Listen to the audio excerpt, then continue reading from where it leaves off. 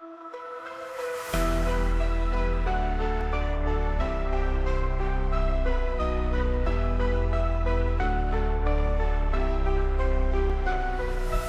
system's rigged, man, it's time to break free. Eyes wide open, gotta see what I see. Standing on the front lines, fighting for the truth. Lift the veil of lies, it's time to be the proof. Take a stand, don't you back down. Raise your voice, let's shake the town. We're the voices that won't be ignored. Breaking chains, yeah, we're ready for war. With the power of the people, we'll make them see a world of justice, united and free. United and free.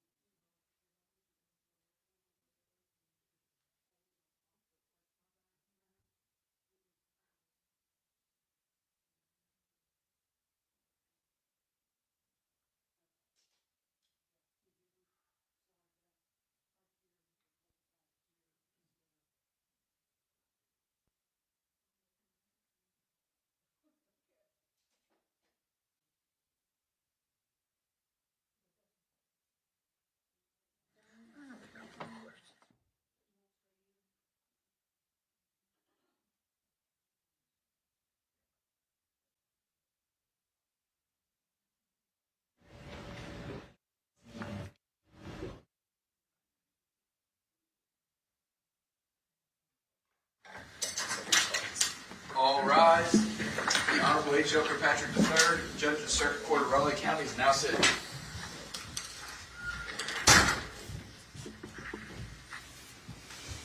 Take a seat. Good morning, everyone. We continue in the trial of State of West Virginia versus Natalie Cochran. This is case number 23-F-343K. The court observes that all parties are present, including the defendant. What matters do we have to take up at this time? Your Honor, yesterday when I was referring to defendant's exhibit number 10, I mistakenly put it in my folder and took it with me. I did not move for its admission.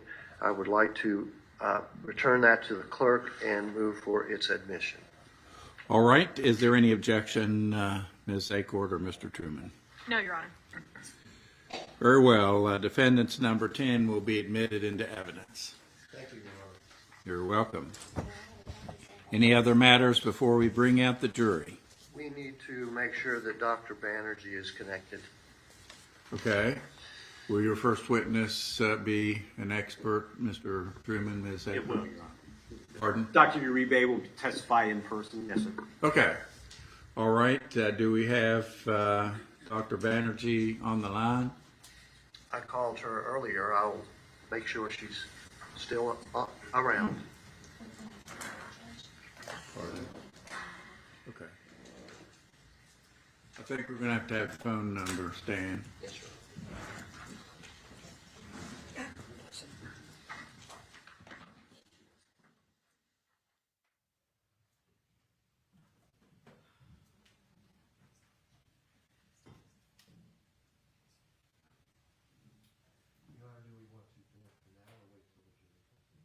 Let's go ahead and connect her.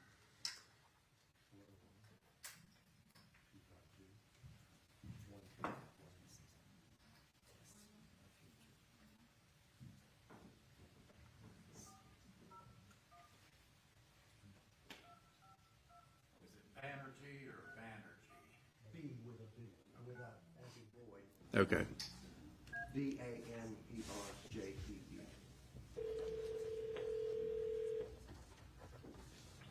Good morning. Hello, Dr. Banerjee. Are you there? Hi. Yes, sir. Good morning. Good morning. This is Judge Kirkpatrick. You are live and broadcasting in the courtroom. Can you hear me okay? I can. Yes, sir. I don't have a video link. I don't know if I'm supposed to use the same one from yesterday or not. Well, we are a little deficient in that department, and so if it be okay with you, can you just listen by telephone? Oh, sure. All right. Thank you so much. I'm going to put myself on mute, okay? All right. Thank you very much. Bring in the jury.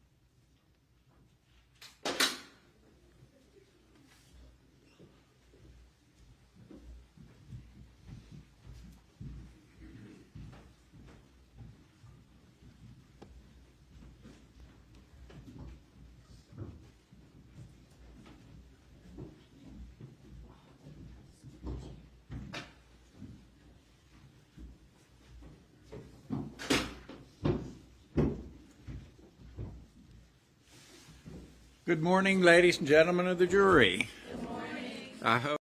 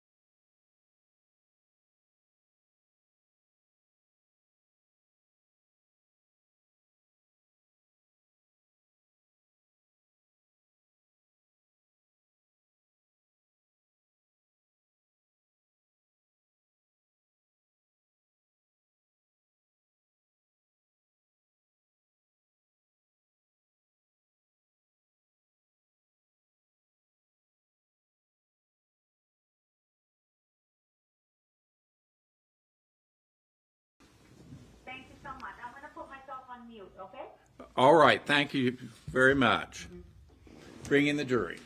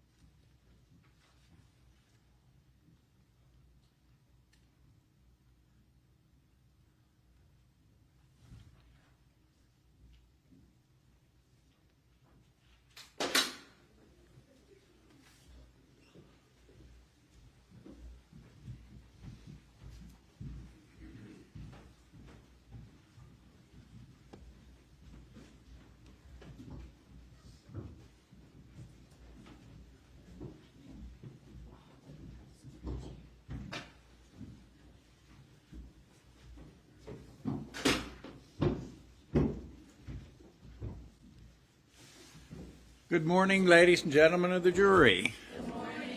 I hope the sausage biscuits were satisfactory. Don't get spoiled. It's beans and onions from here on out. Well, I'm glad you enjoyed them, and we are ready to go. Again, I'm happy to see smiling faces. We are still on the state's case in chief, and so we'll get to business right away. And I'll ask the state to please call their next witness. Your Honor, the state calls Dr. Paul Uribe to the stand. Very well.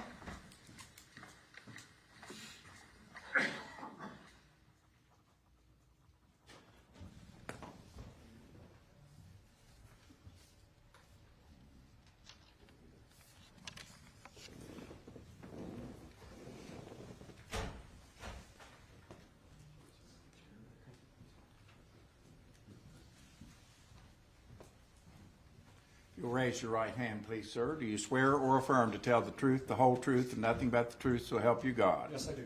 You may have a seat right there. Thank you, Your Honor.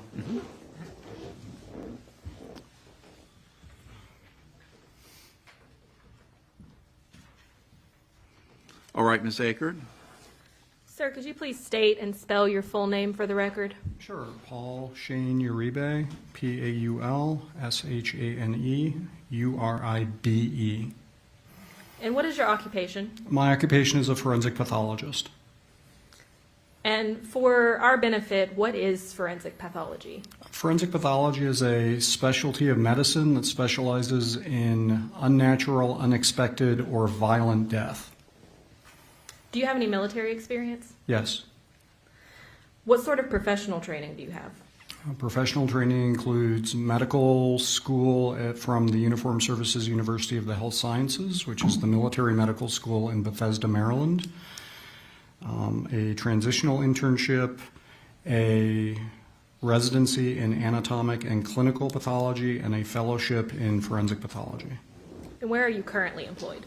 I currently work as the Deputy Chief Medical Examiner at the Fort Bend County Medical Examiner's Office in Rosenberg, Texas, southwest of Houston. Prior to your current employment, what is your past work experience? Past work experience includes 23 years and change at U.S. Army. In the Army, I worked as a general pathologist. I worked as a medical examiner, a forensic pathologist with the Armed Forces Medical Examiner System. I've also worked part-time in several jurisdictions, including Clark County, Nevada, which represents Las Vegas and Southern Nevada, the state of Mississippi, New Jersey, Baltimore, spent some time in South Carolina, so I've had a couple of part-time jobs in addition to my full-time employment. Do you have any peer-reviewed publications? Yes. Have you presented at national and international forensic conferences? Yes. And do you have any board certifications? Yes. What about active state medical licenses? How many of those do you carry? I currently have 9 state medical licenses, all in good standing. Are you a member of any professional organizations? Yes. And what might those be? The National Association of Medical Examiners and American Academy of Forensic Sciences. I'm on multiple committees and working groups for both of those organizations. I'm also a member of the International Association of Coroners and Medical Examiners, the College of American Pathologists, which is the largest group of pathologists in the world, and the American Society of Clinical Pathology. In your career, about how many autopsies have you personally performed? I've personally performed over 2,500 autopsies. And in your work as a forensic pathologist, have you ever been involved in any high-profile cases? Yes. Just briefly, an overview, what kind of cases were those?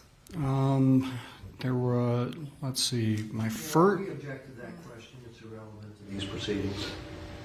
Your Honor, I would argue that if you were allowed to answer, they would be relevant cases. Overruled. I'll permit the witness to answer. Go ahead, please. My first high-profile case in the military was a group of Christian missionaries who were kidnapped by Somali pirates. This was back in 2010, 2011.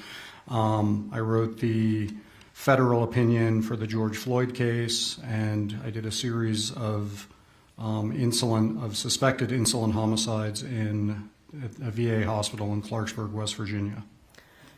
Your Honor, subject to cross-examination by the defense, I would ask that this witness be treated as an expert in the field of forensic pathology pursuant to Rule 702. All right, Mr. Selden, do you wish to engage in voir dire pertaining to this witness's credentials? No, Your Honor. We accept him as an expert. All right, the court declares this witness to be an expert in the field of forensic pathology. Thank you, Your Honor. Dr. Uribe, did you prepare a report in this case? Yes. And I am now holding what I would ask to be marked as, I believe, states 21. 21, Your Honor. Thank you.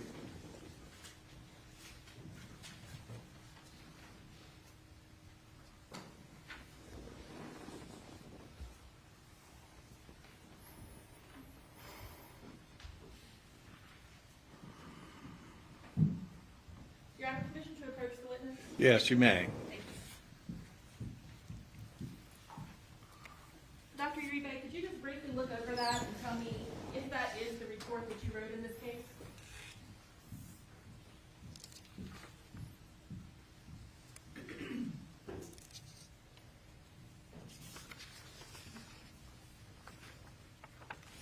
Yes, it is. Does it appear to have been altered in any way from the way that you submitted it? No. Did you review certain records when preparing your report in this case? Yes. Could you briefly tell us which records you reviewed? The records I reviewed were medical records from the Charleston Area Medical Center, Raleigh General Hospital, some hospice records, the initial autopsy report and autopsy photographs, and investigative documents, including interviews, investigative statements from police and other investigative officers.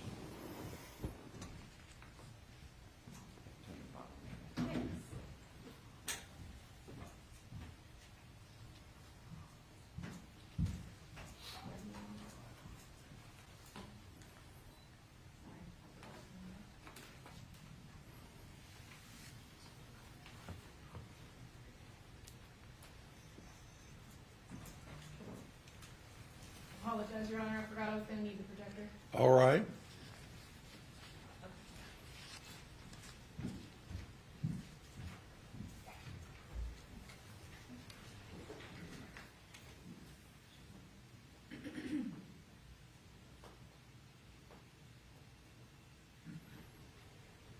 Your Honor, in the interim, I'm going to ask for admission of State's Exhibit 21. Any objection, Mr. Selden? No objection, Your Honor. State's Exhibit 21 will be admitted into evidence.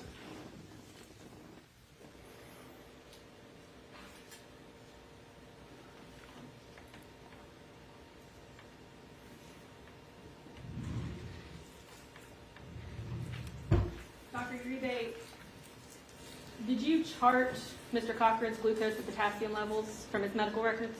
Yes. And does this accurately reflect the chart that you produced? Yes. What about those levels were significant to you?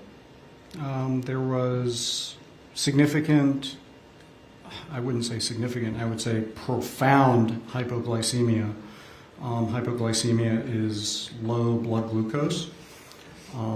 His admission glucose level was 21, which is incredibly unusual. It's also associated with a low potassium as well. Later on in the hospitalization, once he was treated for the hypoglycemia, the blood sugar went up and then it went back down again. This is a pattern that I refer to as refractory hypoglycemia, which is where someone comes in hypoglycemic, you treat them with sugars, their blood sugar goes back up, but then something is dragging the sugar back down. And that is to me, that is a significant pattern. And why is that pattern significant to you? Because there are only a few things that can do that. One of the big things is insulin administration, because insulin or certain other drugs like oral hypoglycemic agents, which are oral drugs that you take to control diabetes, that drug effect from either insulin or these other agents serve to continue to drag the sugar levels down despite treatment. So you give someone who's hypoglycemic sugar, you expect it to bounce back up and stay that way, but there's some sort of force that's pulling the sugar back down again, and that to me, that's a significant red flag. And given that you classify it as a red flag, had you seen this in a clinical setting, what sort of testing would you have performed? The testing to be performed, when you suspect exogenous insulin administration, meaning insulin being given that's unprescribed, there's a very, very small window where you can do adequate testing. The classic teaching is you draw for laboratory testing, you draw an insulin level and a C-peptide. Now, if I may explain to the jury what these two things are. So the body makes a protein called proinsulin, and when insulin is about to be released by the pancreas, proinsulin is basically essentially cut in half, and half of it is what's regarded as insulin, the other half is something called C-peptide. So when you test for insulin and C-peptide levels, you expect them to be essentially in a 1-to-1 ratio, because you have one molecule, you break it in half, you have two representative pieces. When you administer insulin to someone, you have a lot of insulin but no C-peptide, because that C-peptide wasn't cleaved off and wasn't relieved by the body, or wasn't released by the body. So when you suspect... Your Honor, at this point we have to object to this testimony. This witness is an expert in forensic pathology. Now he's testifying as to chemistry and other matters that go out of his range of expertise. This testimony is about chemical effects, and Dr. Krieger was the expert specialized in this area, not this witness. He's a forensic pathologist. I think he's laying the groundwork, and I think it relates to his field. I'll overrule the objection. Dr. Uribe, you can continue.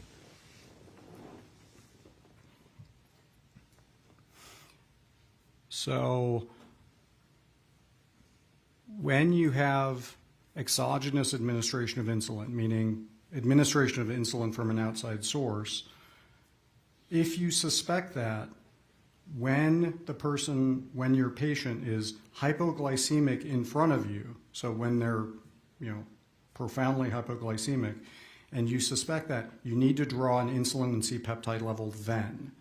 If you draw it after you administer treatment, then the body starts releasing natural insulin, so you're going to get that C-peptide again. And when the laboratory testing that you would expect in insulin administration is a high insulin level with no C-peptide. But once again, there's a very, very short window of testing where clinically you can order this. Any of that testing have been performed after Mr. Cochran passed away? No, because there's no postmortem utility in insulin and C-peptide levels postmortem. Did you review imaging studies in this case? Yes. Were any of those indicative of head trauma? No. Now, you performed an autopsy on Mr. Cochran's remains, correct? Yes. About how long after Mr. Cochran passed away did your autopsy take place? It was over 2 years. Can you explain to us why there was such a long window between his death and your autopsy? I was asked to do a second autopsy by the Raleigh District Attorney at the time, Benjamin Hatfield, because of the suspicious circumstances in this case. What was the condition of the body upon exhumation at the time of your examination? There was marked decomposition. And what I mean by marked decomposition is I was told that the body was embalmed. If they were embalmed, they weren't embalmed very well at all. The body basically consisted of a skeleton with some degree of soft tissue that had turned into what we call adipocere, which is like where the fatty tissues of the body turn into almost like a hard chalky soap. It's a natural natural type of decomposition. So there was some adipocered soft tissue, and the body was largely skeletonized. Is there a typical protocol that you follow when you conduct an autopsy? Yes. Can you just very briefly, very high level, explain for us what that looks like? Sure. So you never want to do an autopsy in a vacuum. So the first part, and sometimes the most important part, is review of the circumstances of death. You never want to do an autopsy in a vacuum and just here's a body, figure out why they died, because you need to know as much as you can about the circumstances of why they died. So the investigation, medical records, everything preceding when the person died, and then once you're doing the autopsy, it's broken up into several parts. The first part is the external examination, where you look at the body. You basically just describe what you see. Height, weight, eye color, hair color, evidence of trauma, evidence of natural disease, evidence of injury, things like that. Once you finish the external examination, you can open the body and do an internal examination. The internal examination, once again, looks for evidence of trauma, looks for evidence of natural disease. You take out the internal organs and dissect them, looking for evidence of natural disease, trauma, things like that. You can collect tissues or body fluids for additional testing or microscopic analysis. Once you finish the external or internal examination, then you can, send for ancillary studies, which include microscopic analysis of tissue, analysis of blood or other tissues for toxicology to see what drugs were in, what drugs or medications were in the body at the time of death. And then you correlate all of these findings together, the scene investigation, the autopsy findings, the ancillary studies, and we use that to reach a cause and manner of death. And what did you determine were Michael Cochran's cause and manner of death? Michael Cochran's cause and manner of death there's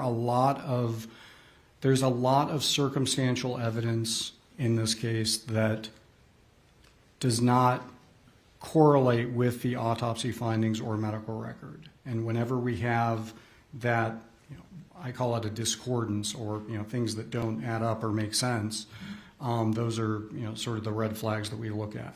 with the entirety of the circumstances, including the initial autopsy findings, the second autopsy findings, which there weren't much, the history of profound hypoglycemia that's very much unexplained.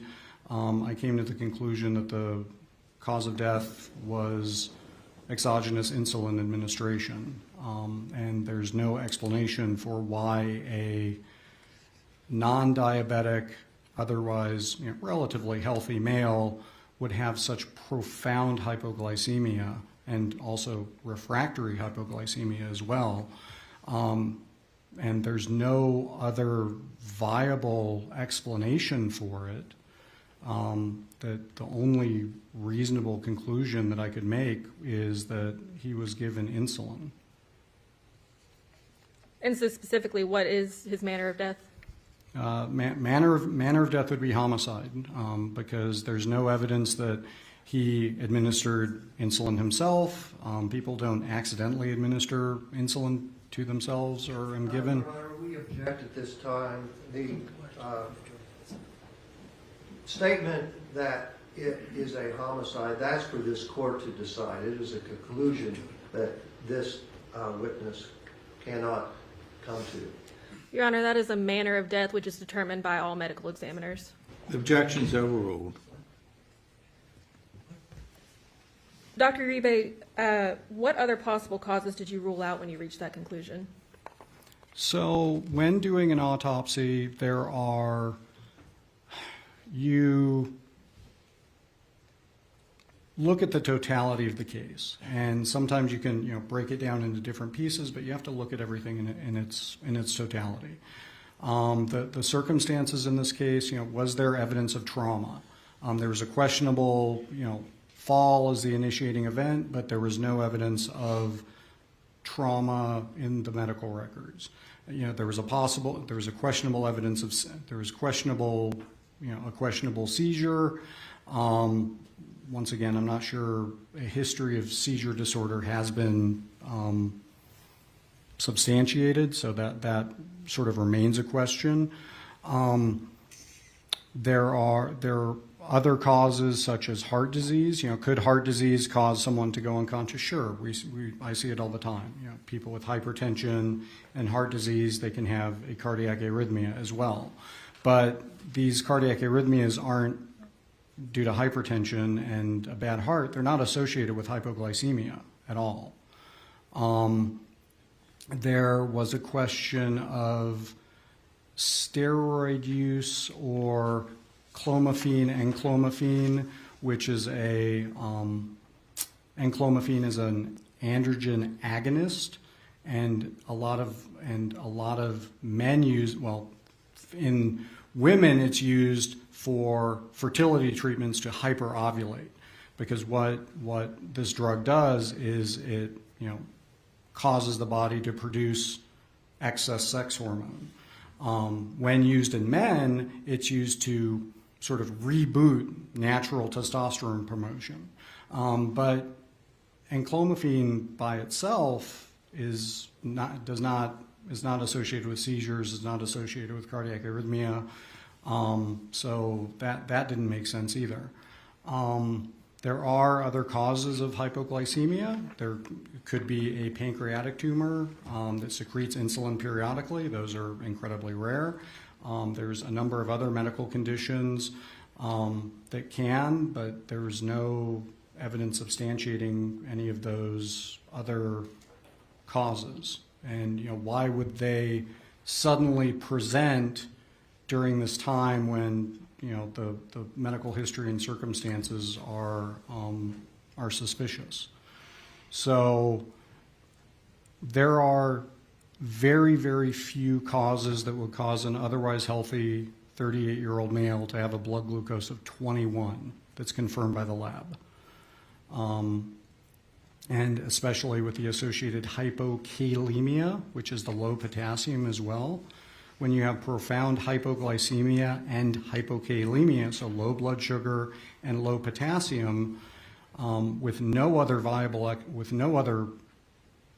reasonable or viable explanation, I came to the conclusion that, you know, this is likely due to insulin that was administered at some point. And has anything come to your attention since generating your report that would change any of your conclusions? No. Thank you. I have no further questions for this witness.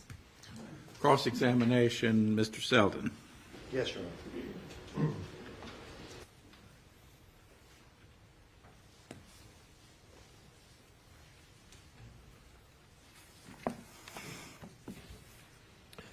Good afternoon, Dr. Uribe. I am Stanley Selden. I'm co-counsel for the defendant, Natalie Cochran.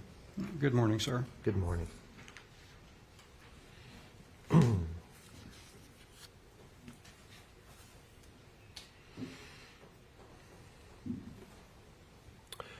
And again, how did you learn of this case? I learned of this case from the previous Raleigh District Attorney, Benjamin Hatfield. Okay. And were you hired by the Raleigh County Prosecutor's Office to testify in this case? I was hired by the Raleigh County Prosecutor's Office to look at this case, at the time possibly perform a second autopsy, which we ended up doing, and then subsequently for my testimony in this case, yes. So the state and the Raleigh County Prosecuting Attorney's Office is paying you for your services, isn't that correct? They're compensating me for my time, yes. Yeah.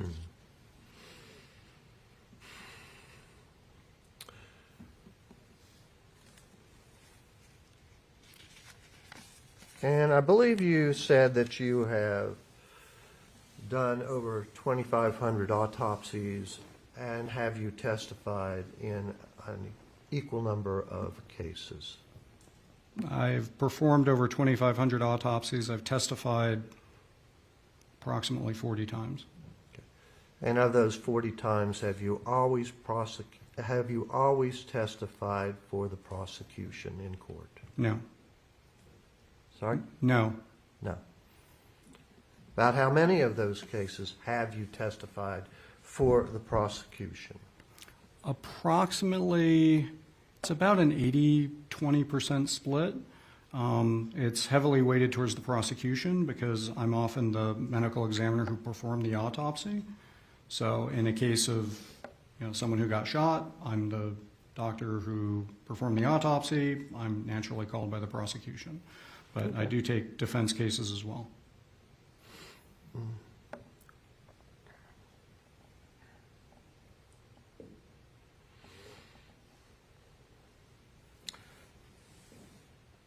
Now, you said you weren't really sure. It was a number of years when you conducted your autopsy. Would it surprise you to learn that you conducted your autopsy almost 4 years after the date of death of Michael Cochran? I may have been confused about my dates, but that could be true. I would have to check my report to verify the dates.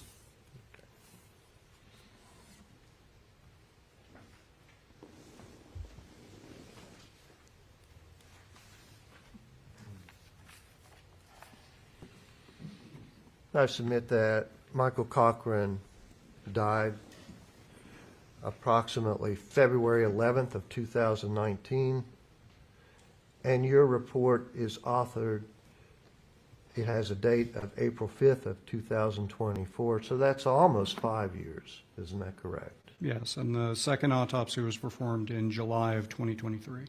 Okay. The first autopsy, conducted by Dr. Kubitschek, was conducted only 7 months after Michael Cochran's death. Were you aware of that? Yes. And the first autopsy was done, and the results were because the body was much less decomposed after 7 months than after 5 years, correct? Then after... You conducted your autopsy almost 4 years after the original autopsy. The state of the body would have been vastly more decomposed. Isn't that correct? Yes, the body was vastly more decomposed, and a lot of that is because I don't think he was properly embalmed. If he was embalmed, the body I obviously didn't would have ask- been in better shape. I did not ask the reason. I just asked about the time period. Thank you. You've answered the question.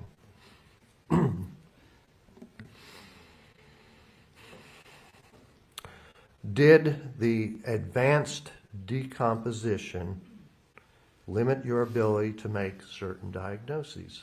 Yes.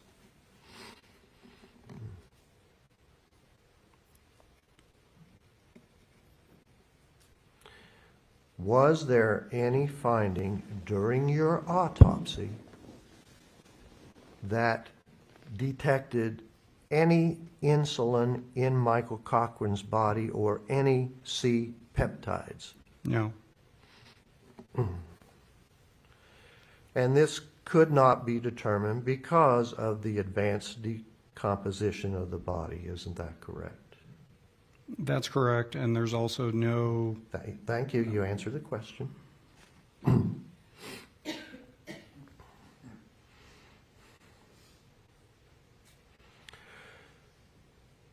Now,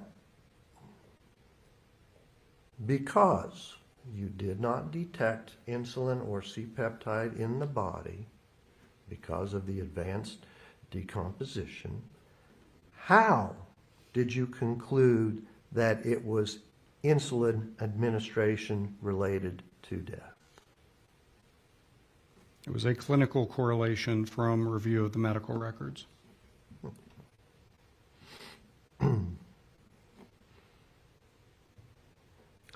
Can you say with absolute medical certainty that exogenous insulin administration was the cause of Michael Cochran's hypoglycemia and death? I can say with, Absolute certainty, 100%. I don't use the term absolute for anything.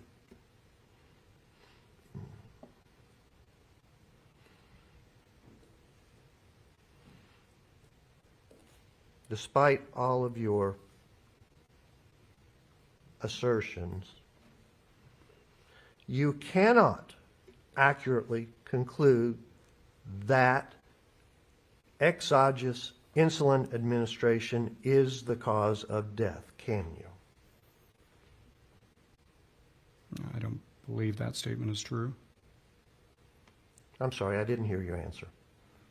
I don't believe that statement is true. I think you can, based on clinical correlation in the absence of any other viable explanation for profound or refractory hypoglycemia, hypokalemia, in the absence of any other causative finding for it.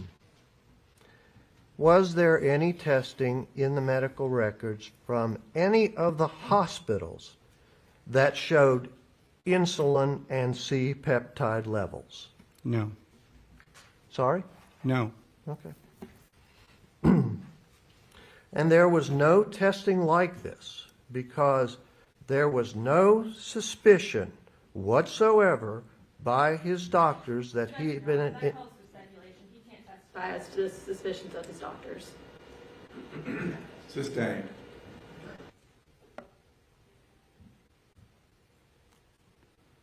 Despite all of the testing in the hospitals that Michael Cochran underwent,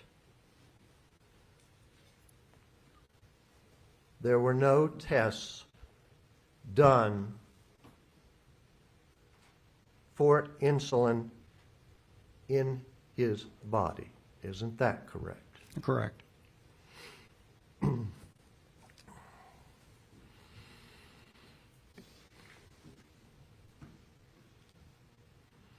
Do you know what the medical term refractory hypoglycemia means? Yes. And isn't the definition of refractory hypoglycemia that it is a prolonged period of low blood sugar that doesn't respond to standard treatments? That's not the definition. What do you think the definition is? The definition of refractory hypoglycemia is hypoglycemia that persists despite treatment for the hypoglycemia. So,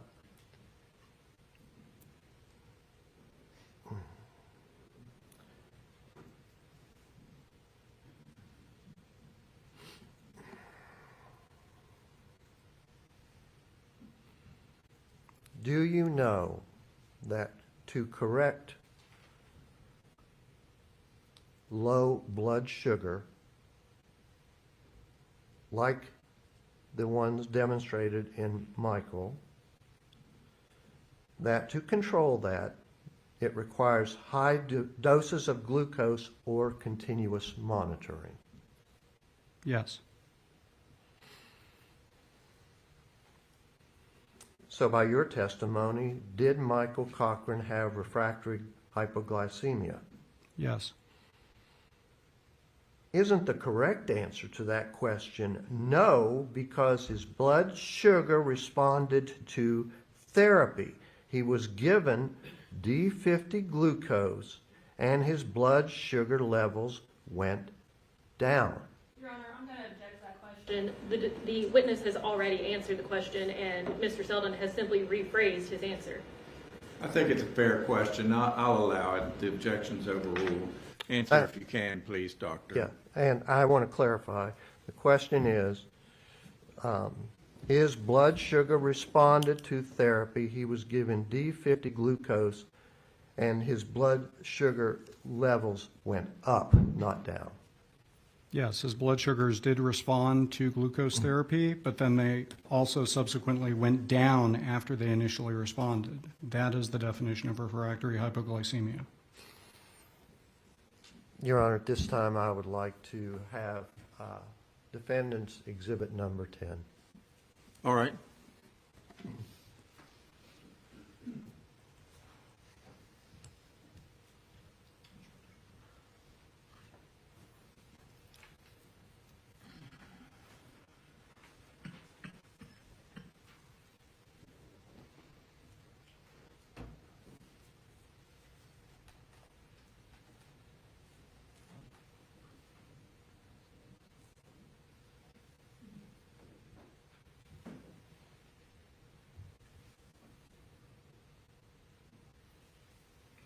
Dr. Uribe, this is a chart very similar to the one you use, which shows the date and time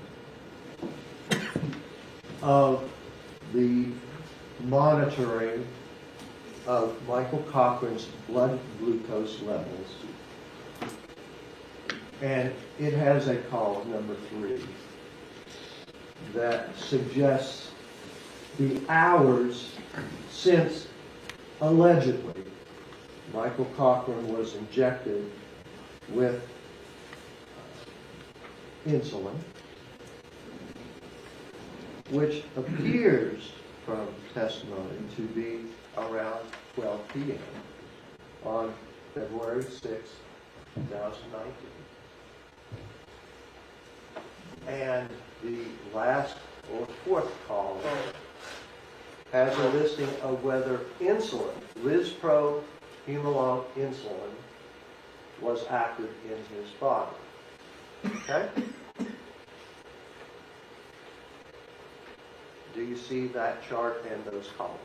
Yes, I see the chart. Now, on February 6th of 2019, at 8:20 p.m., which is 20 hours by military time, his blood glucose level was 21, which was approximately 8 hours and 20 minutes after insulin was allegedly injected in him.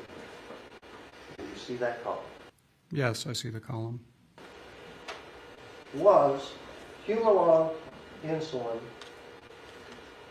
active in his body? Was it still working in his body?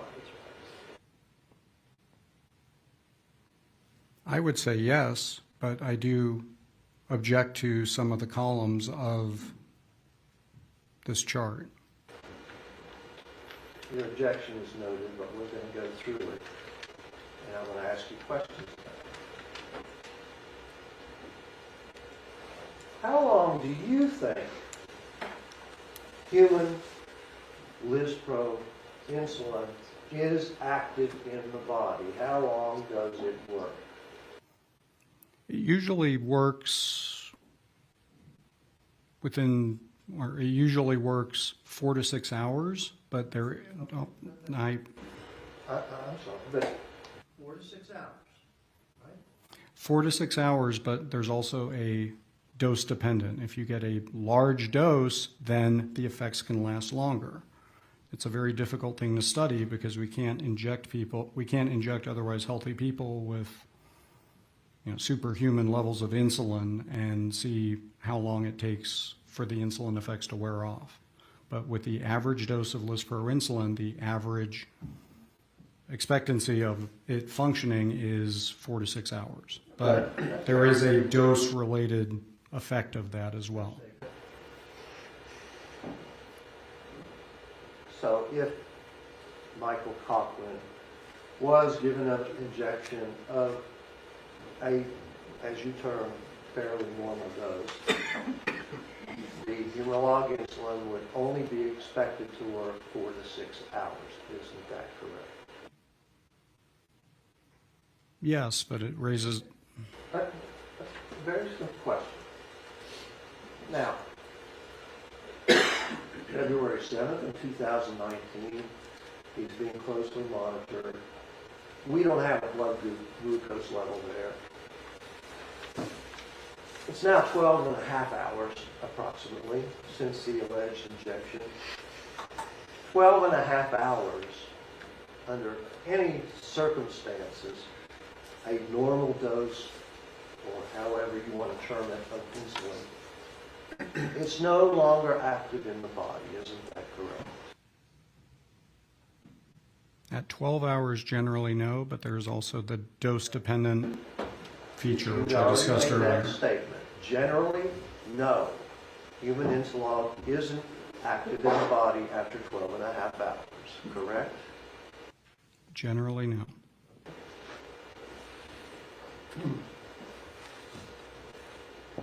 The next two entries, well, the next entry is also on February 7th, now 12 hours and 5 more minutes since the last meeting. February 7th, 2019, at 12:30, I believe it's 12:33 a.m. Now, his glucose levels are going up. He's responding to treatment because sometime around that time, he was given a dose of D50 glucose. D50 glucose is used to raise blood glucose levels. Isn't that correct? Yes.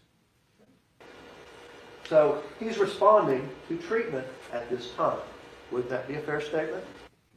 Slightly, but he's still significantly hypoglycemic. Well, and that depends on what your definition of hypoglycemia is.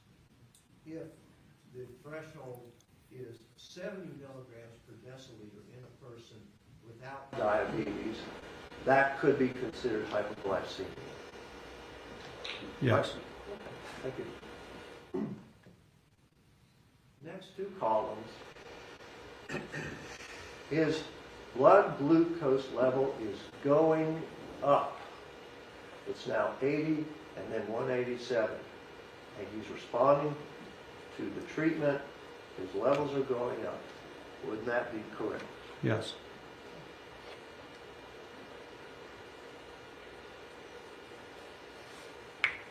Now, suddenly, approximately 3 hours later, his blood glucose levels are going down. They've gone from 187 all the way down to 44. Isn't that correct? Yes. And you really can't state why, correct? You Correct. talk about refractory hypoglycemia, other causes, etc. It's really unknown why his blood glucose level goes down to 44. Would that be correct? Correct.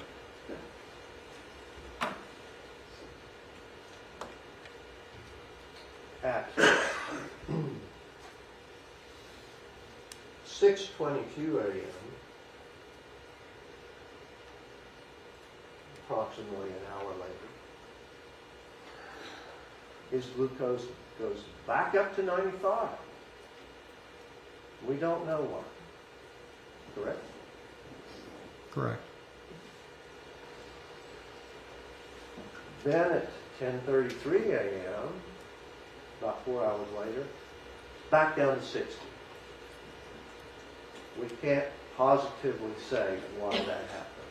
Correct? Correct.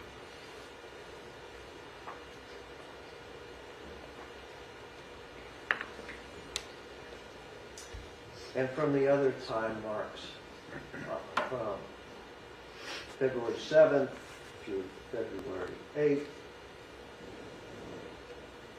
his blood glucose levels have now gone way up, and by any definition, they would be within normal limits. Isn't that correct? They are above normal limits. But they're no longer low, and they're no longer indicative of hypoglycemia at that time. Correct? Correct.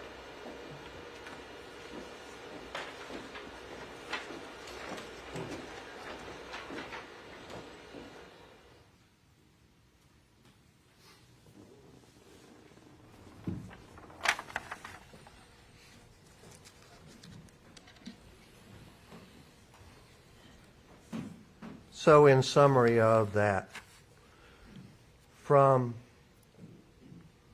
February 7th, 2019, 11:53 a.m., when the blood glucose levels are at 154, and afterwards,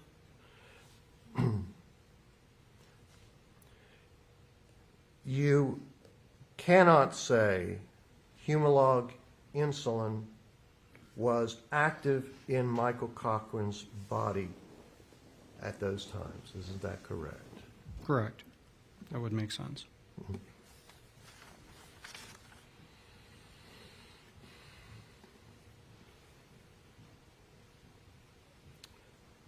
For clarification, what are the causes of hypoglycemia that you considered? Could you repeat the question? Because I can't tell if you said hypo or hyperglycemia. Hypo, H-Y-P-O. Okay, hypoglycemia is can be caused by a number of different things, including, pancreatic tumors, which can spontaneously secrete insulin. These are fairly rare. They were not identified. Excuse me, Dr. Uribe, I don't want an extended explanation, just what the causes were. Causes include adrenal insufficiency, drug or medication effect, pancreatic tumors, sepsis, multisystem organ failure. Okay, Those are the big ones. all right.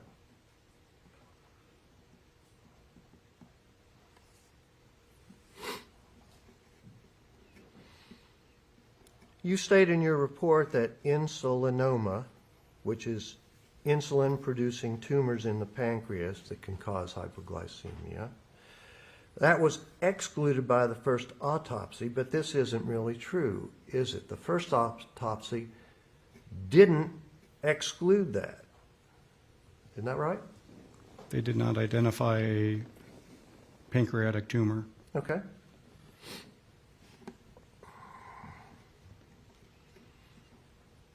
Isn't it true that when the body decomposes, the organs of which pancreas is one of the first organs to decompose? Yes. Okay. So in the first autopsy and your autopsy, the second one, because the pancreas was essentially decomposed, you can't determine whether there are any tumors producing insulin. Wouldn't that be a fair statement?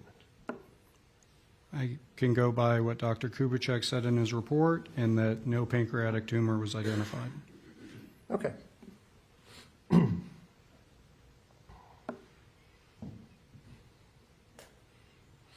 It's reported that Michael Cochran used medications he ordered from abroad. He used various substances, and you can't exclude those substances or medications as having caused his hypoglycemia because you don't know what they were.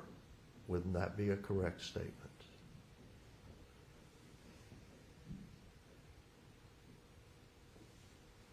The medication. They're not listed anywhere, so you can't include or exclude them, correct?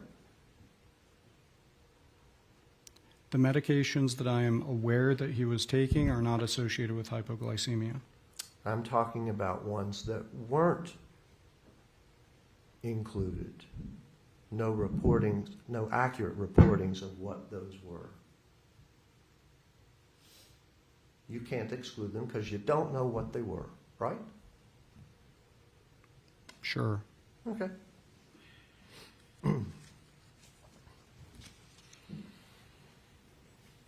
And any substances, medications, etc., can't be excluded because they could have been eliminated from his body after death and decomposition. Isn't that correct? Can you repeat the question? Yeah. Any of these substances, medications, etc., cannot be excluded because they could have been eliminated from his body after death and decomposition. Isn't that correct? The substances are gone. Some substances would be affected by decomposition. Some medications and drugs would be able to be detected despite decomposition, even in an autopsy 7 months after death. Okay.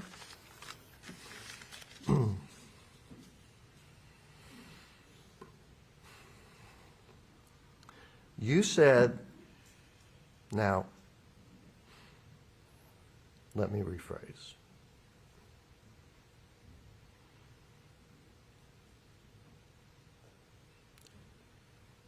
You can't definitively say that insulin was present in Michael Cochran's body after his death and decomposition. There was no insulin in his body, correct? Insulin rapidly degenerates and decomposes. That's one of the reasons why postmortem insulin testing and postmortem C-peptide testing is, you can't do it. There's no utility for it. Okay, so you can't tell if insulin was in his body for all the reasons you talked about, right? Correct. Okay.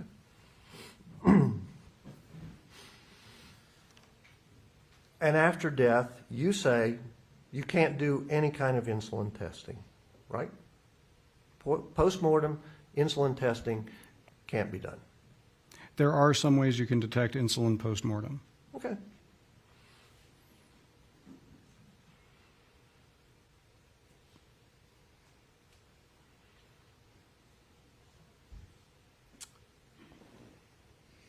Did you do any of those tests that showed insulin in his body? No. Okay.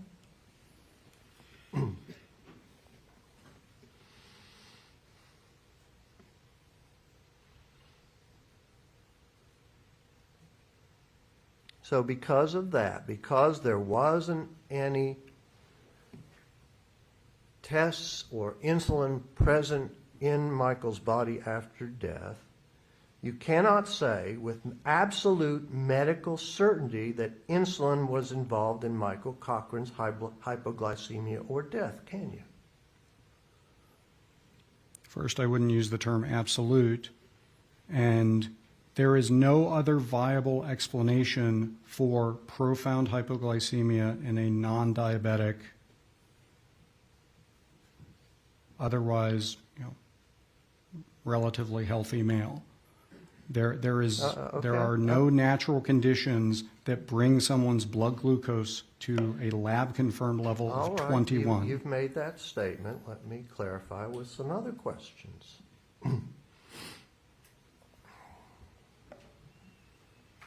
What if you were told that Michael Cochran injected himself numerous times with insulin prior to his death? Would that change your conclusions?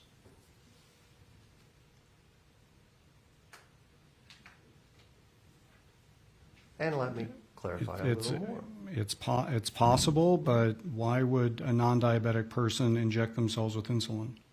Well, that's a good question. If they were a bodybuilder and they were using insulin to assist them in their bodybuilding, enhancing their body for various reasons, that could be a reason for self-injection of insulin, couldn't it? To my knowledge, bodybuilders don't use insulin.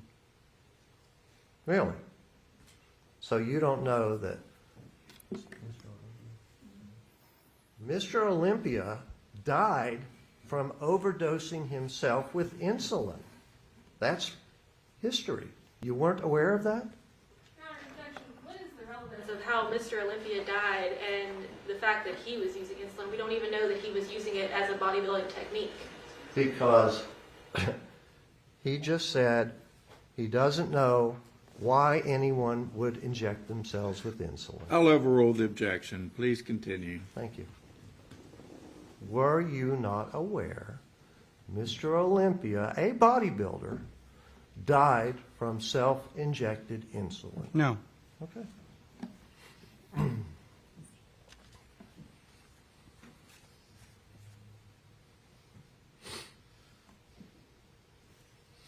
Were you not aware that in the Journal of Emergency Medicine, Volume 56, Issue 3, March of 2019, there is an article by Matthew Heidet, Heidet, MD, that is devoted to severe hypoglycemia due to cryptic insulin use in a bodybuilder. Were you never aware of that article? No, I'm not aware of a solitary case study that was written 5 years ago at this point. All right.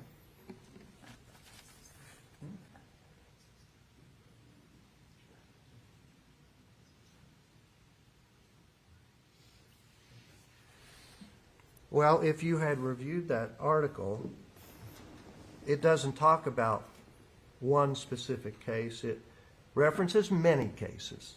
Okay?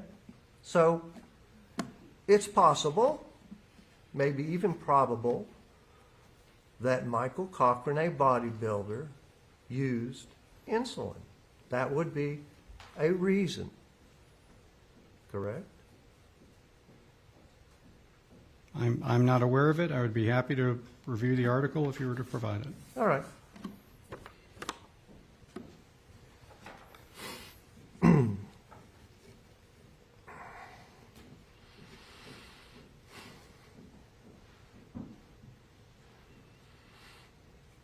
Michael Cochran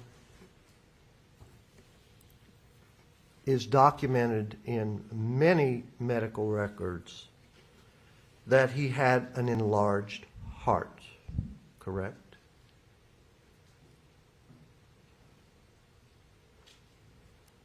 And specifically, I'll reference you to his discharge summary, which says he has an enlarged heart.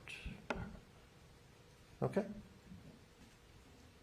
That was Okay. one of his diagnoses. Okay. All right.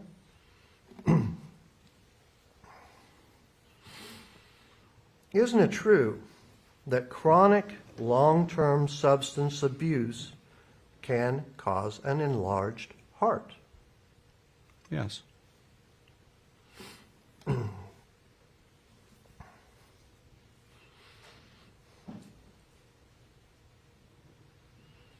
Are you aware that when a person is in a coma or has been unconscious for a long period of time and they're admitted into the hospital, that their naked body is thoroughly examined by hospital staff to determine such things as bruising, external signs of trauma, etc.? You aware of that? Generally, yes. Okay.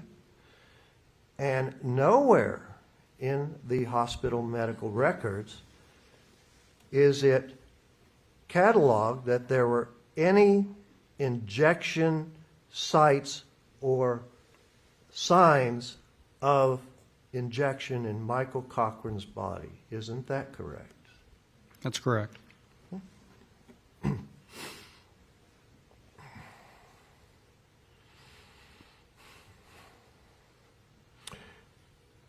Isn't it more likely that Michael's chronic substance abuse, his seizures and seizure history, his swollen brain or edema, his abnormal liver enzymes and liver problems, his possible abuse of testosterone, his enlarged heart, and all of this combination of things, which you call a constellation, that they caught up with Michael and resulted in his death, not because of anything Natalie Cochran did? None of the things you listed would present as severely profound hypoglycemia on admission.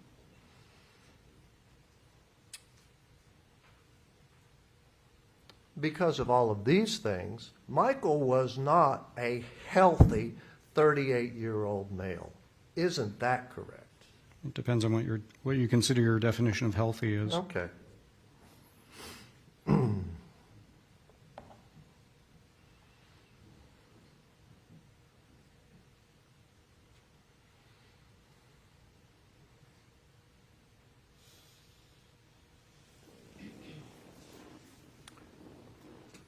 Dr. Kubitschek's autopsy examination 7 months after Michael's death showed no physical evidence of insulin or insulin injections in Michael's body. Isn't that correct? Yes, but I don't believe he was looking. You answered my question.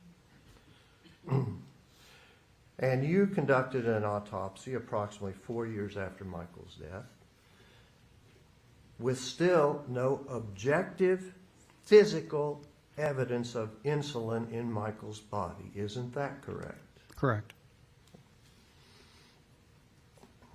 So the only reasonable conclusion is that you cannot determine the cause and manner of Michael Cochran's death, and as Dr. Kubitschek stated, you cannot determine the cause of death. It's undetermined. And you cannot determine the manner of death. It's undetermined. Isn't that correct?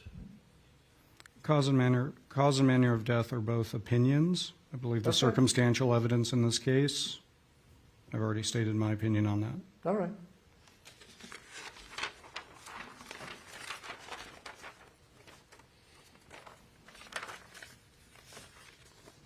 I don't believe I have any more questions at this time.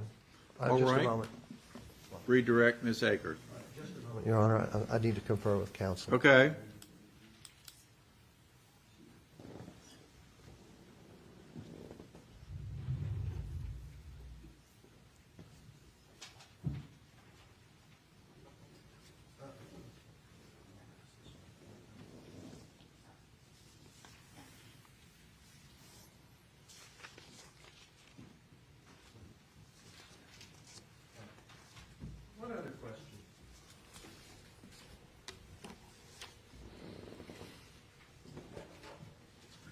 when Humalog insulin, or any other type of insulin for that matter, but specifically Humalog Lispro insulin, once it's injected into the body, its effects or activity in the body, its effects in the body are not instantaneous. It takes approximately 15 minutes to begin working. Isn't that correct?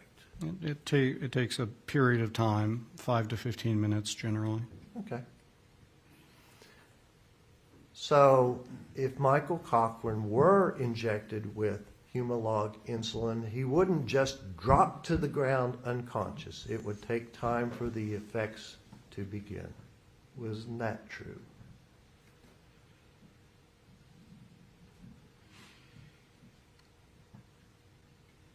If you're talking about collapsing right after injection, that would not happen. Okay.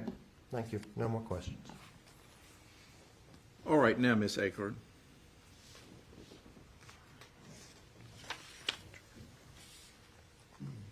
Dr. Uribe, when you reviewed the medical records in this case, did you also review the toxicology report from the hospital?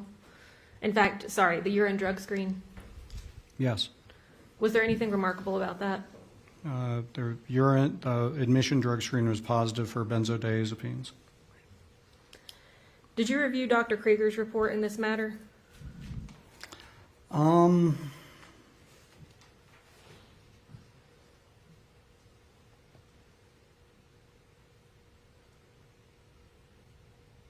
I believe I did, but I did after I had written my consultation, because I didn't want her opinion to bias mine.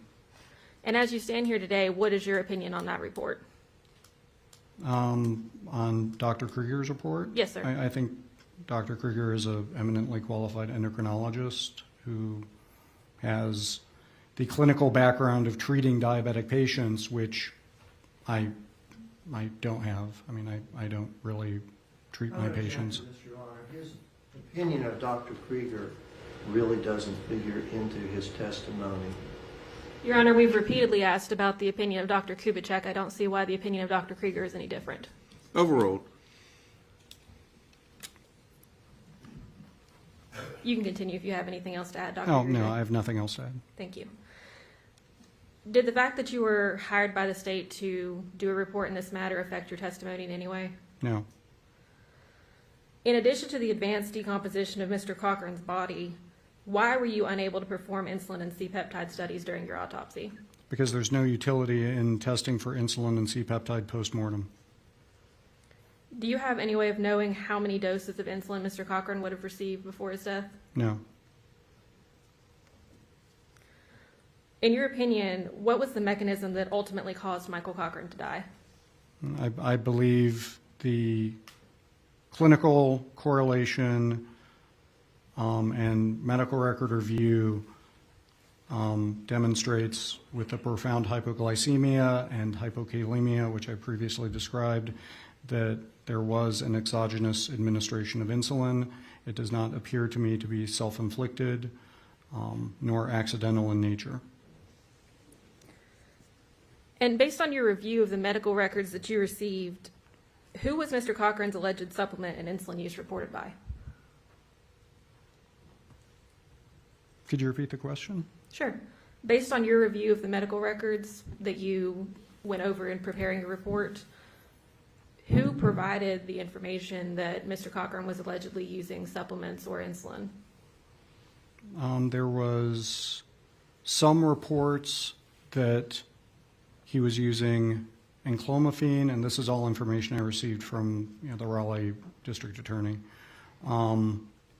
And I was not aware of him administering insulin to himself or that was a possibility. Okay.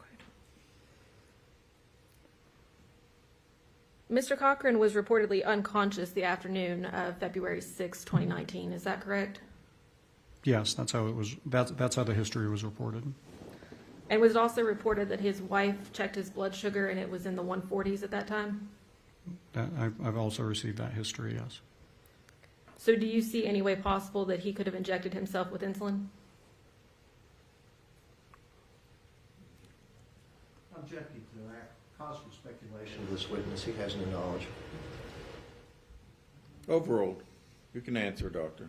Okay, could you repeat the question one more time, please? Sure. Based on those facts, the fact that he was unconscious the entire afternoon and the fact that his blood sugar was reported at 145, do you see any way that he could have injected himself with insulin during that time? I'm going to object again. It's not time specific. She's not asking any time frame for injection. Okay, that's fair. Put it in a time frame, please, Ms. Aker. I'll rephrase, Your Honor. Are you aware of any way that an unconscious person could inject themselves with insulin? No, and I don't know what the timeline of insulin administration would be, or if it was a single or multiple doses of insulin. I can't exclude that either. Is there any other information that you believe the jury needs to consider in order to decide this case?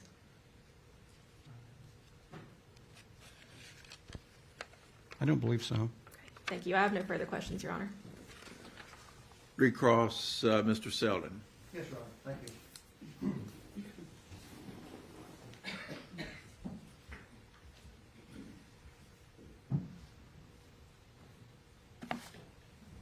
You were asked by Ms. Aker that you were aware that benzodiazepines showed up in Michael Cochran's urine. Is that correct? Yes. But there's no reporting or reason or any accounting of how those benzodiazepines showed up in his urine. Isn't that correct? Correct.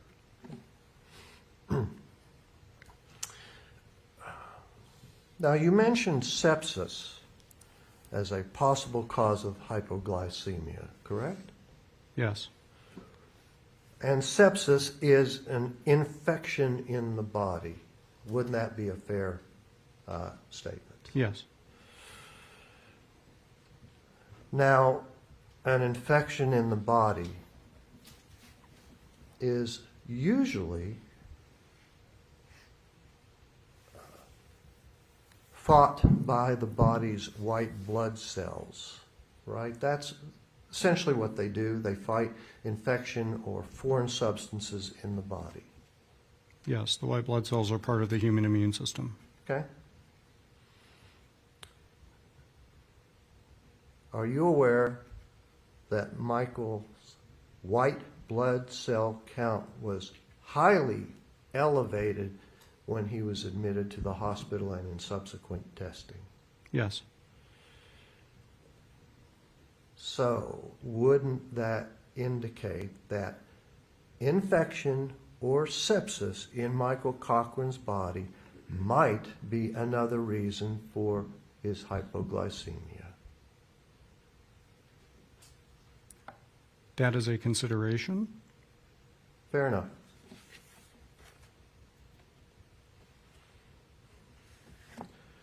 And there were some questions by Ms. Aker, something about how could an unconscious person inject themselves, etc.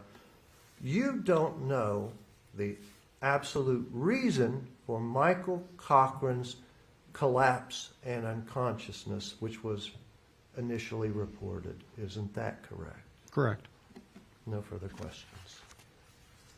Anything further, Ms. Aker? Very little, Your Honor. Go ahead. Dr. Uribe, are you aware of other causes of elevated white blood cell counts outside of infection or sepsis? Yes. Could you just briefly elaborate? There are lots of causes for elevated white counts. Elevated white counts could be due to a stress reaction. It could be due to sepsis. It could be due to any type of infection. It could be due to any type of inflammation in the body. There is a very, very broad differential diagnosis for an elevated white count. Okay. And when you reviewed Mr. Cochran's medical records, did you also review his allergies? Yes. Did he have an allergy to a benzodiazepine? It was listed in his medical record. No further questions, Your Honor. Go ahead.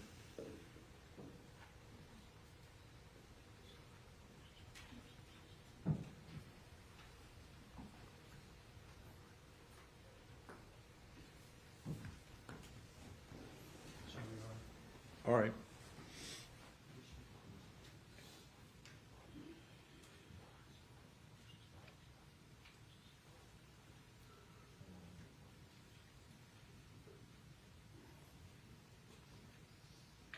I'm sorry, Your Honor. Give me just a moment. Very well.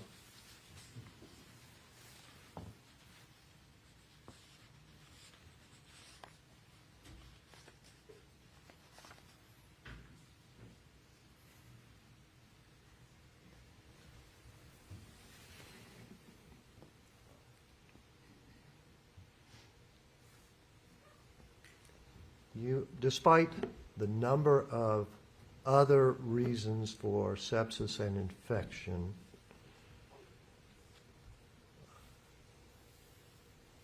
elevated white blood cell count can be an indication of an infection and possible sepsis, correct?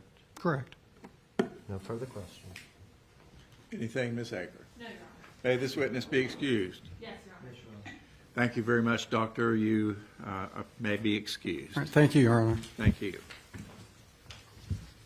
All right, let's take our mid-morning break at this time.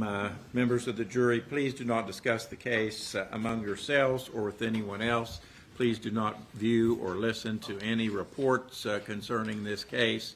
We'll break for 10 or 15 minutes. You may follow the bailiff to your jury room.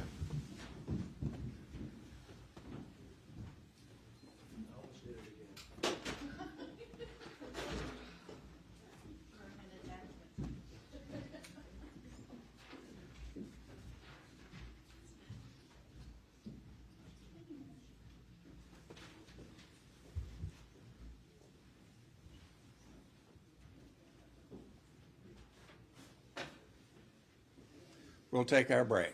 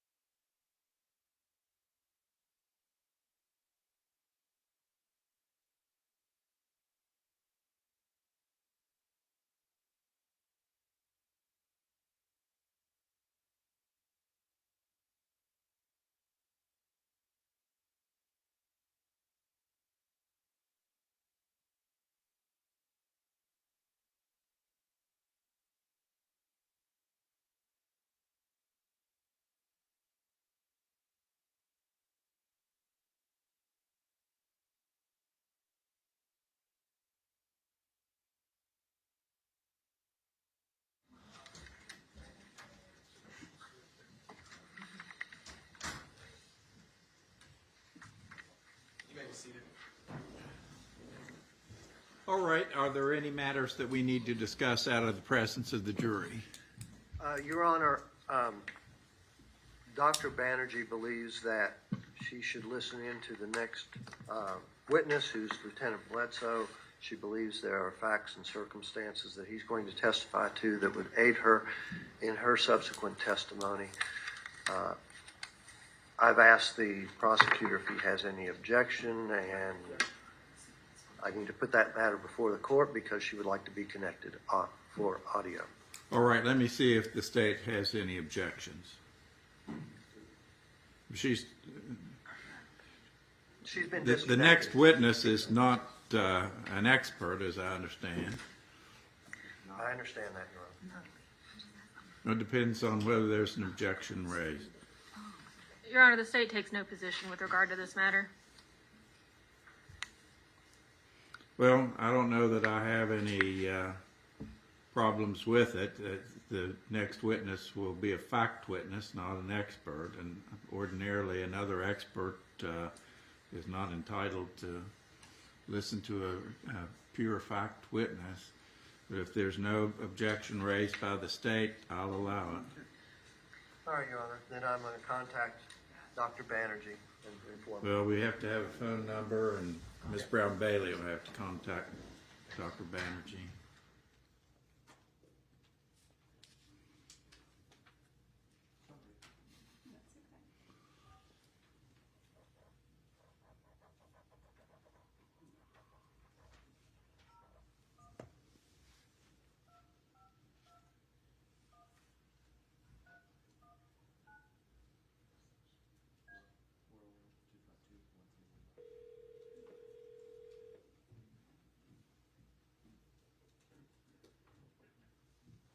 Hello, Dr. Banerjee? Doctor, you're back online. We have a fact witness that the state is going to call. I understand that you have expressed some desire to listen to the testimony. Is that right? Yes, sir, and I'll mute myself right now. Okay, thank you. Thank you. All right, any other issues to take up at this time, counsel? May we approach the bench on one issue that is cropping up? Sure.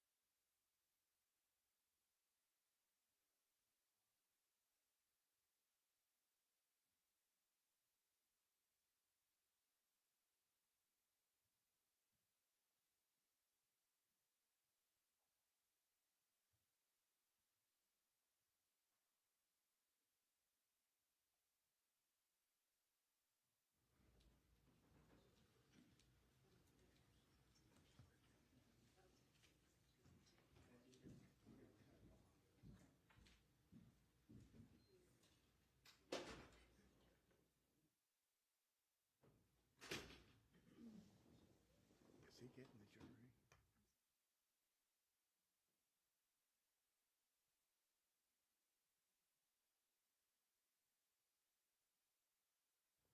Tell him to do that. Text him not to bring in the jury yet.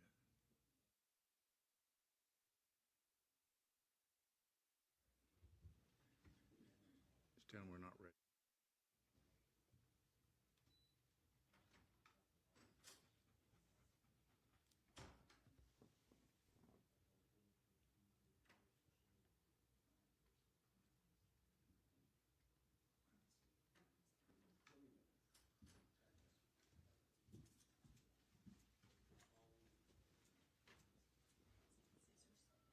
Okay.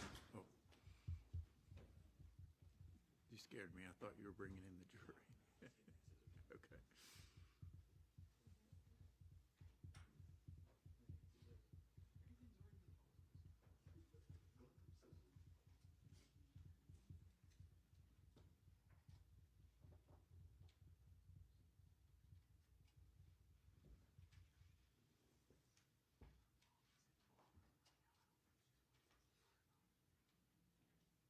No, she's not going to test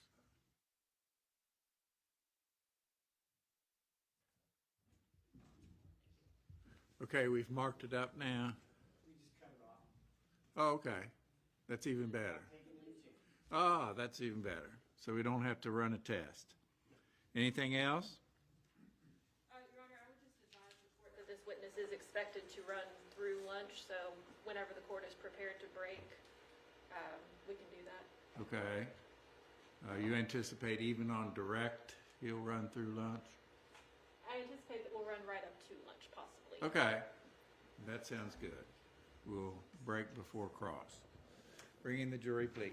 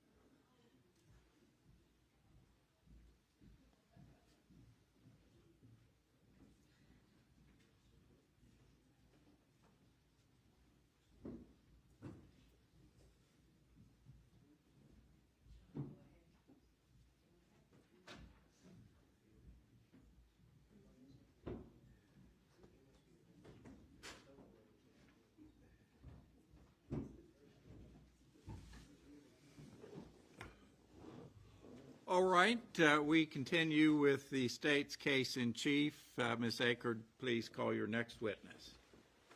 Your Honor, the state calls Timothy Bledo to the stand.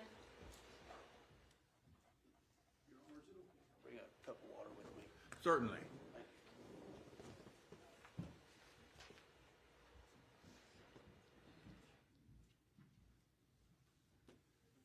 If you'll raise your right hand, please. Do you swear or affirm to tell the truth, the whole truth, and nothing but the truth, so help you God? Yes, I do. You may have a seat.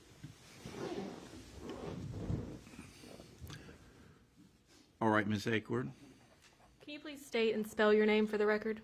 It's Timothy Bledsoe, Timothy, Bledsoe, Bledsoe. And you're retired now, is that correct? That's correct. How were you previously employed? I was employed by the West Virginia State Police as a West Virginia State Trooper from September of 1994 until April of 2022. And are you still involved with West Virginia State Police at all? Yes. How so? Prior to my retirement, I was asked by the staff at the West Virginia State Police Academy to periodically do a presentation to the training classes that are put on there for cadet training and basic officer training, and I do that from time to time as they schedule that. During the course of your employment with the West Virginia State Police, did you have occasion to investigate a Natalie Cochran? Yes, I did. And is that the same Natalie Cochran that's on trial today? That's correct. And she's seated here at defense counsel table with her co-counsel, Mr. Victor and Mr. Selden. Your Honor, could the record please reflect that the witness has identified the defendant? It shall so reflect. Thank you. What did you investigate her for? Initially, the investigation centered around a potential of financial crimes, and then as we continued that investigation, we also investigated the death of Michael Cochran.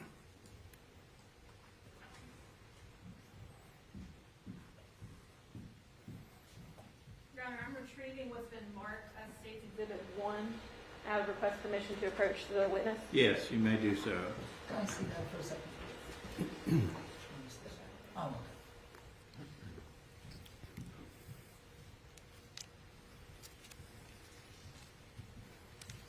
Were you present at the time that the events in State's Exhibit 1 occurred?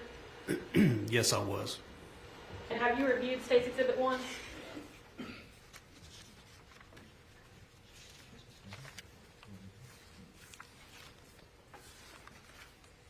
Yes.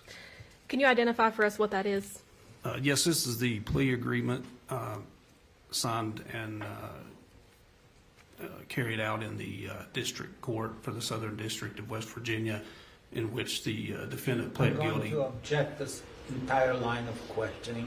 We're not retrying here the federal case. Your Honor, this is simply a line of questioning to introduce the federal document of which the court has taken judicial notice into evidence. For what relevancy? It is relevant because it's going to prove that Michael Cochran did not know what was going on in the defendant's Ponzi scheme. That document has nothing to do with Michael Cochran. The stipulation of facts that is reflected in that document does not mention Michael Cochran, which goes to show that he did not know what was going on. I'll overrule the objection. I'll permit it, and I'll preserve your exception, Mr. Victor. Go ahead. You may rephrase or re-ask the question, please, Ms. Akron. I believe I asked you to identify State's Exhibit 1. Yes, this is the plea agreement which was signed by the defendant involving the financial crimes in which she was charged in the federal court for the Southern District of West Virginia. She pled guilty. And does that document accurately reflect the events as you recall them? Yes, it does. In that document, is there a stipulation of facts signed by the defendant? Yes. And to your knowledge, is Michael Cochran mentioned anywhere in that stipulation of facts? No, he is not. Your Honor, at this time, I would ask to move State's Exhibit 1 into evidence. I'm going to object on the same grounds that I objected before, the relevancy. Have we dealt with State's Exhibit 1 already? It has not been admitted? No, sir. Okay. I'm going to admit it over objection. I'll preserve the defense objection and exception to the document. Thank you, Your Honor.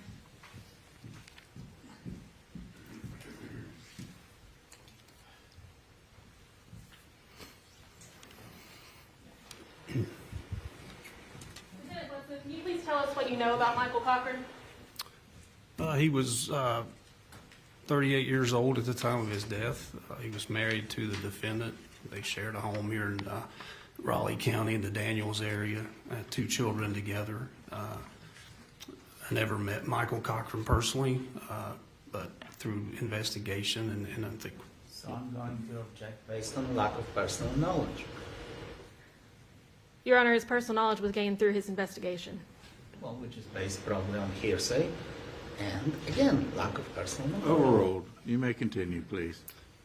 And through the investigation, we learned that Michael Cochran was someone who was very conscious of his physical fitness. He was into working out, possibly bodybuilding, and also was very conscious of his standing and reputation in the local community. Was there any point in your investigation, I'll rephrase,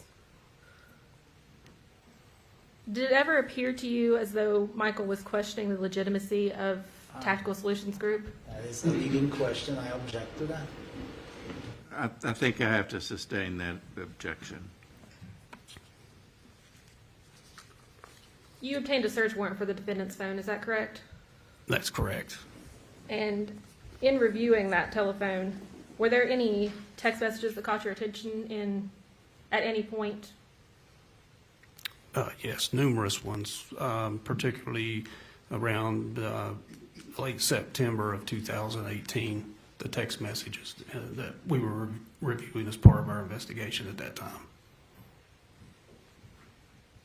Your Honor, I'm asking for 3 exhibits to be marked at this time that have been reviewed by the defense. All right. I believe these are 22 through 24. Yes. Number 22 through 24, Your Honor. Thank you.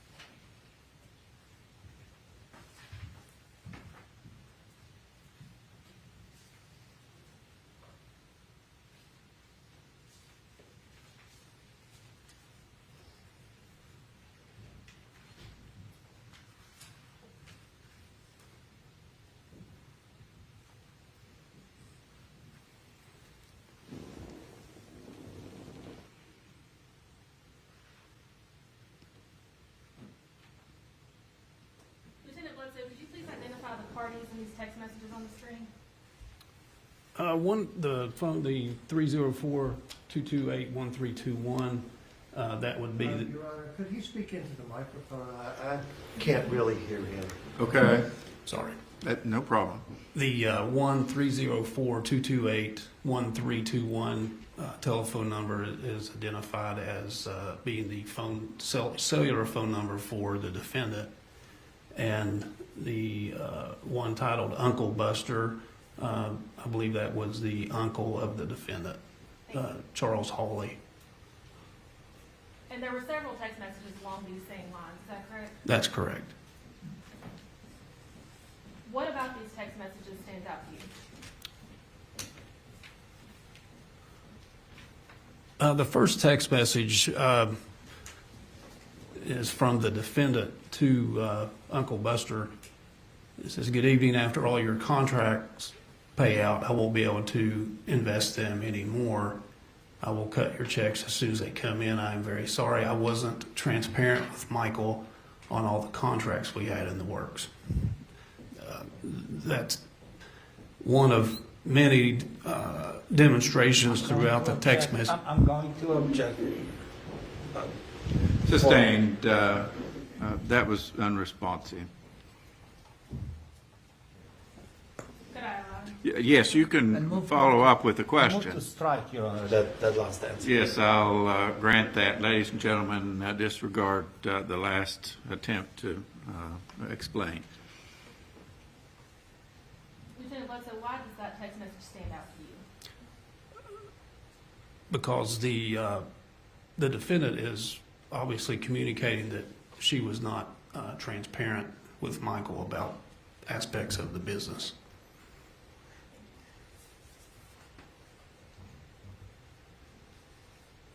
Now, these text messages are across a couple of pages, but did you identify the parties in these messages as well? Yes, again, this is a defendant's phone, and it appears to be communications with her sister, Penny Carrico, who I believe has since been married and is now maybe Penny Lowry. I'm just moving on in the same conversation to the top of the next page. Why does that text message stand out to you? For the same reasons I stated on the previous, it's a very similar in context and has the same wording that Michael and I should have been, excuse me, details with Michael and I should have been completely transparent with him. That's similar to the previous text. I don't think the jury can read these texts. Can you, members of the jury? Working on it. Okay. Hit the T until you can read. Maybe you could assist Deputy Fry. We need to focus in. Yeah, turn that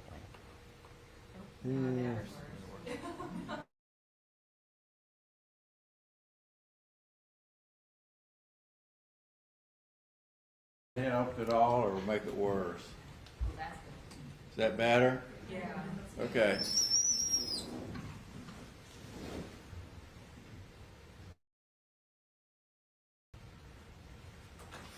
Sorry, I'm going to take that one away now.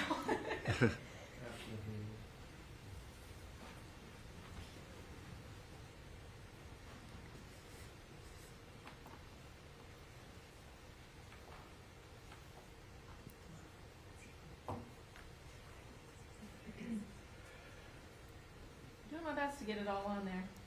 And finally, Lieutenant Bledsoe, could you please identify the parties in these text messages? Again, yes, that's the defendant's cell phone number, and also identified as the other phone number is identified as Wendy Poteet, which is the sister of the defendant.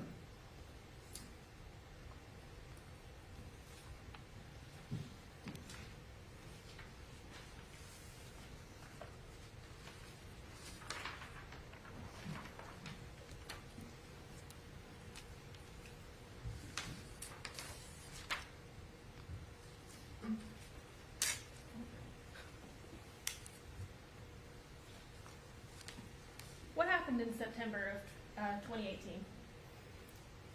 From our investigation, we learned that, and these texts are an example of how we learned that Michael Cochran discovered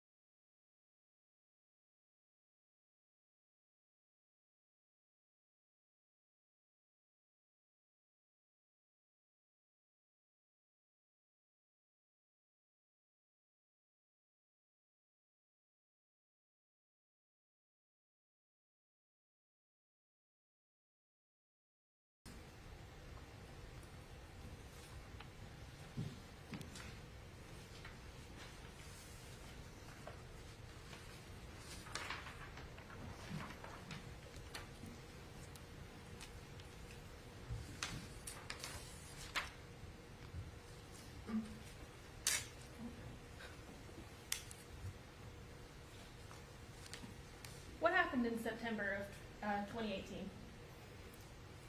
From our investigation, we learned that, and these texts are an example of how we learned that Michael Cochran discovered that there were aspects of the business, particularly related to the purchase or investment into contracts and the amount of money that investors were investing versus what he believed, what he had been told by the defendant. And more importantly, the promised return was much larger to those individuals than he had previously believed. And he was extremely upset by that.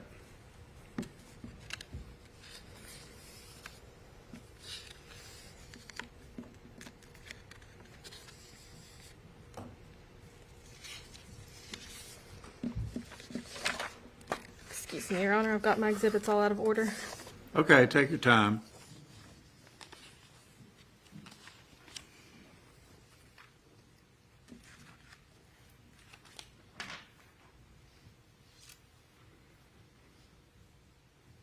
Your Honor, I'm now presenting what I would ask be marked as State's Exhibit 25. Okay. And all of these exhibits have been reviewed by the defense. Can I just see it Sure. for a second? I don't have these numbers memorized. Right. This will be state exhibits number 25. Thank you.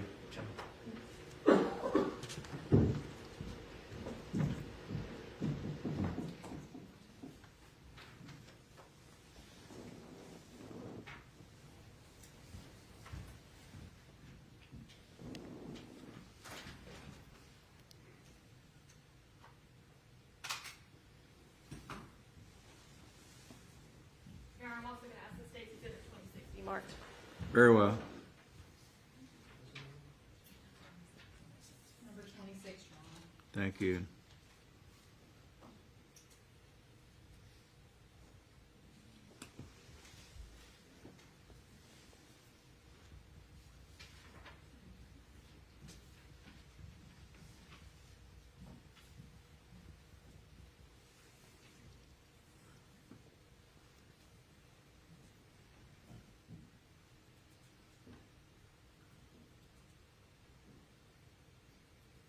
Lieutenant Bledsoe, could you please identify the parties in these text messages?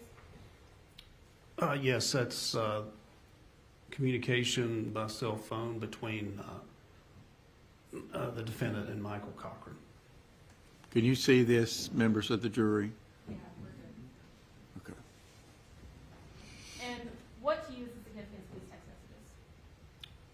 messages? The defendant appears to be relaying to Mr. Cochran. Well, I'm sorry, Your Honor. If it appears to be, then the witness is speculating.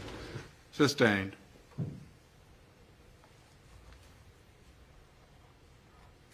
You can rephrase, please, Ms. Aker. What about these text messages was pertinent to your investigation? Based on our investigation and reviewing these text messages, they are reflecting amounts, large amounts of money that are being presented to Michael Cochran in the context that they will be being paid to their business as part of their contracts with the federal government.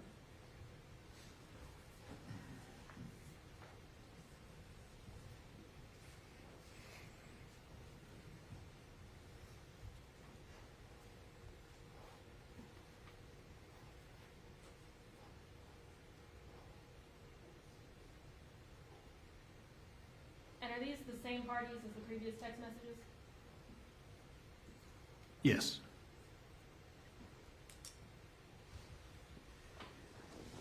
What about Michael's response was significant to your investigation, if anything? Yes, based on our investigation and again reviewing these texts, he was, and based on the information that I testified previously about what he had found out, he was trying to find out. Your Honor, the witness is speculating. The witness is stating something based on hearsay. I object to this. Well, I think it's based on his investigation, and I think it's proper. I'll allow it. You may continue, sir. Judge, may we approach on that? Sure.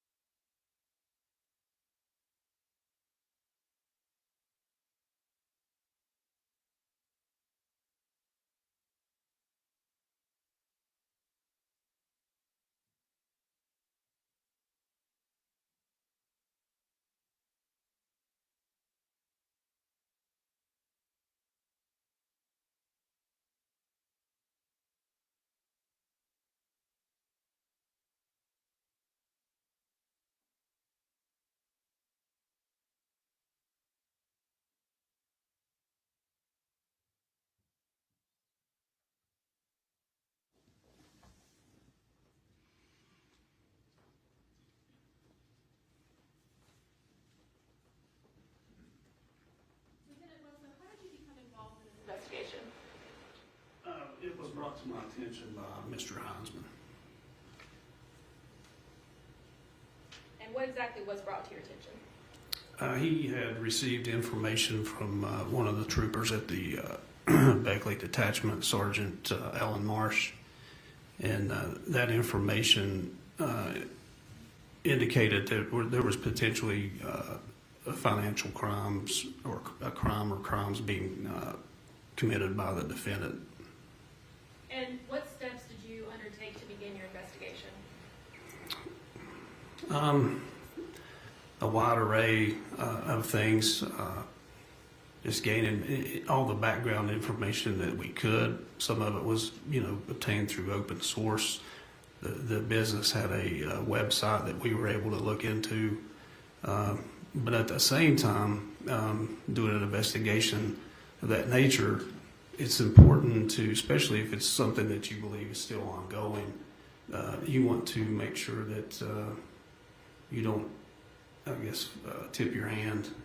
And so we try to be as covert as possible in exploring the information into the financial crimes. And we were able to... Your Honor, I'm going to object. This is non-responsive. It's we. The question was, what did you do? Because I don't want any answers based on hearsay. Okay. Lieutenant Bledsoe, if you'd confine your answer and testimony to the activities that you engaged in yourself. Yes, sir. You can continue if you can phrase it within yourself. Yes, I participated in the investigation in that. I was a participant in assisting in obtaining grand jury subpoenas to obtain documentation, interviewing witnesses, potential witnesses, and just the collection of any and all known documentation or information that we could possibly find related to the allegation. And just so we're clear, financial crimes were not the only allegation that you investigated, right? At the beginning, yes, it was. But as the financial crime investigation continued, then I also was involved in investigating the death of Michael Cochran. And in investigating the death of Michael Cochran, what steps did you personally undertake? Very similar to what I stated earlier. And also met with the Office of the Chief Medical Examiner for West Virginia once I learned that Mr. Cochran had not underwent autopsy upon his death. Did you conduct interviews during your murder investigation? Yes. Did you obtain search warrants? There was a search warrant obtained, but the basis for that affidavit was based on the investigation of the financial crimes.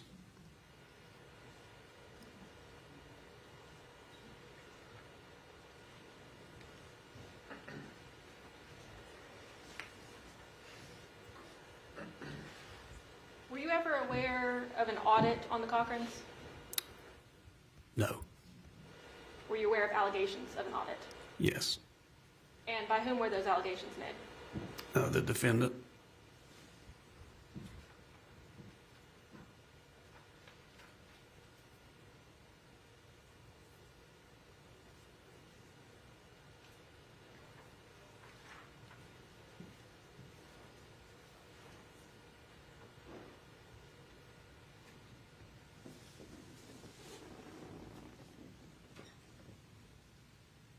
Your Honor, I'd ask this be marked as State's Exhibit.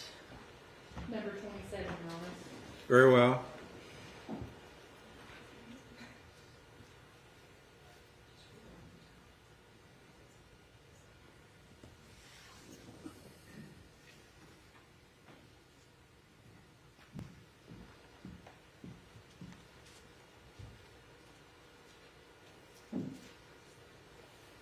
Now, as far as this is concerned, I only want to focus on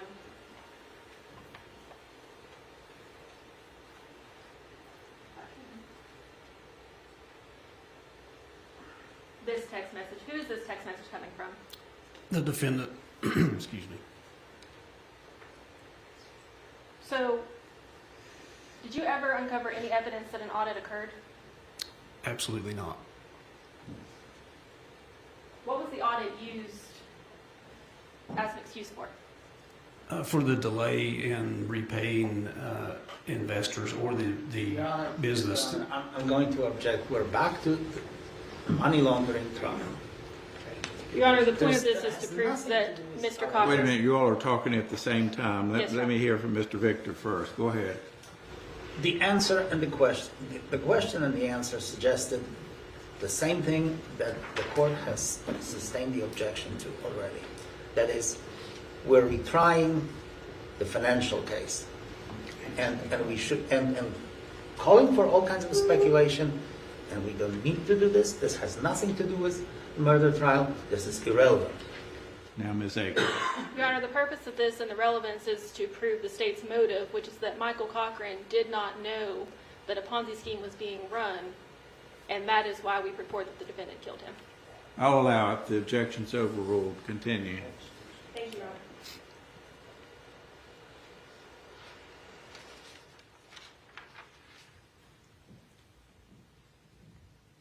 Lieutenant Bledsoe, are you aware of anyone by the name of Betsy Britland? I'm familiar with that name, yes. Can you tell us who she is? No, I cannot. And why is that? Because through this investigation, I learned that that person, the way that it was being presented, was not actually a real person or employed in the manner in which it was also being portrayed, or she was also being portrayed to be employed. Now, was she ever mentioned in the defendant's communications with anyone? Yes, numerous times. And who was she purported to be by the defendant? An employee with the Defense Finance Accounting Services, which was commonly seen throughout documentation reviewed in this investigation as DFAS. What does DFAS stand for? Defense Finance Accounting Service, I believe. What's the significance of the government shutdown that began in December of 2018? It was a legitimate government shutdown, as most of you may remember, but it also provided that the business of the defendant was not able to provided an excuse as to why the business could not do government contract work or receive payment from the government. for contract services. And do you recall learning of an incident that occurred with Michael at BB&T during that month? Yes. Can you tell us about that? Through the investigation and interview of witnesses, I learned that Michael Cochran had. Again, it's based on hearsay and some third-party statement, Judge. No, I don't think so. I'm going to allow it. The objection's overruled. Go ahead, sir. Thank you.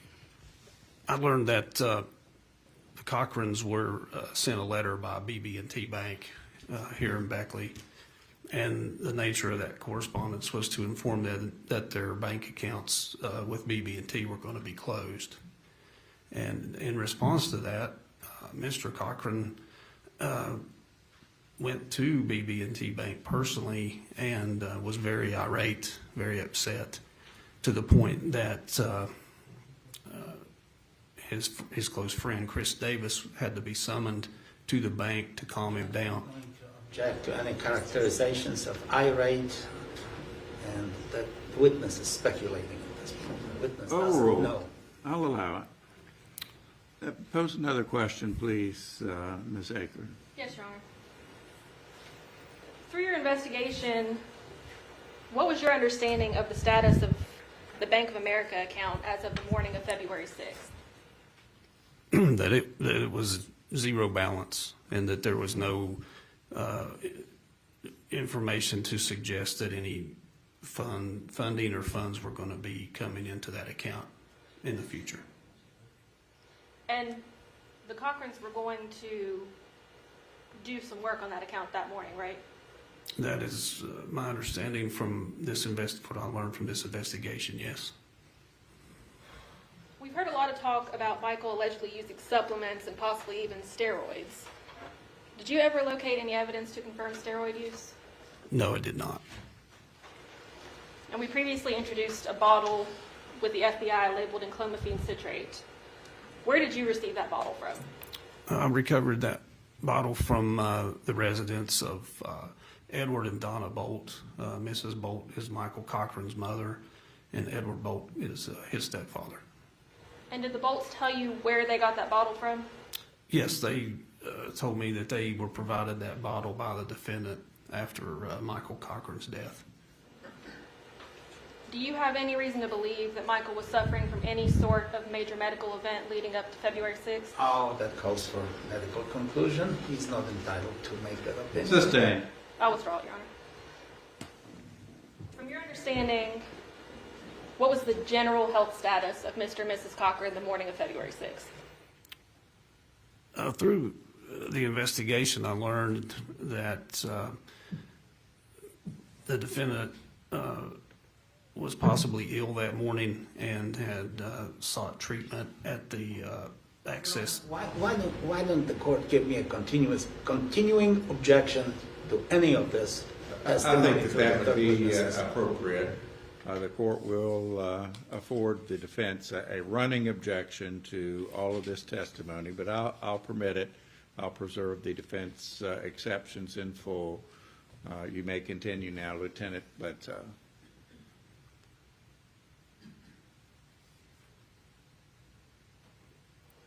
could you ask me that question again, please? Sure. What was your understanding of the general health status of both Mr. and Mrs. Cochran the morning of February 6th? Again, my understanding of the condition of Michael Cochran and the defendant that morning is based upon what I learned through this investigation, that the defendant was apparently ill that morning and had went to Access Health Clinic to seek medical treatment. And initially that morning, from the information that I've reviewed, Michael Cochran appeared to be well, but the information also indicates and supports that over the course of the morning his physical condition deteriorated.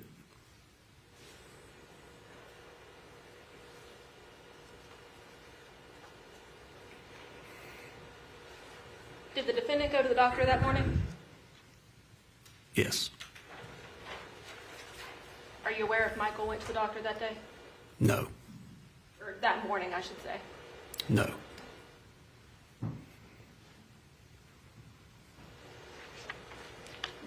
Through your investigation, especially of the defendant's phone, did you determine if any medications were received that day?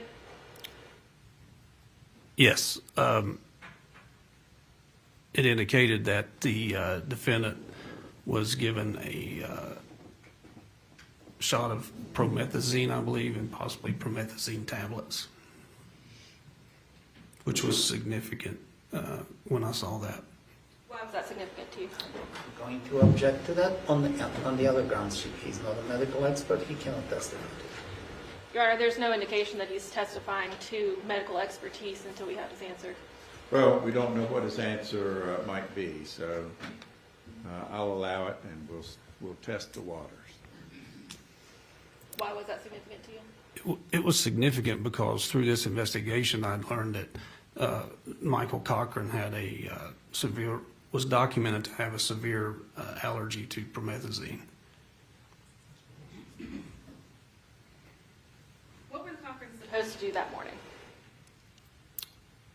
It's my understanding through the review of the information in this investigation that the Cochrans had initially scheduled a flight to fly to Virginia, but that flight had been canceled early in the morning on February the 6th. And why was that flight canceled? It was my understanding that the flight was canceled due to the defendant's illness. Were both the defendant and Mr. Cochran home that entire morning? Not initially, no.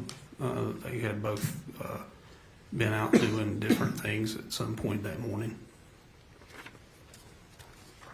Where did Michael go? He had went to Starbucks that morning. And then he returned home? Yes, that's my understanding.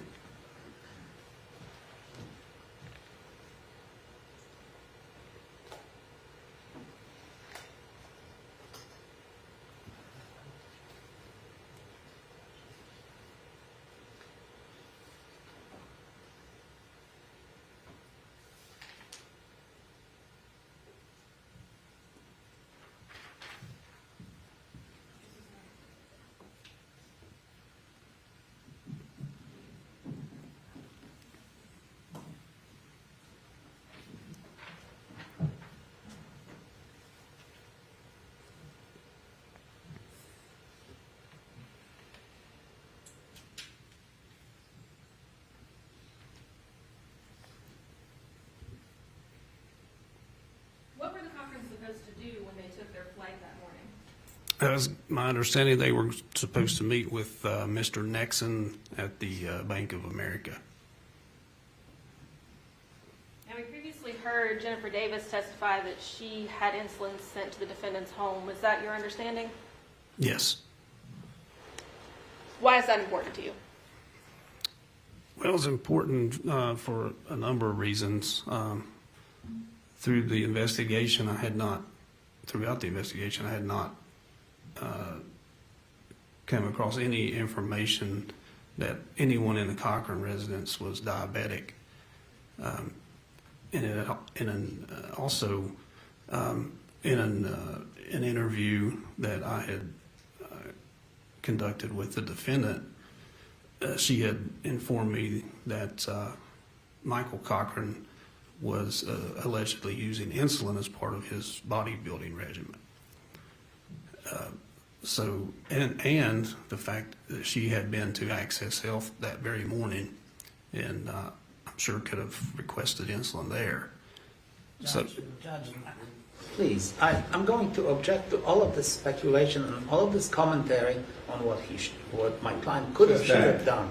Please, would you instruct the jury to disregard this nonsense? Yes, the jury is instructed to regard the last part of this witness's response, please.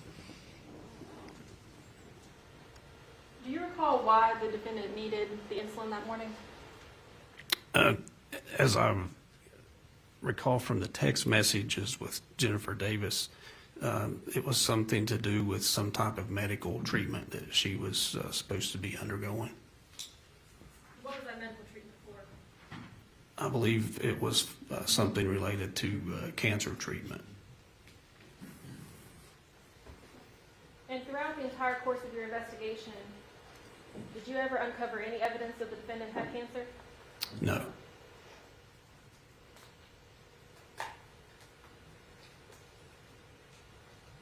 What did you determine happened next that morning in the Cochran household? At some point, Mr. Cochran suffered a sudden illness, and to the point that he had collapsed in the home.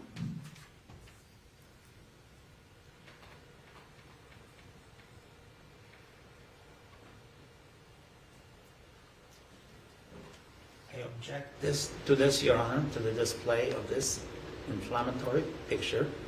The witness doesn't know anything about position of the body or the location of the body when this act allegedly happened.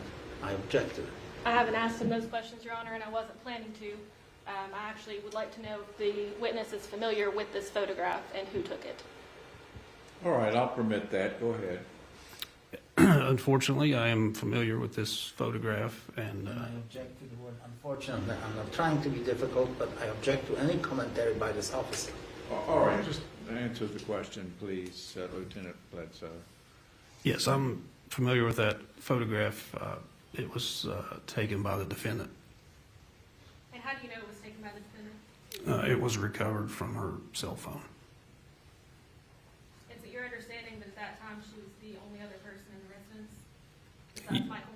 Yes.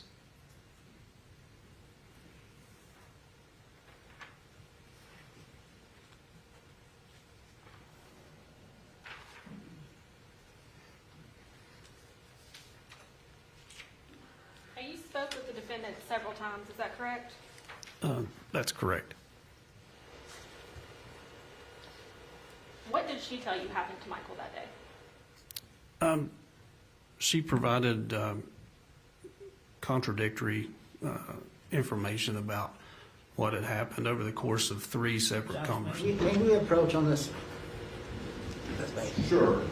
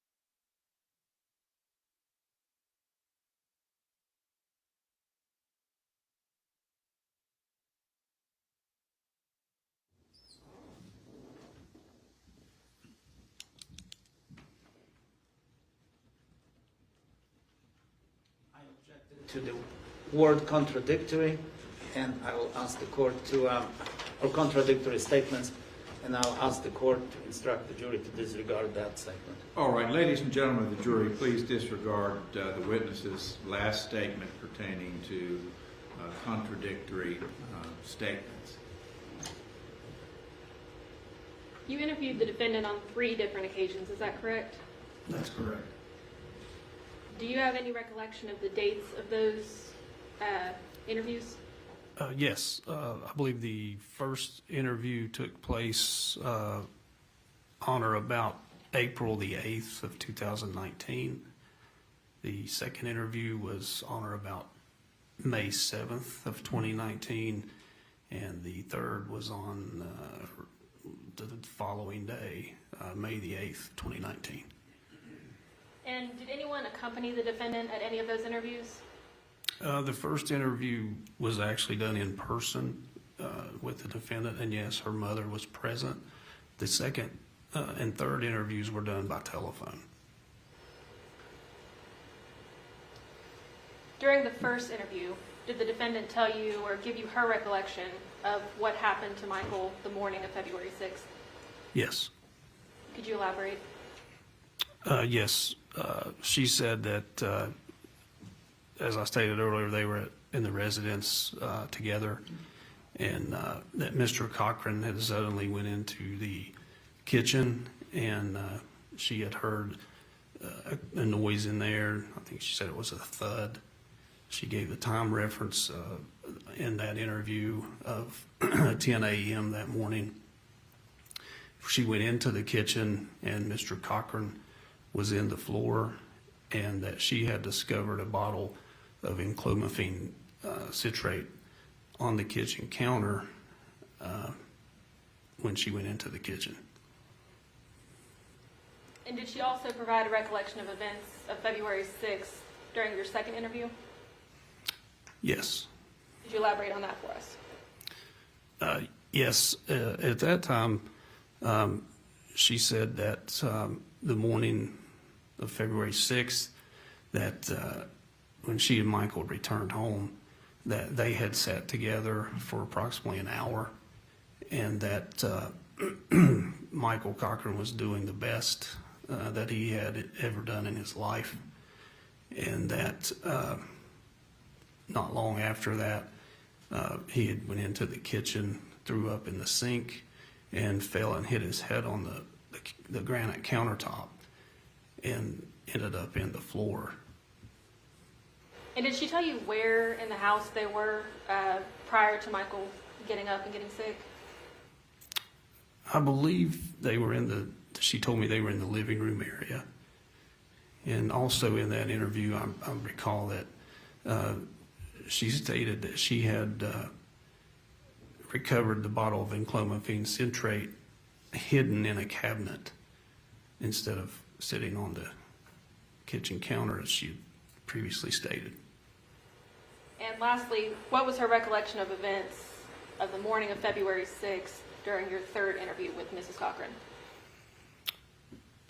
During that interview, she indicated that, again, they had gone separate ways that morning and had returned home, and that upon returning home, Mr. Cochran had been sleeping on the couch for approximately 45 minutes to an hour, and that when he awoke shortly after that, he went into the kitchen and had collapsed. And also she introduced that in that interview that Michael Cochran was allegedly using insulin as part of a bodybuilding regimen, and that he readily kept insulin and needles in the home for the purpose of using that in his bodybuilding. I asked her if she had ever injected Michael as part of that to assist him. She indicated that she had not, that he injected himself. And I asked her if he had a common injection site that he preferred to use, and she listed or recited different areas on the body, but the one that stood out to me was she said that his back, or in the back, and that just seemed odd to me. Now, we know that Michael passed away shortly after that. After he passed away, did TSG continue to operate? Yes. And how do you know that? Through investigation and collection of records and interviewing of witnesses, the business continued, and the defendant continued to try to solicit investors to come into the business. I believe additional investor or two did come into the business. I'm going to object to this line of questioning. This is post-murder, supposedly. That is irrelevant to this trial. Your Honor, it's relevant because it proves that Mrs. Cochran was the one that was running the business, not Michael. Objections overruled. In addition to that, the defendant had also went to several local high schools in Raleigh County because it was nearing graduation season, and that she had attempted to present scholarships to students who were graduating. And Judge, I'm going to object to it now. Now we're retrying the financial case again. Your Honor, my This has nothing to do with what may have happened months before, weeks before, or months before. Did you care to respond, Ms. Akron? Your Honor, my response would still be that this is simply being offered as proof that Michael Cochran was not the one that was running this business. And that is our motive for the defendant killing him. Your Honor, I'm sorry, but we have never objected to the fact that that my client was part owner of the business. So, and now the alleged victim is dead. So, business is being run by whoever is left in this business. And so I object on the relevancy of all of that information to the trial at hand. I'll preserve your objection, but for the reasons stated by the state, I'm going to allow it. The objection's overruled. she had presented those scholarships, which turned out to be worthless. And then in addition to that, she continued to provide the same excuses to investors that... I'm going to object to this editorializing, the constant editorializing by this witness. Your Honor, we can move on. Something is I'll sustain this objection. There's a federal magistrate that issued a search warrant for the Cochran residence in this case. Is that right? That's correct. Were you the affiant on that? I was. Did you participate in the search of the defendant's home? I did. And after the search occurred, did you review the property receipt for that search with the defendant? I did. Are there any corrections that you want to make to that property receipt? Yes, there was one that I noticed in the days following the search warrant while reviewing the documents and things related to the search. I realized that one item had not been properly documented on the property receipt. It had been properly identified and photographed during the execution of the search warrant and packaged and taken from the scene, but it was not listed by the agent who was completing the inventory at the scene. What procedure did you follow in reviewing the property receipt with the defendant? At the conclusion of the search warrant, I asked the defendant to join me in the kitchen area at the table so I could go over the property receipts with her. There were 4 of them, and explain to her what exactly they were and that those were her copies. I believe her mother was present for that as well. And got the document out and for the property receipt for the home that we were in. And when I identified that, the defendant immediately began going through the pages. There's multiple pages to that document. And she stopped and identified an item with her finger and said, this right here, this bottle of insulin, I keep this here at my home for a neighbor's child who's diabetic. And I said, okay, thank you for that information. And we concluded the search warrant and left. Your Honor, I have no further questions for this witness at this time, and I would ask that states 22 through 27 be admitted into evidence. All right, are there any defense objections to states exhibits 22 through 27? No, Your Honor. States 22 through 27 will all be admitted into evidence. Members of the jury, it's 12 o'clock noon, and that's a perfect time for us to take our break. We will do so, our luncheon recess. Please do not discuss the case among yourselves or with anyone else. Please do not view any portrayals of this case online, on television, or in the newspaper. Please do not listen to anything on the radio. With that, constant admonition, just like a parrot. I'll release you for your lunch break and be back in your room about 1:15 if you could. We'll start up at 1:15. You may follow the bailiff to your jury room.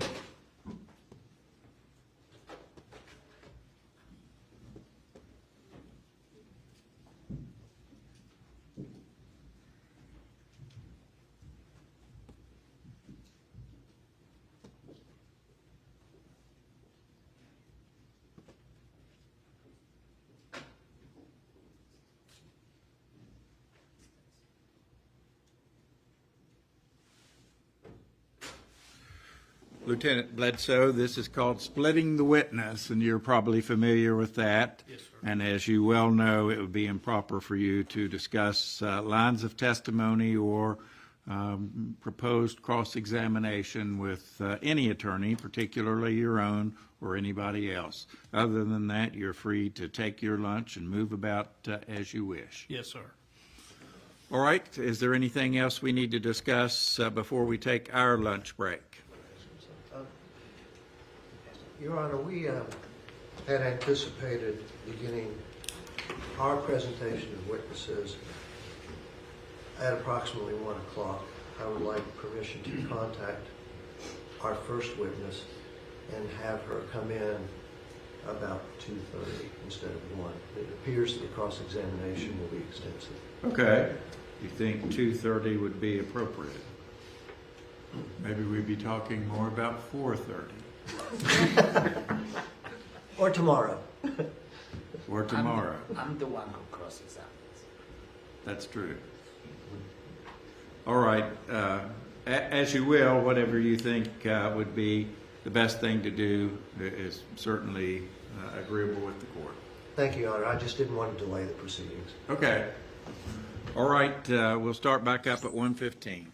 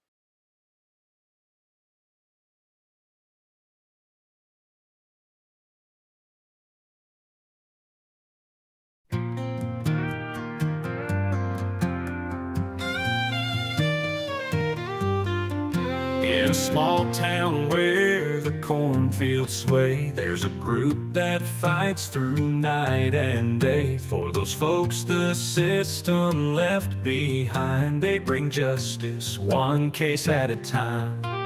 With boots on gravel and letters in hand, they face the powers that roam this land, defending the lost and the lost hopes, climbing mountains and slippery slopes. Justice is a process, it's a winding road, standing tall for the people, lifting their load. Against the tide of power, they'll never cease, fighting for the wrong till they find their peace. In courtrooms filled with whispered lies, they stand firm with fire in their eyes. With every verdict they carve a path through the burdens of a nation's wrath. From the neon lights to the dusty plains, they chase the truth through tears and pains. Liberation in every word they sing. Justice is a process in everything. Justice is a process, it's a winding road, standing tall for the people, lifting their load. Against the tide of power, they'll never cease, fighting for the wrong till they find their peace.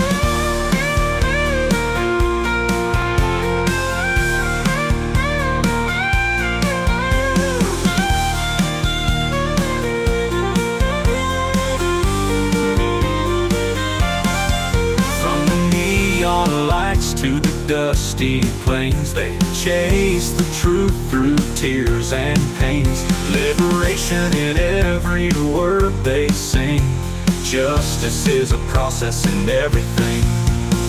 Justice is a process, it's a winding road, standing tall for the people, lifting their load. Against the tide of power, they'll never cease, fighting for the wrong till they find their peace. They find their peace.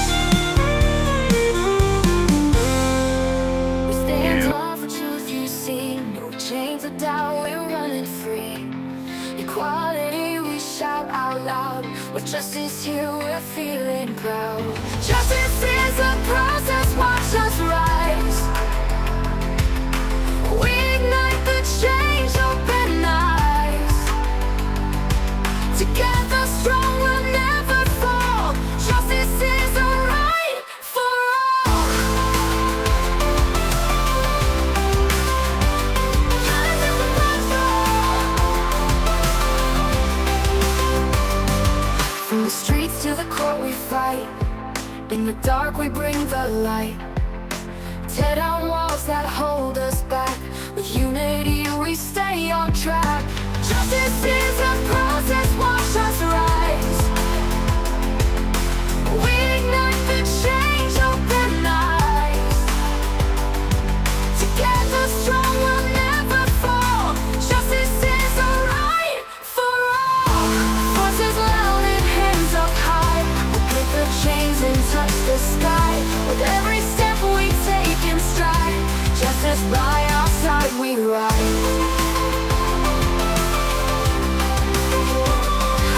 In the heart of every place, fight for love and endless grace. No one left out in the cold. Our truths are brave, our stories told.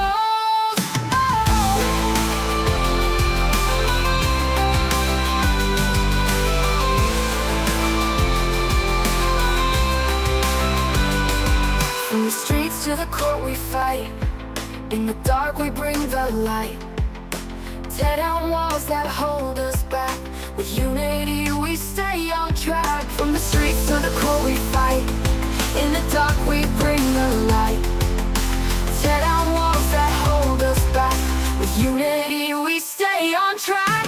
Justice is a process, watch us rise. Watch us rise. We ignite the change, open eyes. Open eyes that shine. Together strong, we'll never fall. Justice is a right for all. Voices loud and hands up high. We'll break the chains and touch the sky. With every step we take in stride, justice by our side we ride. Voices loud and hands up high. We'll break the chains and touch the sky. With every step we take in stride, justice by our side we ride. In the heart of every place, fight for love and endless grace. No one left out in the cold. Our truths are brave, our stories told.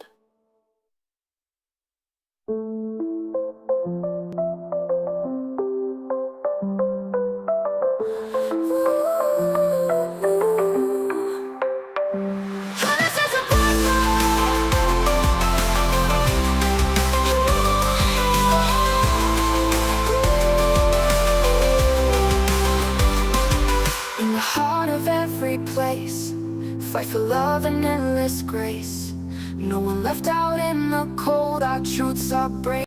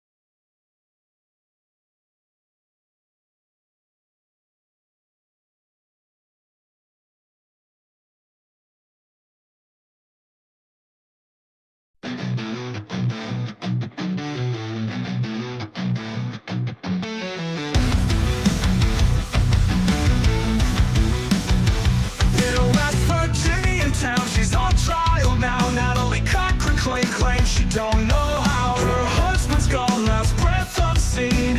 Insulin shots, now a crime scene. She swears she's innocent, screams it's a lie. A Ponzi cover up, she won't comply.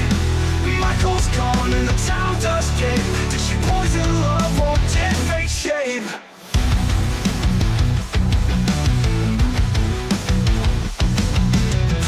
Her face is whispers cold, talking about secrets that she told. Promised dreams and funds misused. Natalie says she's just accused. Under lights of courtroom glare, judges frown with a piercing stare. Evidence stacks like a house of cards. Her alibis left broken shards. Where she's innocent, screams it's a lie. A Ponzi cover up, she won't comply. Michael's gone and the town does gape. Did she poison love or did fate shape?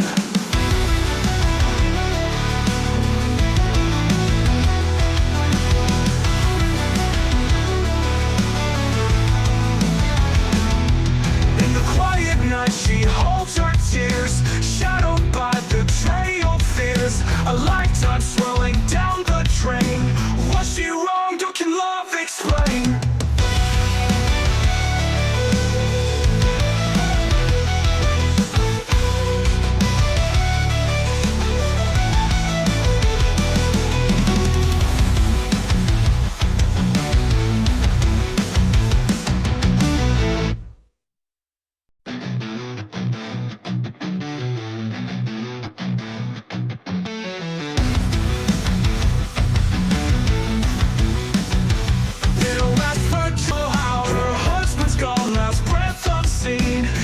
until it shocks now a crime scene. You swear she's innocent, screams it's a lie. A Ponzi cover-up, she won't comply. Michael's gone and the town does gape. Did she poison love or did fate shape?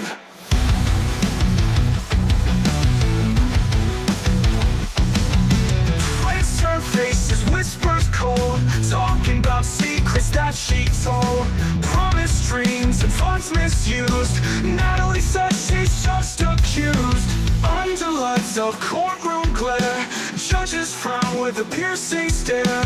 Evidence stacks like a house of cards. Her alibis left broken shards. But she's innocent, screams it's a lie. A Ponzi cover-up, she won't comply.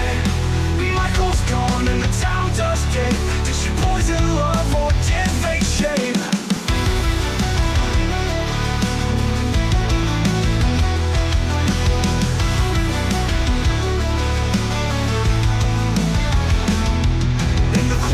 Night she holds her tears, shadowed by betrayal fears. A lifetime swirling down the drain. Was she wronged or can love explain?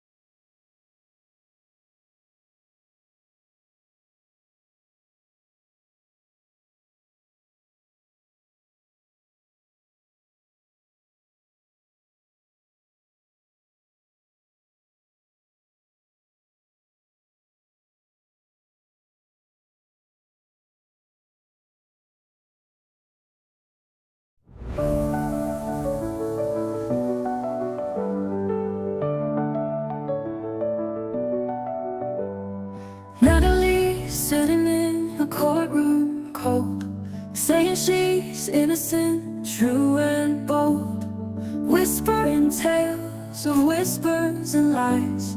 Michael's gone from her with no goodbyes. Prosecutors pointing fingers her way. Insulin dagger, or so they say. Ponzi scheme tangled in dark nights.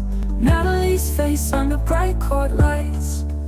I'm innocent, she cries to the skies. Michael's gone, but I ain't telling lies. Cold steel bars and a love betrayed.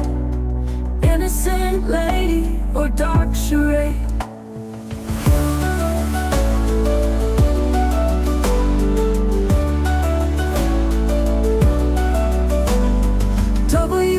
Paper spinning, tail so grim. Michael's ghost fading out a dim. Fraud and poison claims taking flight.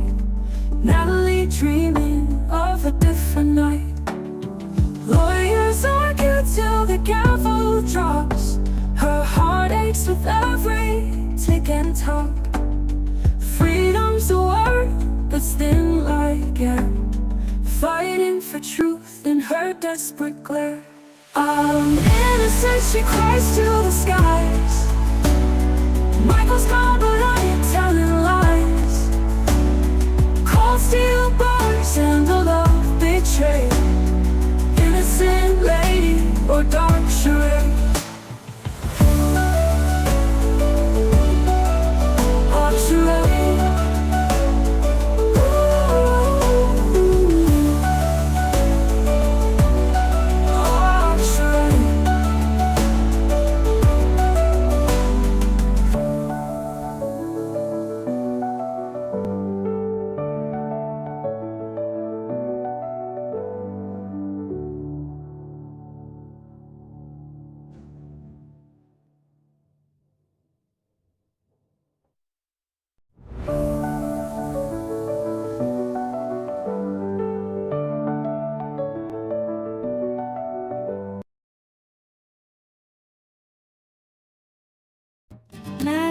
sitting in a courtroom cold, saying she's innocent, true and bold, whispering tales of whispers and lies.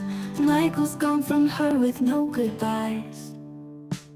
Prosecutors pointing fingers her way, insulin dagger, or so they say.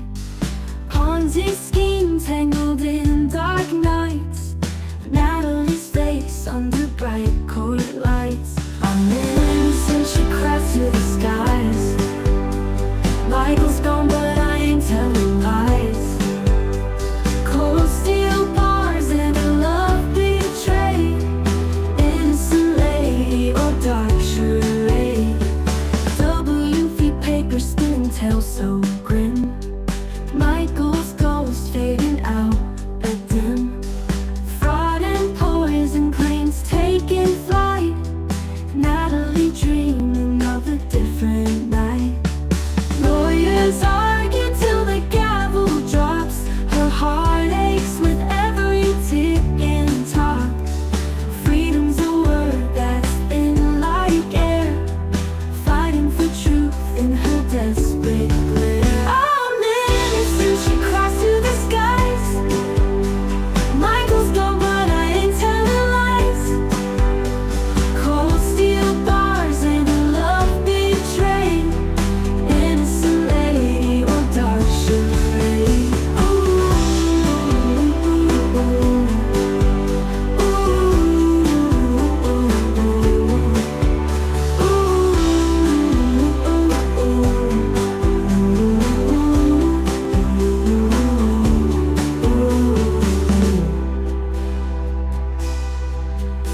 I'm innocent, she cries to the skies. Michael's gone, but I ain't telling lies. Cold steel bars and a love betrayed, innocent lady or dark charade.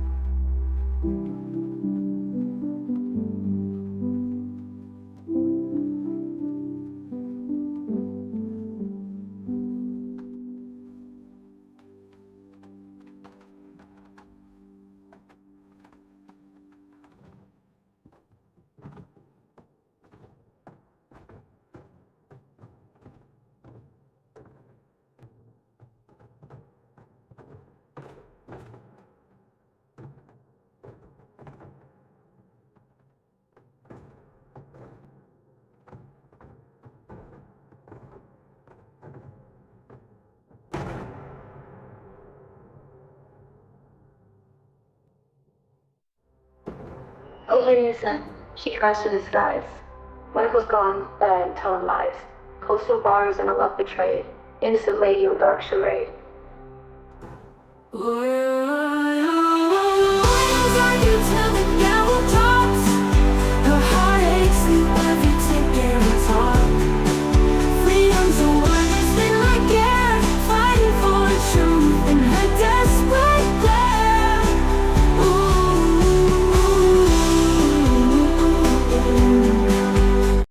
Natalie's sitting in a courtroom cold, saying she's innocent, true and bold, whispering tales of whispers and lies. Michael's gone from her with no goodbyes. Prosecutors pointing fingers her way, insulin dagger, or so they say. Ponzi schemes tangled in dark nights, Natalie's face under bright court lights. I'm innocent, she cries to the skies. Michael's gone, but I ain't telling lies. Cold steel bars and a love betrayed, innocent lady or dark charade. WV paper spinning tale so grim, Michael's ghost fading out but dim.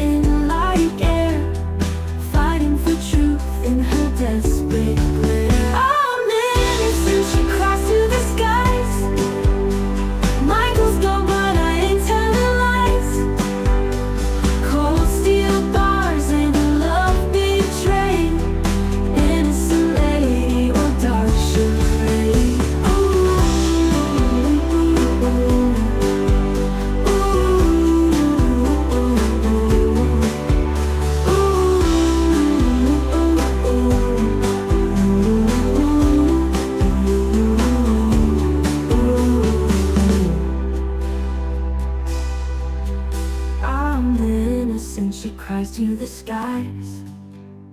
Michael's gone, but I ain't telling lies. Cold steel bars and a love betrayed. Innocent lady or dark charade.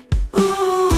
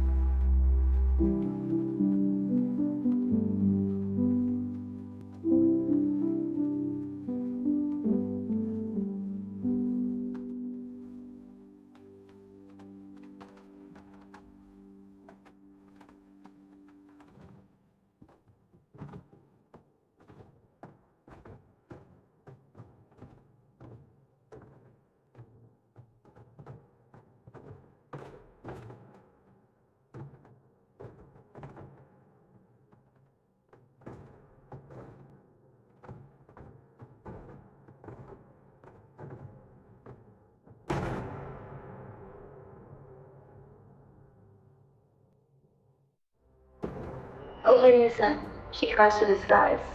Michael's gone, and telling lies. Coastal bars and a love betrayed. Innocent lady or dark charade.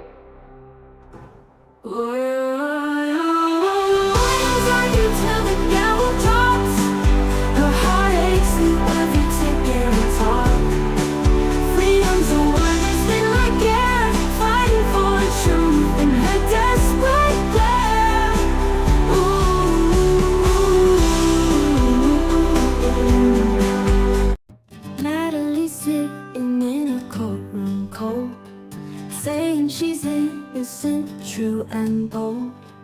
Whispering tales of whispers and lies.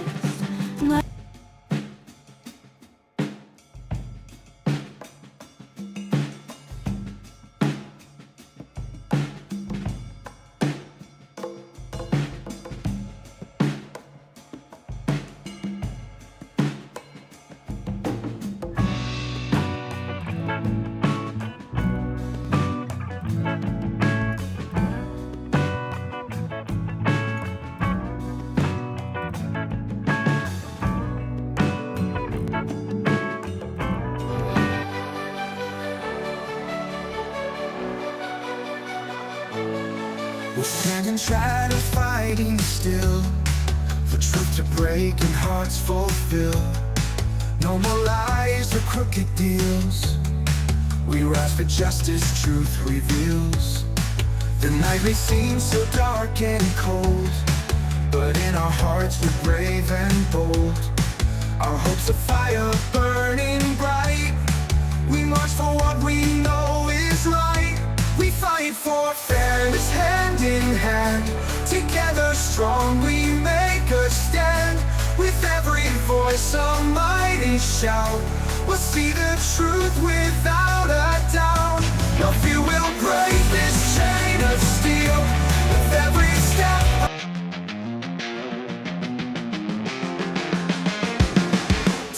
in the cold cell, waiting for the sun. Eyes on the clock, but the hands don't run. Truth hidden deep where the shadows play. Dreams of freedom, just a heartbeat away. Rise up, top tucker, prove them wrong. Sing your truth in a freedom song. Chains may bind, but the spirit flies. In the end, justice never dies.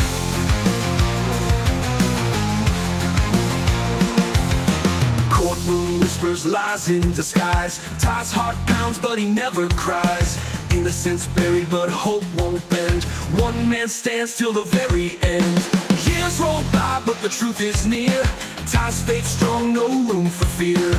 Words finally her light breaks through. From dawn to dawn, dreams come true. Rise up, top trucker, prove them wrong. Sing your truth in a freedom song. Chains may bind but the spirit flies. In the end, justice never dies. Rise up and rise. Bravo falls from freedom's sweet call. Todd Tucker walks proud and tall. Road was jagged but victory gloomed. Wrongfully accused, now redeemed. Rise up, Todd Tucker, prove them wrong. Sing your truth in a freedom song. Chains may bind but the spirit flies. In the end, justice never dies. Rise up, Todd Tucker, prove them wrong. Sing your truth in a freedom song. Chains may bind but the spirit flies. In the end, justice never dies.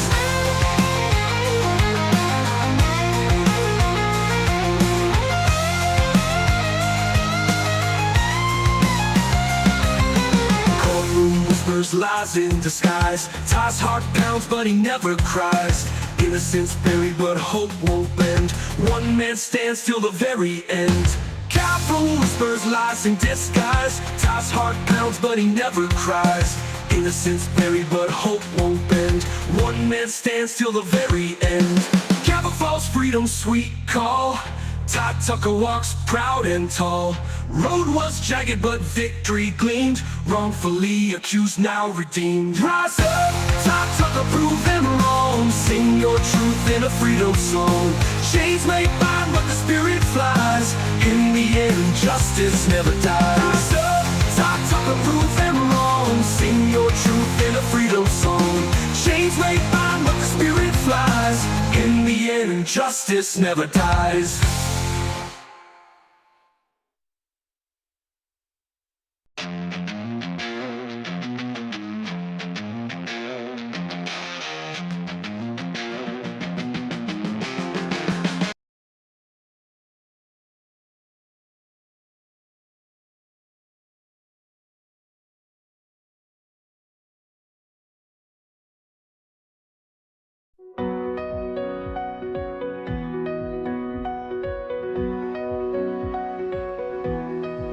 Todd Tucker stood tall against the storm.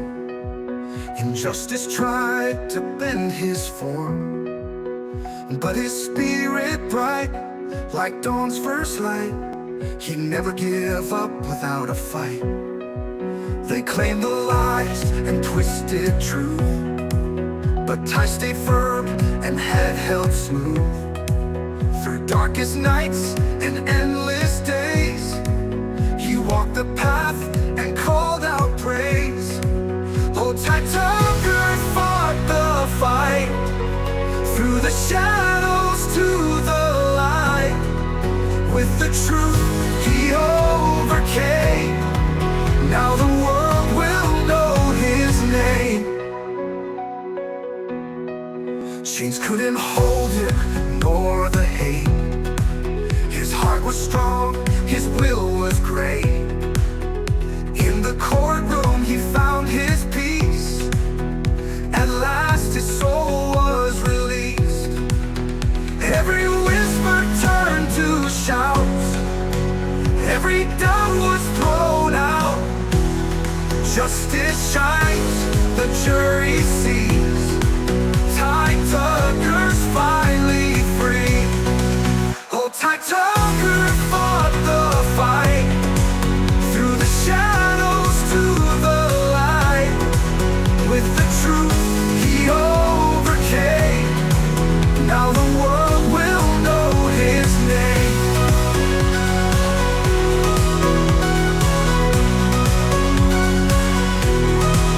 Oh, Ty Tucker fought the fight, through the shadows to the light.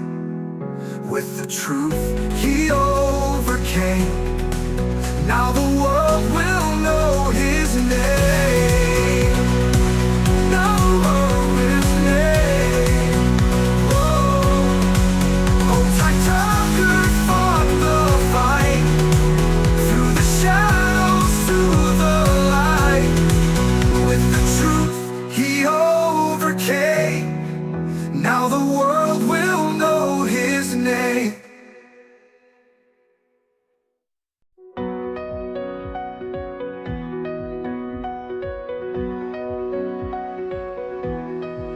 Ty Tucker stood tall against the storm.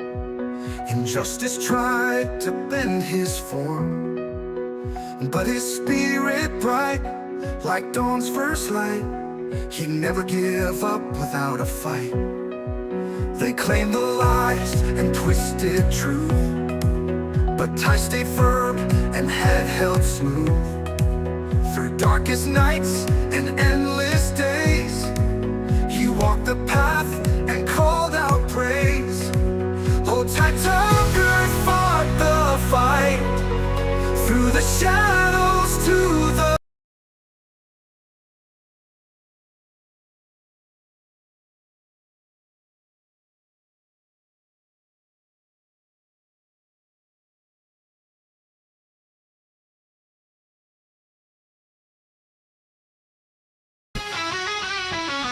Franklin Tyrone took a man with pride in his eye. Got framed up, locked down, left to wonder why. Shackles on his feet, but dreams flying so high. He kept the faith strong, reaching for the sky. Years behind bars, but he never lost his fight. With every dark day, he searched for the light. Truth on his side, he was ready to ignite. Justice ain't blind when you know what's right. Freedom for Franklin, loud as the thunder. Chains couldn't hold him, tore him asunder. Unjust system, now the people's plunder. Justice for Franklin, lightning and wonder.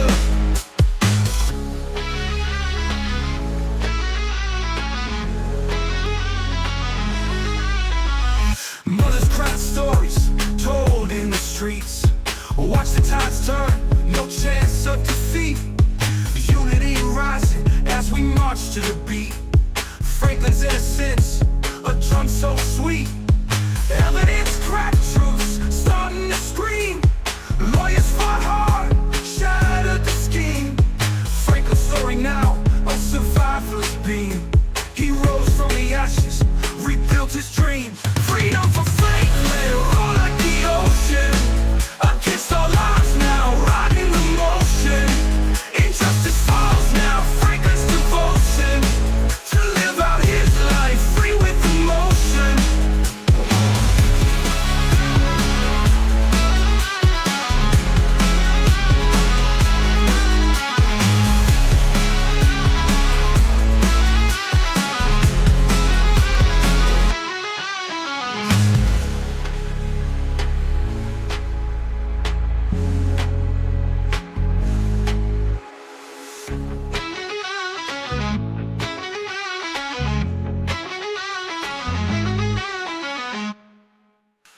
Freedom for Franklin, roll like the ocean. Against all odds now, riding the motion. Injustice falls now, Franklin's devotion. To live out his life, free with emotion.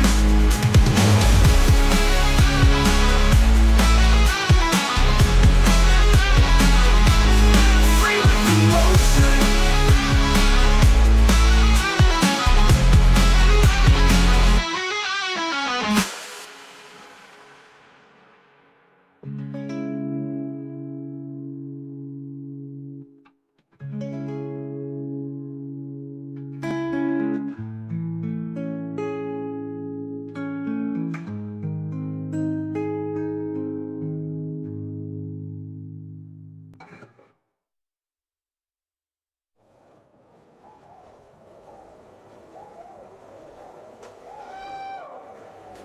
If you want a man, respect him all. Heard him under proverb. Taking Tyrone took a man with pride in his eye. Got framed up, locked down, left to wonder why. Shackles on his feet, but dreams flying so high. He kept the faith strong, reaching for the sky.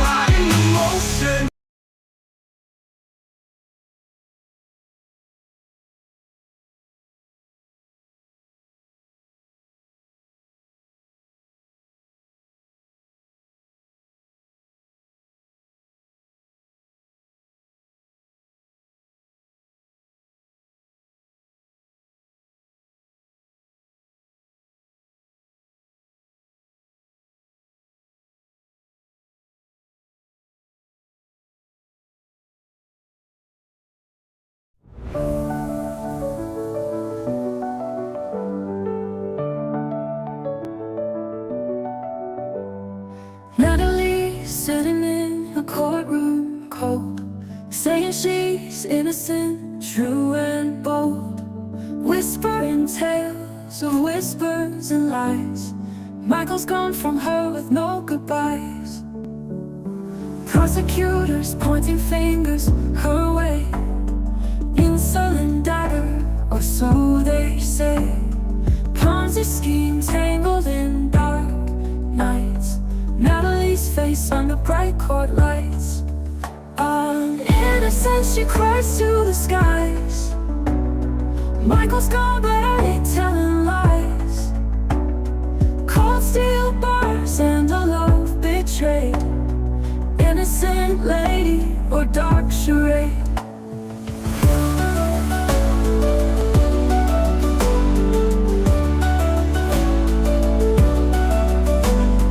WV paper spinning, tail so grim. Michael's ghost fading out a dim. Fraud and poison claims taking flight. Natalie dreaming of a different night. Lawyers argue till the gavel drops. Her heart aches with every tick and tock. Freedom's a word that's thin like air, fighting for truth in her desperate glare. I'm innocent, she cries to the skies. Michael's gone, but I ain't telling lies. Cold steel bars and a love betrayed. Innocent lady or dark charade. Dark charade.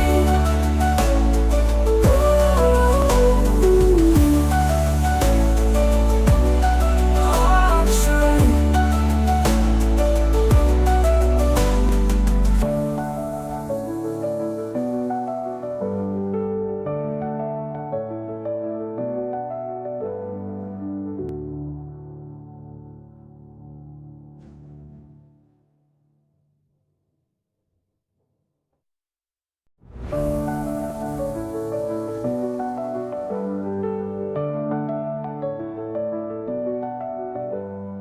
Natalie sitting in a courtroom cold, saying she's innocent, true and bold, whispering tales of whispers and lies. Michael's gone from her with no goodbyes. Prosecutors pointing fingers her way. Insulin dagger, or so they say. Ponzi scheme tangled in dark nights. Natalie's face under bright court lights.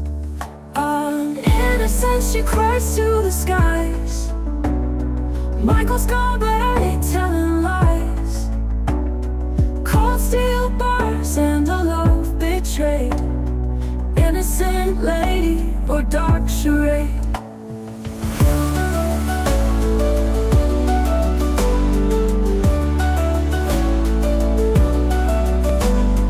WV paper spinning, tail so grim. Michael's ghost fading out a dim. Fraud and poison claims taking flight. Natalie dreaming of a different night. Lawyers argue till the gavel drops. Her heart aches with every tick and tock.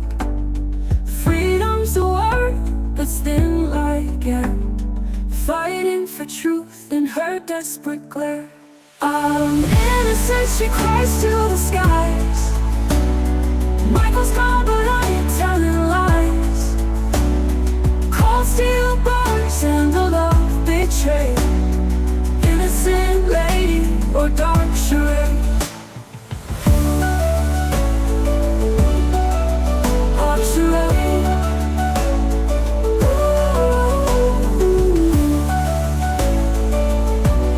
Dark charade.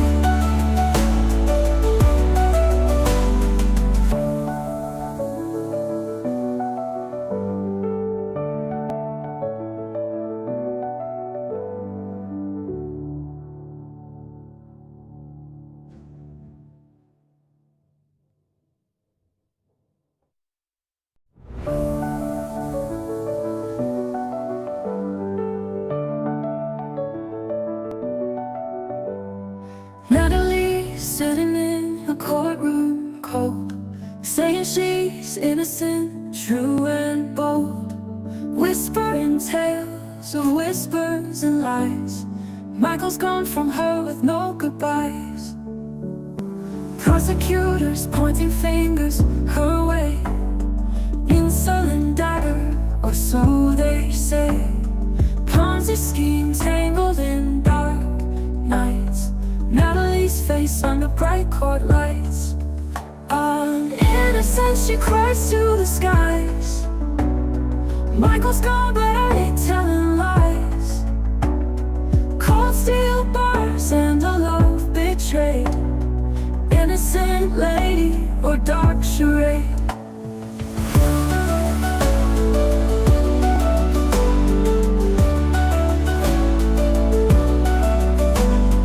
WV paper spinning, tales so grim. Michael's ghost fading out a dim. Fraud and poison claims taking flight. Natalie dreaming of a different night. Lawyers argue till the gavel drops. Her heart aches with every tick and tock. Freedom's a word that's thin like air, fighting for truth in her desperate glare. I'm innocent, she cries to the skies. Michael's gone but I ain't telling lies. Cold steel bars and a love betrayed, innocent lady or dark charade. Dark charade.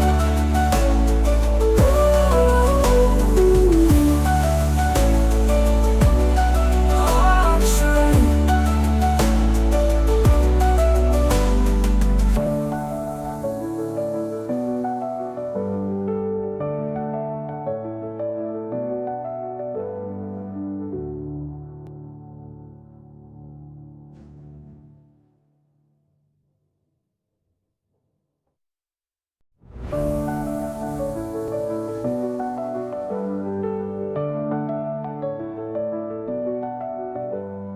Natalie sitting in a courtroom cold, saying she's innocent, true and bold, whispering tales of whispers and lies. Michael's gone from her with no goodbyes. Prosecutors pointing fingers her way, insulin dagger, or so they say. Ponzi scheme tangled in dark nights, Natalie's face under bright court lights. On innocence she cries to the skies. Michael's gone but I ain't telling lies.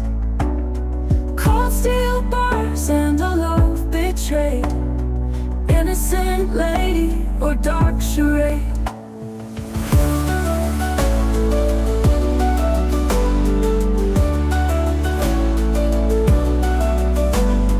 WV paper spinning, tales so grim.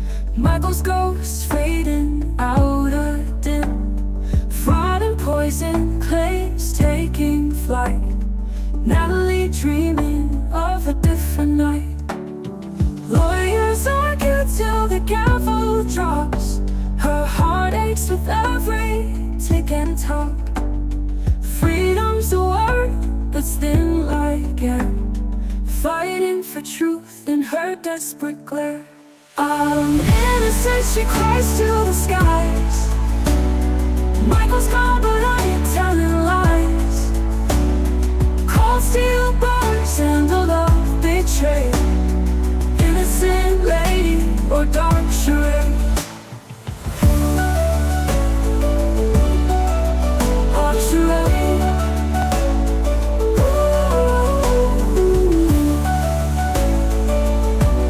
Dark charade.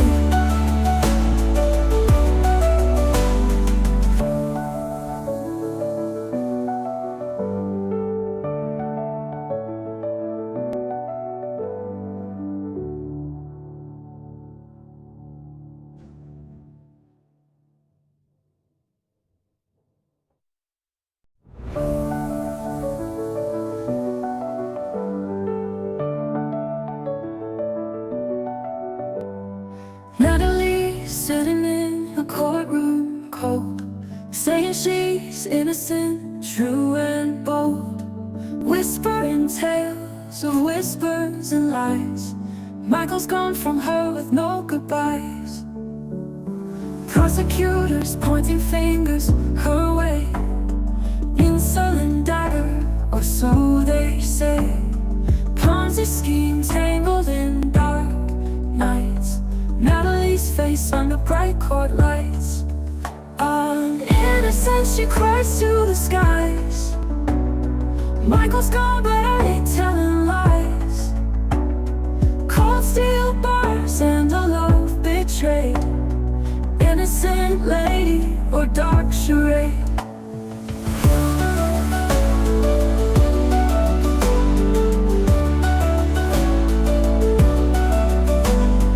WV paper spinning, tales so grim. Michael's ghost fading out a dim.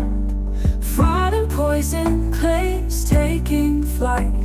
Natalie dreaming of a different night.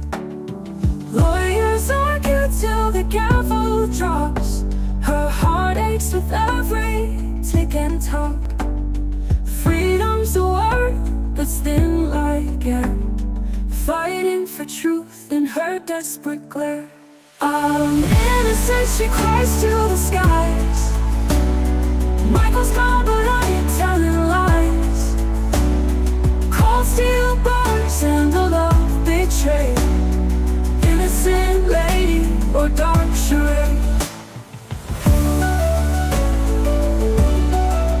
Dark charade.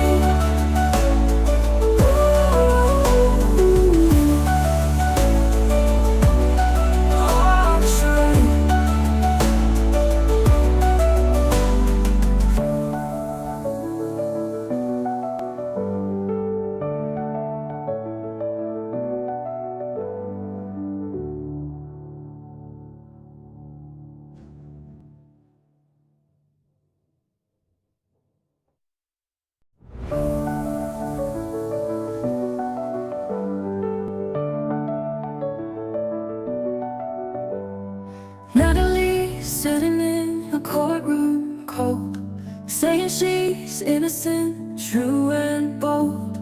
Whispering tales of whispers and lies. Michael's gone from her with no goodbyes. Prosecutors pointing fingers her way. Insulin dagger, or so they say. Ponzi scheme tangled in dark nights. Natalie's face under bright court lights. Innocent, she cries to the skies. Michael's gone, but I ain't telling lies. Cold steel bars and a love betrayed. Innocent lady or dark charade.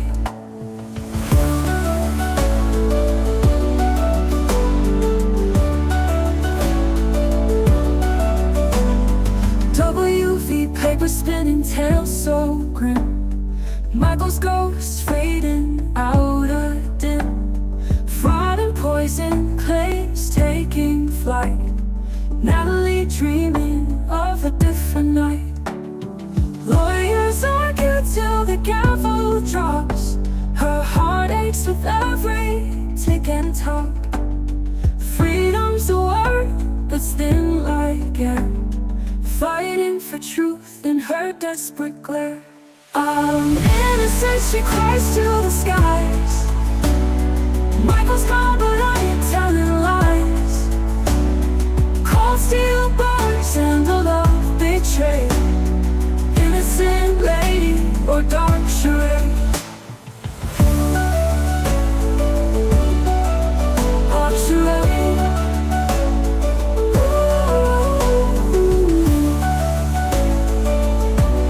Dark charade.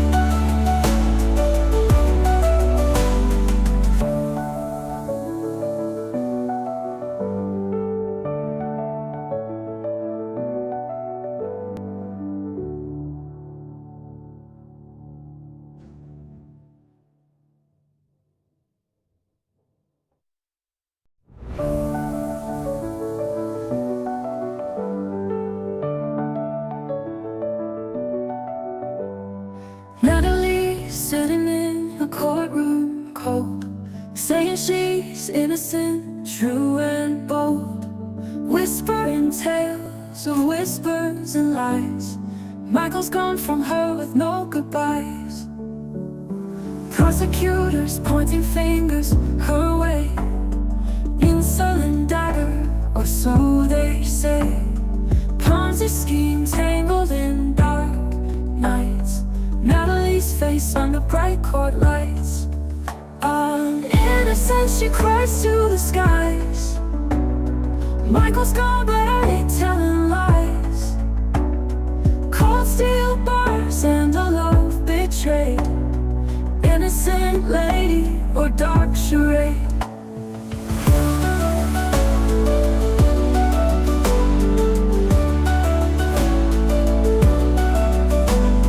WV paper spinning, tales so grim. Michael's ghost fading out a dim. Fraud and poison claims taking flight. Natalie dreaming of a different night. Lawyers argue till the gavel drops. Her heart aches with every tick and tock. Freedom's a word that's thin like air, fighting for truth in her desperate glare. I'm innocent, she cries to the skies. Michael's gone, but I ain't telling lies. Cold steel bars and a love betrayed, innocent lady or dark charade. Dark charade.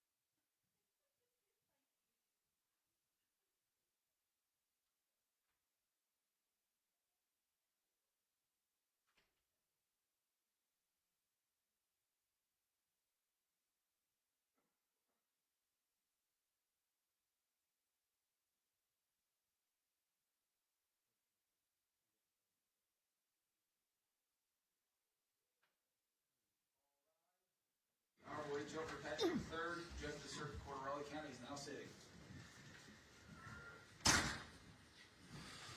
You may be seated. All right, are there any matters that we need to discuss at this time out of the presence of the jury? Your Honor, there was a witness the defense proposes to call. It was not on their witness list. We've had an informal discussion as to the substance of her testimony, and we'll just proceed with that.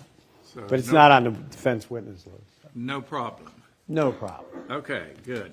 Anything from the defense? No. Very well. Bring in the jury bailiff.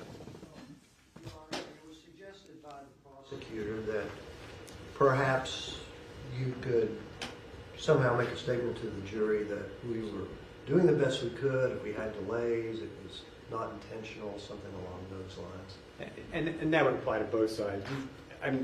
The court made a comment that the jury is concerned about the pace. And, okay.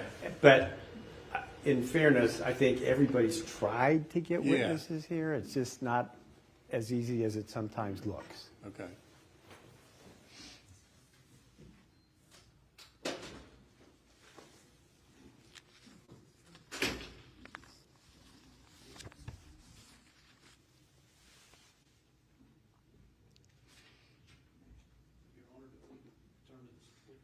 Yes, sir, if you don't mind.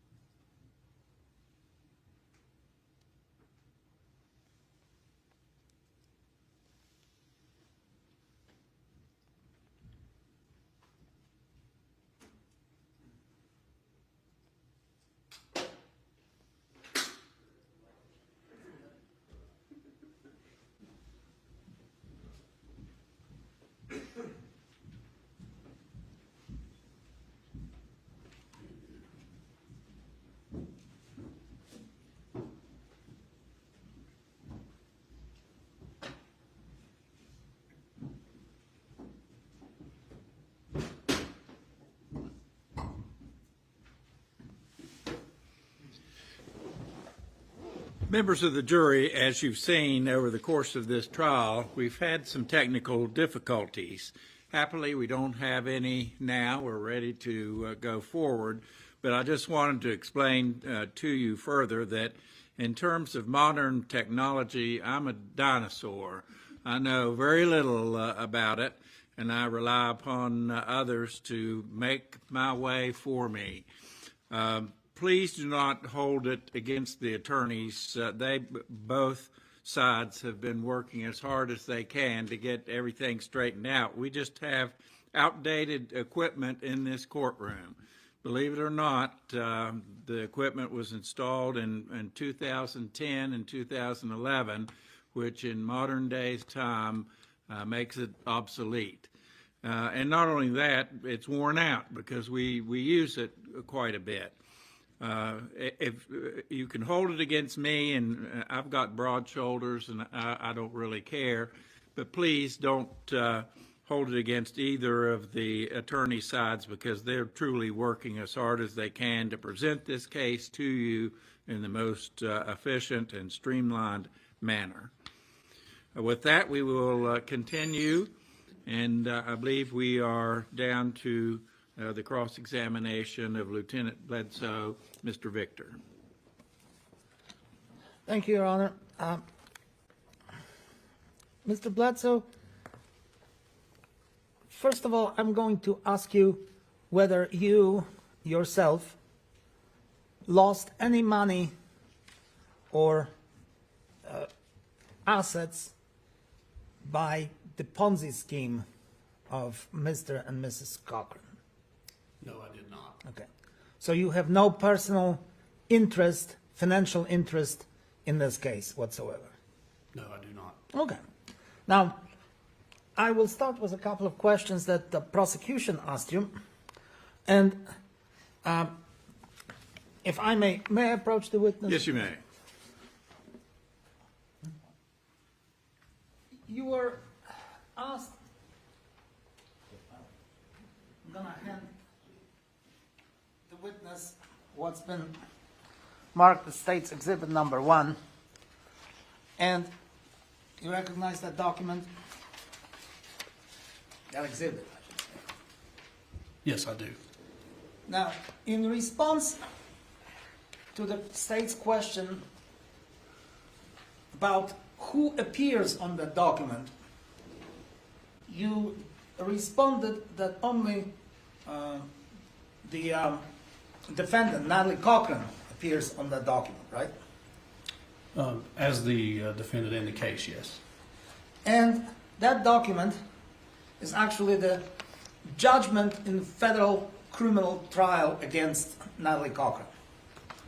Yes, that's what it says. And you made some comments about Michael Cochran not being involved in that federal trial, right?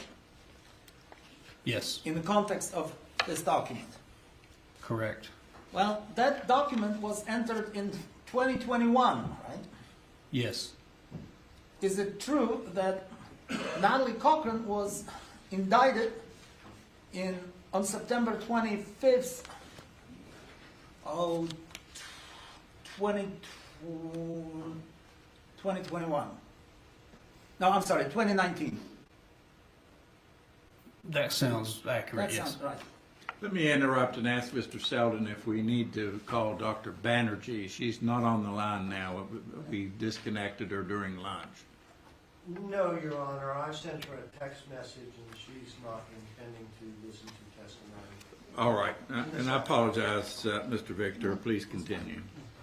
So, it shouldn't surprise you, Mr. Bledsoe, that Mr. Cochran's name is nowhere there. He's been dead for half a year. Right? Yes, that's correct. So, if you say that his name didn't appear in this context of this federal indictment and judgment against Natalie Cochran, the federal government had absolutely no reason to indict a dead person, right? That's correct. And no reason to prosecute a dead person, right? Yes. But if you look at the page I don't know, there's, if I may indicate to you, there is a forfeiture proceeding there, isn't there? I'll have to see it. Yeah. To make sure. Let me show you.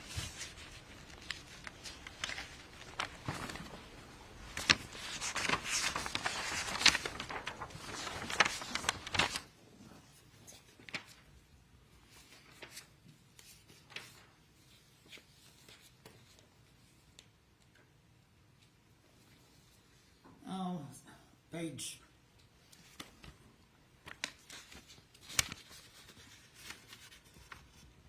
Page 14 of State's Exhibit 1, there is a page dealing with the forfeiture of the assets of the defendant, right? It appears that way, yes. But those assets are the same assets that Mr. and Mrs. and Mr. Cochran had together, right?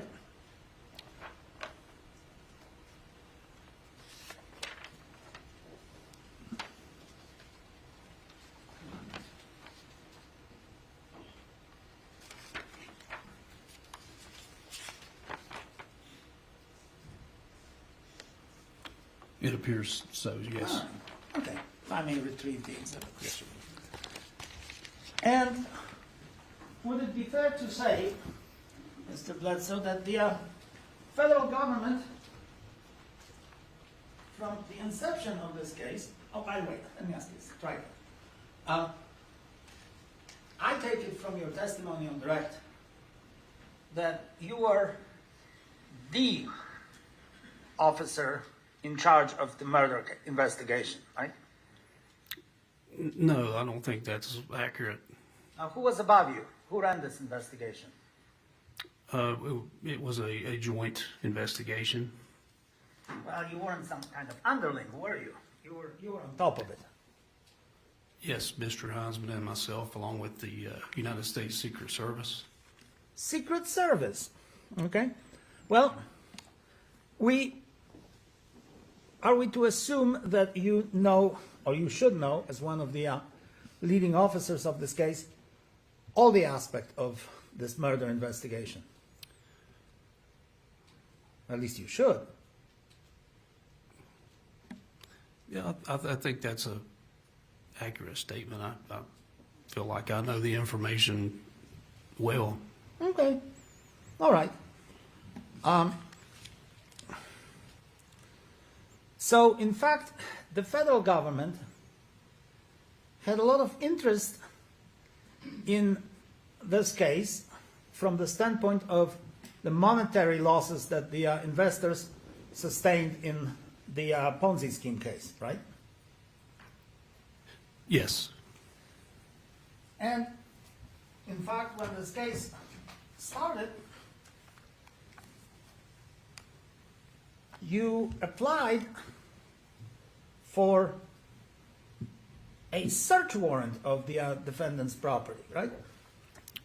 No, that's, excuse me, that's not correct. Well,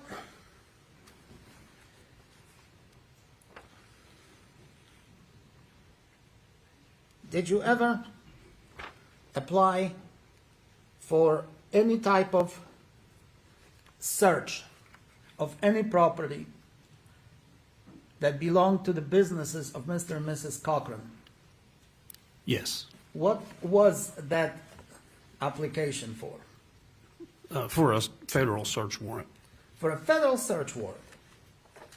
And in that federal search warrant, isn't it true that, because we're now back to that business of Michael knowing or not knowing what was going on, isn't it true that you listed Mr. Cochran, first of all, as a partner in both corporations, or both businesses?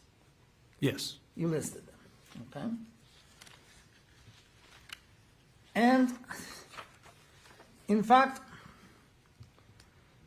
you stated in the application for that search warrant that they were partners, owners, and, well, in fact, both of them, and operated Technology Management Solution and Tactical Solution Group. Did you say that? Are you reading that directly from the search warrant? Not from your application. Yes, if it's in my application, then yes. Okay. And then Michael Cochran was involved in work involving computers, network, and information technology for that company, right? Again, if that's coming from the application, then yes, I would agree with that. All right. So he knew, according to you, the daily operations of that business, right? Or both businesses, for that matter. I didn't quite understand your question. Well, if he participated in the operation of the business and knew everything about the computers and worked on the computers, well, let's strike that. A lot of that business was done online, wasn't it? Of the groups. Which companies? Which business? There were two businesses. Well, two businesses. Both of them did a lot of business online, right?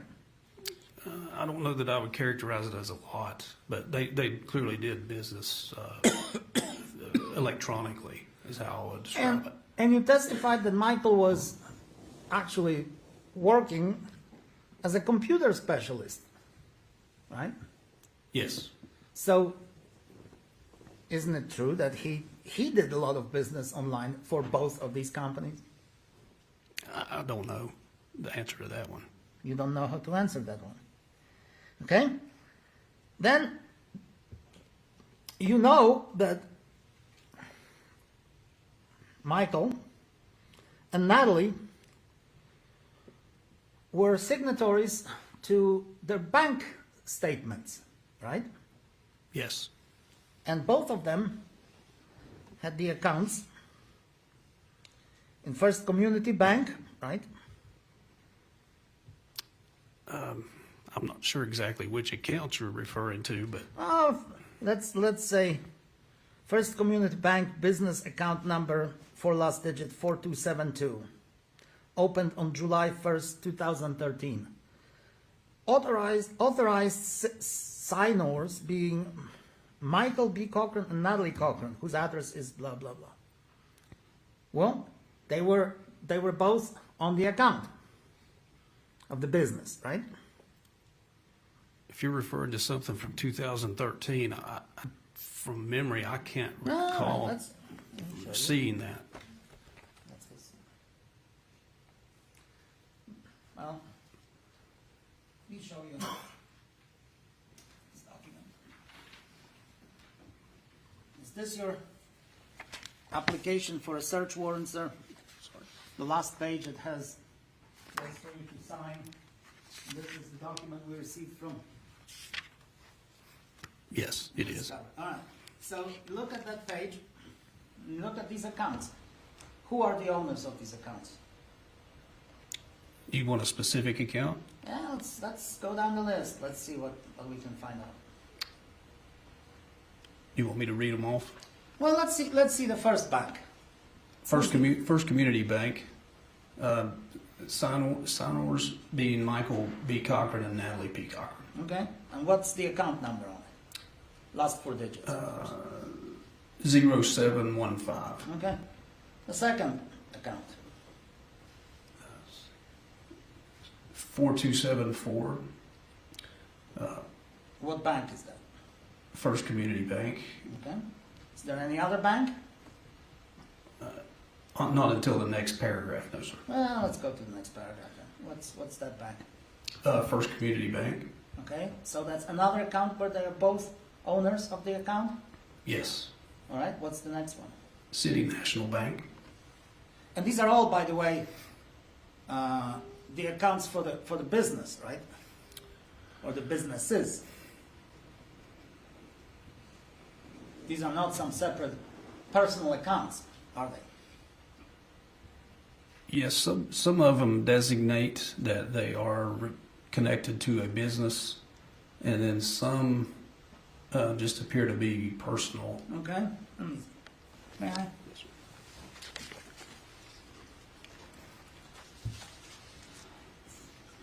First Community Bank, that was a personal account. But account number 4274 is Technology Management Solution. That's the account for the business, isn't it? I don't know exactly what that was for, but it's what on that document, that business name does appear in that paragraph, yes. This is a business account for the TMS, right? Yes or no? I would assume so, yes. Okay.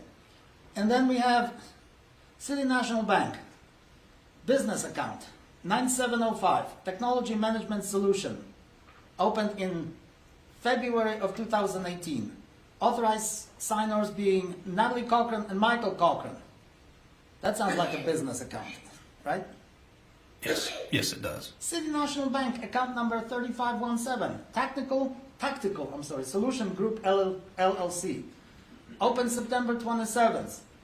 Authorized signers being Natalie Cochran and Michael Cochran, whose address is, etc., etc. That appears to be a bank account, right? Correct. Okay.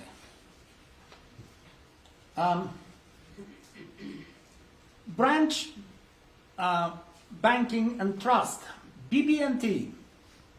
Finally, I know what that stands for. BB&T, 1402 account number for Tactical Solution Group, opened September 26, 2018. Authorized signers being Natalie Cochran and Michael Cochran. Correct. That's a business account. Yes. Both of them, right? Yes. Another BB&T 1410. Technology Management Solution, DBA TMS, opened September 26, 2018. Authorized signers being Natalie Cochran and Michael Cochran. That appears to be a business account, right? Yes.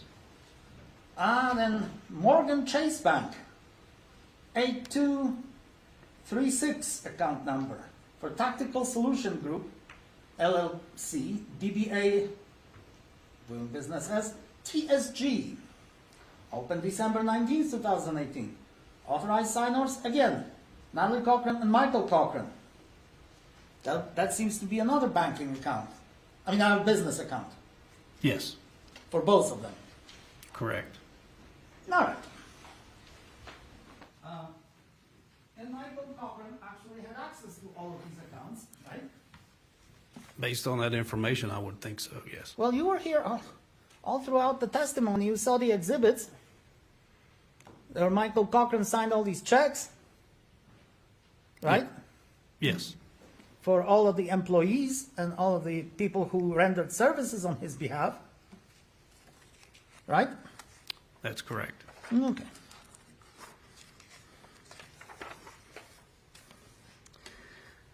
Then in your petition for search warrant, you stated that during the Cochran's outwardly lavish lifestyle, Cochran's plural, houses, vehicles, philanthropic activities increased and became noticeable by friends, family, and the local community. You state the Cochrans were active in the community sports, acting as coaches, teams, volunteers, board members, and the Cochrans would supply uniforms, equipment, supplies for the Little League teams, etc., etc. Both of them, right? That's coming directly from the application. Well, Yeah. there you go. Then yes, that's correct. Well, so they had a lavish lifestyle. We'll come back to that. January 2018, the Cochrans purchased a commercial building together, right? For $66,000. Yes, Where did that money come from? that money came from investments. Investments, right? And then they purchased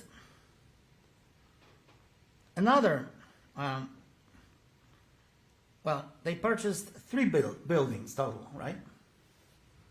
For which the money came from, two buildings, for which the money came from the investments, right? I don't recall exactly how many, sir. Okay. And then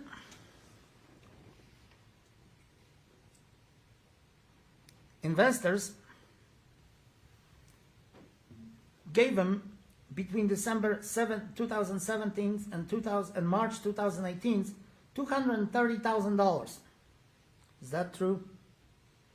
Yes,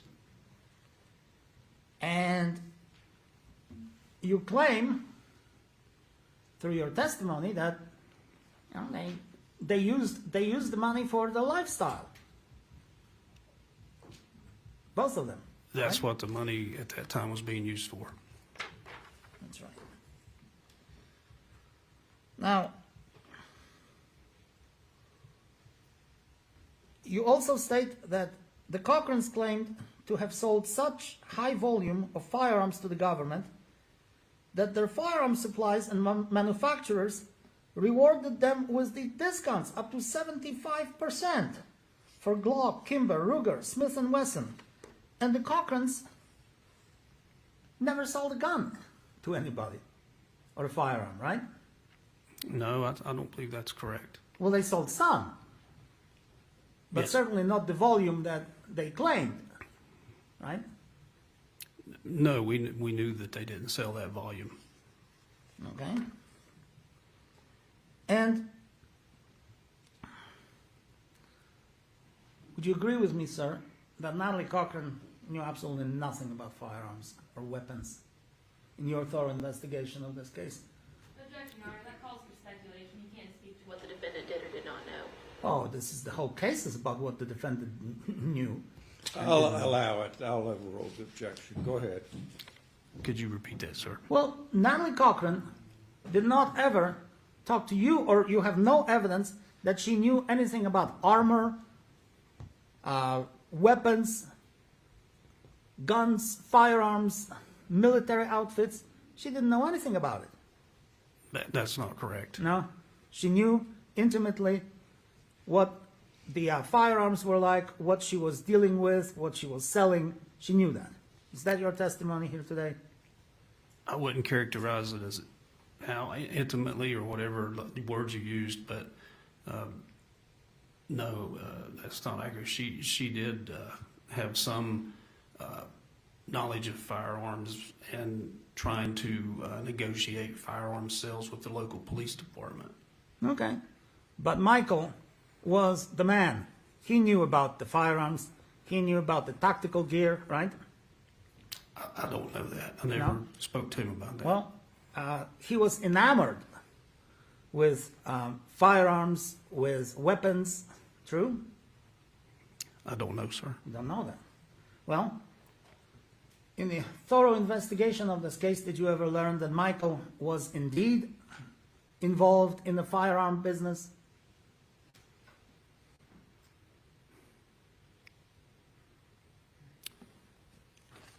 The information that I saw was that the defendant was trying to negotiate a sale of firearms with the Raleigh County Sheriff's Department, and there was information also that she was trying to negotiate a deal for a firearms sale with the West Virginia State Police, which was completely fictitious.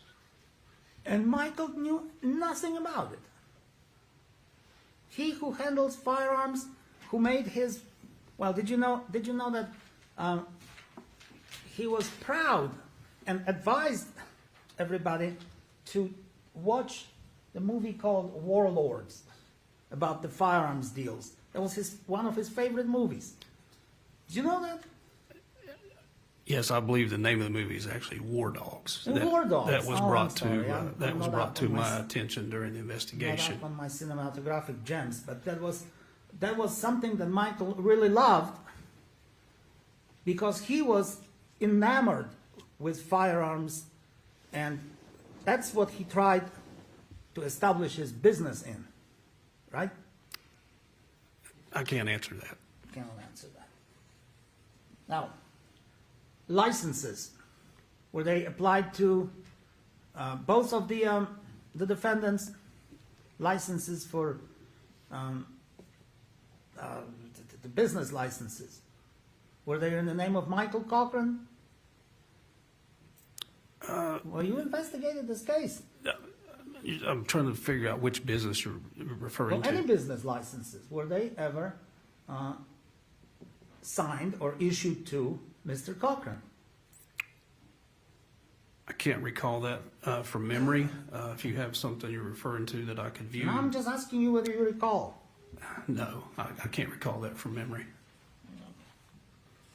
Now,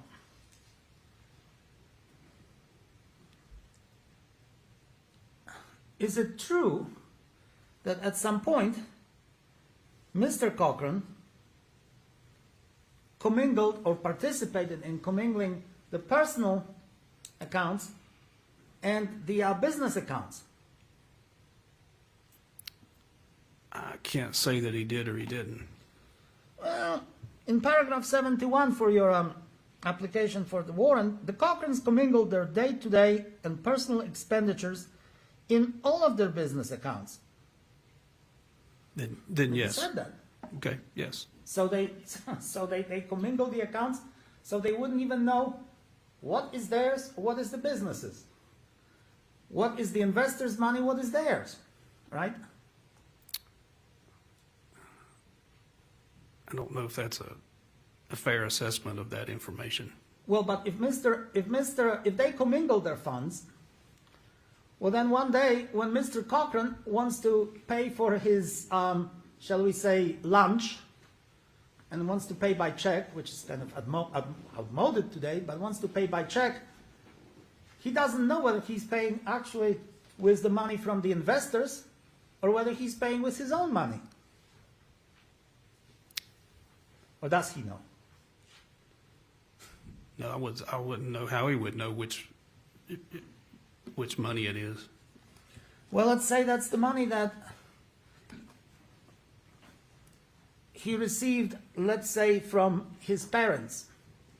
for $44,000, and he puts it in his personal account or the commingled account. Wouldn't he know that that money is from the investors, i.e. his parents, and he cannot touch it because it should be in a separate account? No, that money was given to the company for investments into government contracts through the Tactical Solutions Group business or the Technology Management Solutions business. So how many times did Mr. Cochran actually receive the money from the investors himself? Here comes Johnny investor and says, Michael, here's a check I'm going to give you for the investment. How many times did something like that happen? Again, I can't recall that from memory, sir. Well, you don't know. All right, you cannot recall. And wouldn't, I'm looking at that form that you signed to, and the expenditure of that TMS or whatever, the two businesses, is over $1,100,000 plus, $1,123,517.07 for all kinds of things.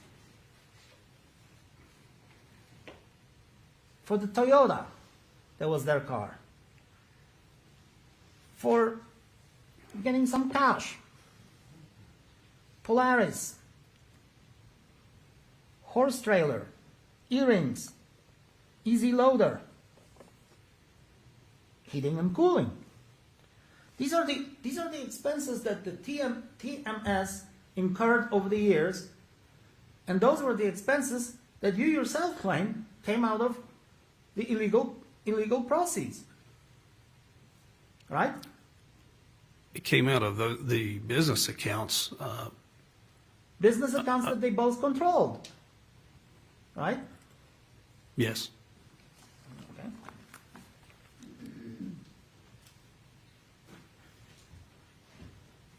And in fact, when the federal government finally looked at the harvest of your hard work, the federal government claimed that both of the defendants enjoyed the proceeds of the account, right? Or accounts. True? Yes. Yes. And then just happened that while the federal government was ready to indict them both, in September of 2019, Mr. Cochran unexpectedly died, right? That's not correct. No? All right. You've been involved in federal investigation of the cases, sir, haven't you? Of other cases? Yeah. Yes. You're telling this jury that if there is ever a couple, husband and wife, who are cheating on taxes, let's say, or who are involved in some, money laundering or some other financial scheme, you are telling us that from your experience that the federal government would only investigate one and not the other? Is that your understanding of the federal investigation, sir? It would depend upon the evidence that was set forth in each investigation. I've seen it go both directions. You have seen the cases where the couples, married couples, are investigated individually? You really have? Yes. Okay. All right. I've conducted those myself.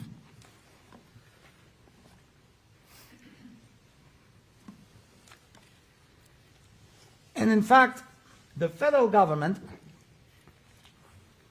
you have no evidence to suggest, sir, that the federal government would not have indicted Mr. Cochran had he not been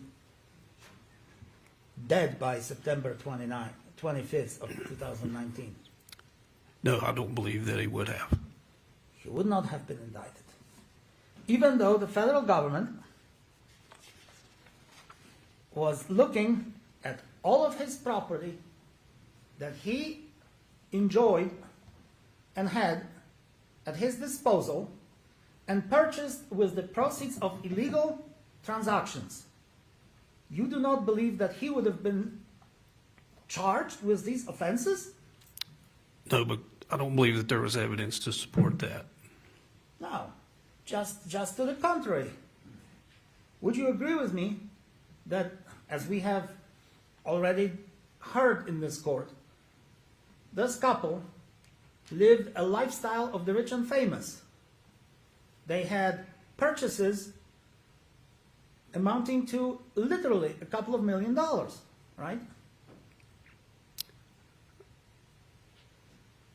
I would say that's fairly accurate, yes.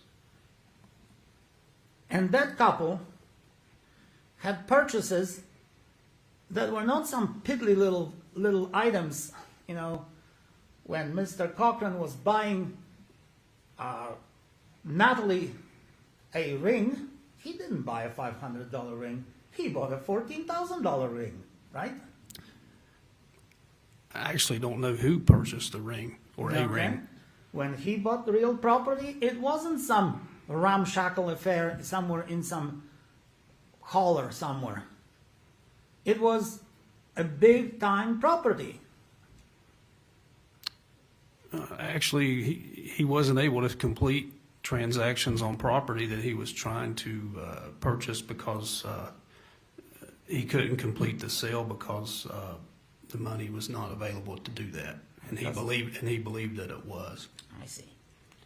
But he managed somehow to get himself a couple of motorcycles, well, several motorcycles, a couple of cars, including the antiques. He was somehow able to remodel his, $300,000 house, right? He was able to do all of this financially from his income that we still cannot determine. He believed his income was coming from the proceeds of the legitimate business that he believed he operated, doing government contracts and receiving payment back from the government based on those contracts, which was not true. And of course, you're in his head and you know what he was thinking. That's your testimony? No, sir, I'm not saying that.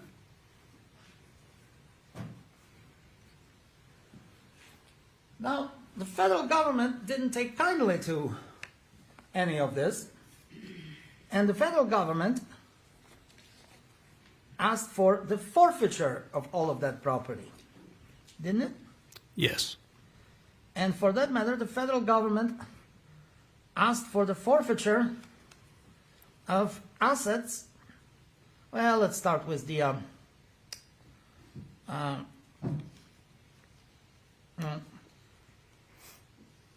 let's start with $523,343, and no, I'm sorry, it's the assets 523,343,361. What is it? $523 million? That doesn't sound accurate. I'm Well- not sure what you're referring to. Well, I show you the forfeiture Yes. that the federal government filed against the Cochrans. Can I approach? Yes, you may. I always suck at math. But would you please read this? The Cochrans listed their assets as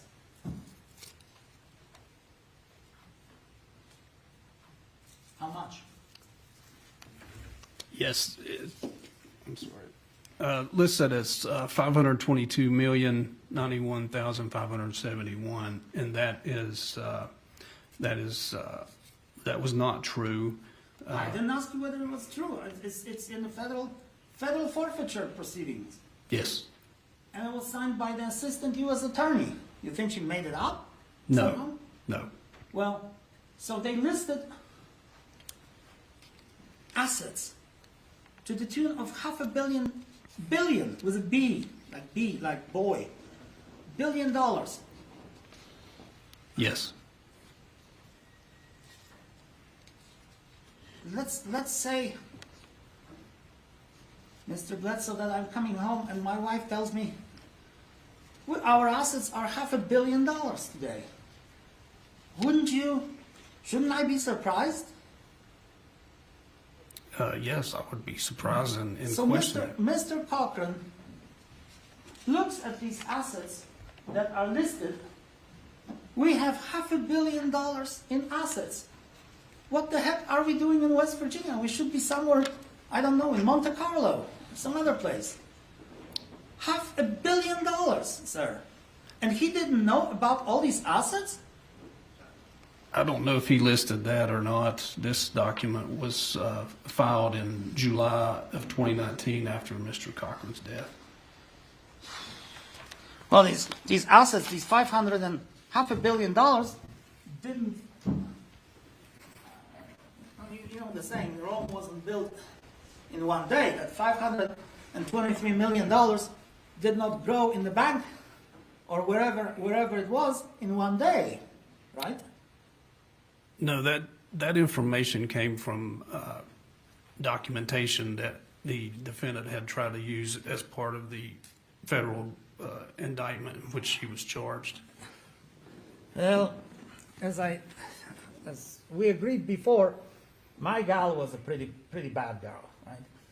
My client here, she was a fraud, right? I'm not here to judge anyone, sir. Okay. Now, I just want to ask you a couple of questions in regard to your testimony here today. You said that you were surprised. You found it odd when my client told you that her husband used to inject himself with insulin, right? Yes. Especially that it was in the back, right? That's correct. And you found the word back somewhat objectionable, right? You found it odd. Yes, it didn't seem like something that I expected to hear. Or maybe she was just trying to be polite.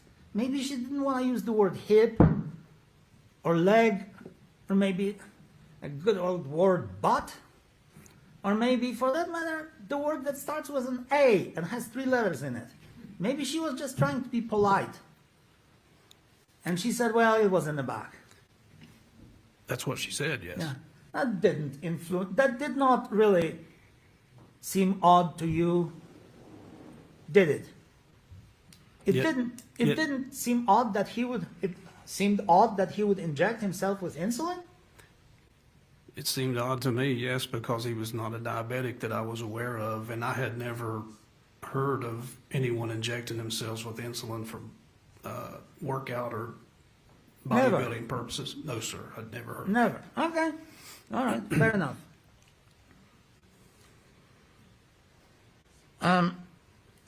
You testified on direct here that you found it suspicious that my client and Michael did not go to the meeting with that fine banker that just testified here a couple of days ago.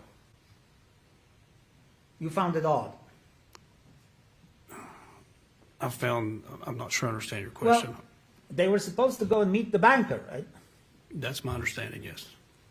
But they didn't because Natalie was sick. That's correct. That's correct. And would it surprise you if you knew that the account wasn't even open? There was nothing to discuss about the account. No, that wouldn't surprise me one bit. And for that matter, do you have any idea that Natalie went to the doctor not on the day when Mr. Cochran collapsed in his home, but the day before? Did you know that? Yes, she went on the 5th and the 6th. So she went there on the 5th and on the 6th. And she complained about all kinds of problems bad enough for the doctor to give her a shot and give her medication, right? I think that's accurate, yes. Okay.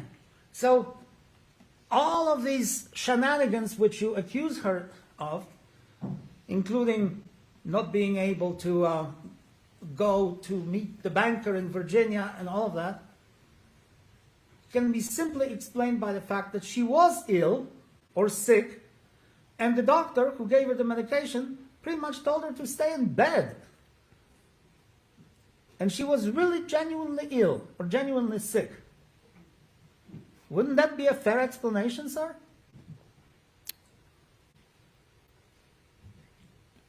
I don't know what the physician may have told her. I know that Mr. Cochran was trying to continue that trip without her, along with Mr. Davis if necessary. And for that matter, did you know that Mr. Cochran himself didn't want to go without Natalie? I believe he indicated that he would prefer that she go. He indicated that he wanted to go with Natalie, and that's why he didn't go. Not because he had some suspicion that she was going to execute him that day, right? No, he wanted to go to the Bank of America to try to find out why he was not receiving the funds that he thought he had been told that $1.4 billion was going to be deposited into that account after February the 1st. Could it be that maybe because he bought himself a 1964 Cobra, there was no money in that account? The Cobra, I believe, was purchased before there was any dealing with Bank of America. Maybe because he bought himself a couple of nice motorcycles. That's why there was no money in that account.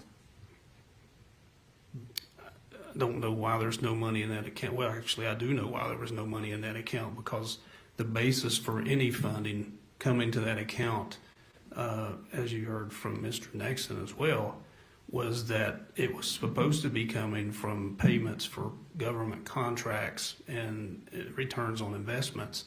The contracts were never done, and there was no money ever coming. Mr. Bledsoe, did you listen to that banker? There was no account, was there? There was no account, was there? I don't know if the account was, that was the process. He explained, the way I understood his explanation is they were in the process of trying to open an account, and he had vetted the information that he was provided Mr. by Bledsoe, the defendant. as we stand here today, as I stand here today, as you sit there, as you remember the testimony of that banker, there was no account.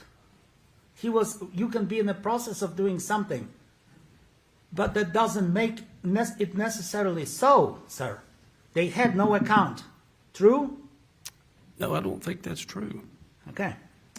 You're telling us that they had the bank in Virginia already established, and they were ready to pounce on the banker in Virginia to figure out why there was no money there. Is that what it was?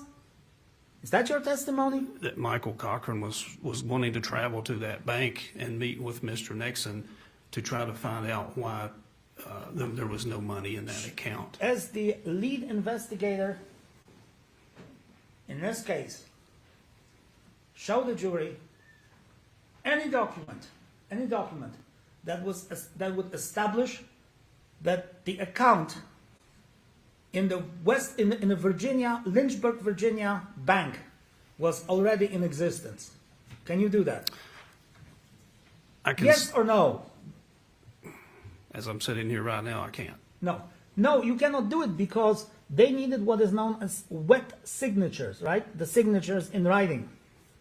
Yes, I remember that. Many banks require that a person appear in person to open an account. Yes, Michael Cochran had told the defendant that since she was sick, he would travel on and get that signature information and bring it back so she could sign hers as well. He was determined to get this done. He was determined, and yet he didn't go. Right? Okay. Now,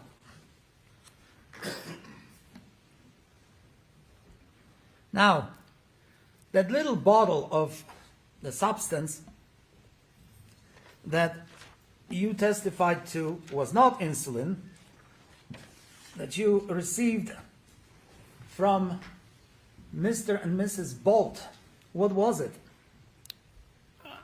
I can't pronounce the name that the chemist from the FBI lab called identified it as. Clofamine, if I pronounce it, I probably mispronounced it with my inflection anyway. So, clofamine? That was how it was labeled, but you asked me about the substance in the bottle, I believe, and Okay. that was identified to be something different than the label. Well, that was the substance to fight the waning testosterone, right? I don't know what that's for. Well, you investigated this case. You're claiming that my client killed her husband with a substance, and you would not be curious to know the effects of the medication that you just found? Yes, that's exactly why we submitted it for testing. Okay, well, so now you know that this substance is designed to, help the macho man, be a macho man, the testosterone medication, right? I can't say that I know that personally. I can say that what I heard testified to here by the chemist, that would be the basis of my knowledge of that. And substance. certainly that could not be the medication that killed this guy, because that medication makes a person combative, right? Your Honor, he's asking him to testify as to medical knowledge that he has clearly stated he does not have. You don't know what that medication is. Sustained. Right, fine.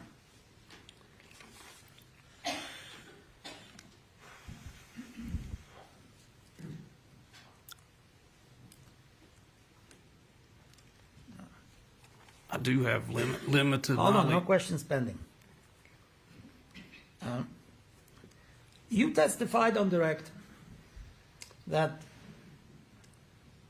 you believe that Natalie's statement concerning her cancer is false. In the context of the time that it was being reported by her, I believe my testimony was that I hadn't obtained any evidence to support that. Well, did you get any evidence from Duke University? I believe we subpoenaed, off the top of my head, I can't remember without reviewing it, but I believe we did subpoena some documents from Duke. And did she have anything that resembled cancer? I don't recall that. You don't recall. Now, did you know that she first went to the Cleveland Clinic? I remember references to the Cleveland Clinic in the text messages, but I don't know if she ever actually went there. I don't think we subpoenaed any documentation from Cleveland Clinic. And do you know whether she was accepted or rejected there? No, I do not know that. And if she was rejected for such insidious purpose as lack of insurance, that still would not change the fact that she may have had cancer. Right? I can't answer that. And if she then went to Duke, you don't know whether she had cancer or not. You're just speculating here. No, I'm basing my answer off of documents that I By the reviewed way, how did you get into her medical records, sir? with a subpoena. With a subpoena? So which doctors did you subpoena for her medical records?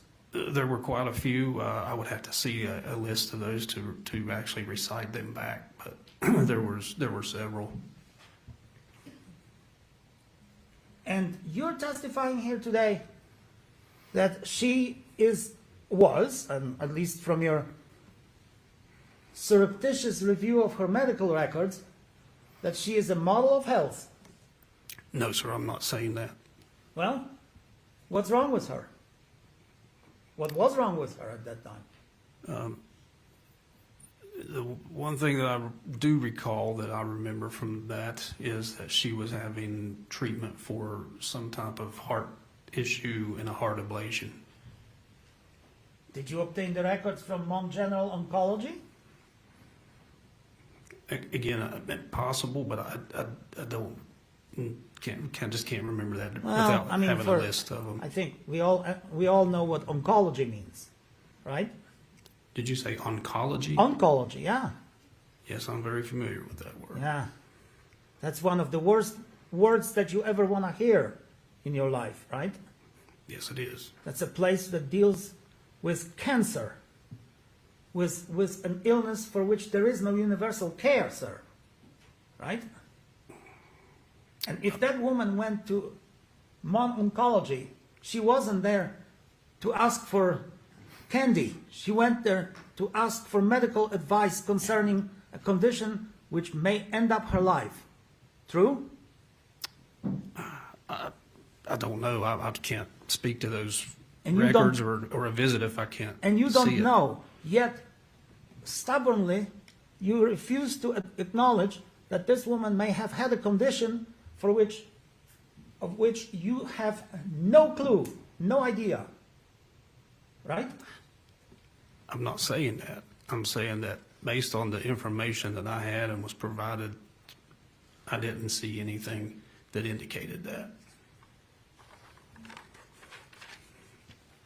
Do you ever submit it to any doctors for any review of Ms. Cochran's medical conditions?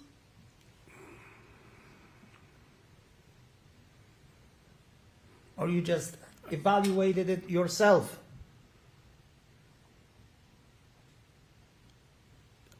I don't believe I think the only records that we submitted to any doctors were for Mr. Cochran. All right. I want to ask you a little bit about, you said several times that based on my investigation,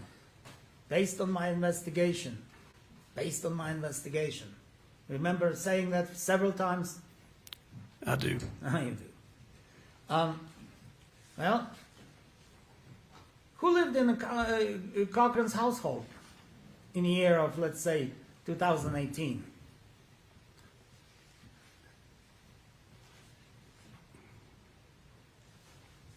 I can't say for certain who actually lived in the household. I was never in their household All right, in let me make 2008. it simple. Do they have any children? Yes, Did you interview any of these children? I did. However many children they had? I did not. You did not. Wouldn't that be an invaluable source of information concerning their lifestyles, drug consumption at home, health of their parents? Would have been, and these children are now, one of them is still 17, but one is 20. So a couple of years ago, they were still 15, 13, 14. You could have asked them all kinds of questions, but you didn't interview them, did you? No, we did not. No. Did you know, and I'm going to refer to these texts. Oh, by the way, let me ask you this. Do you have any idea whether Michael Cochran was a dominant figure in the marriage? Or was it Natalie Cochran who was dominant in that marriage? I can offer no observation on that either way. If I told you that in August of 2018, the phone that Natalie Cochran had was actually taken from her by her husband, would you believe that? I don't know whether to believe it or not. I don't know the source of that information. Would I, if I told you that Mr. Cochran controlled Ms. Cochran's use of the computer, would you have any evidence to contradict that? That he controlled her use? Controlled the use of the computers at home? No. Would you have any evidence to contradict that Mr. Cochran actually had the phone that belonged to Mrs. Cochran for about 2 months before he even let her use it again? I have no information about that. And would you have any information to contradict the proposition that these messages that you played were actually sent by Mr. Cochran rather than Mrs. Cochran? No, I don't believe that. You don't believe that? All right.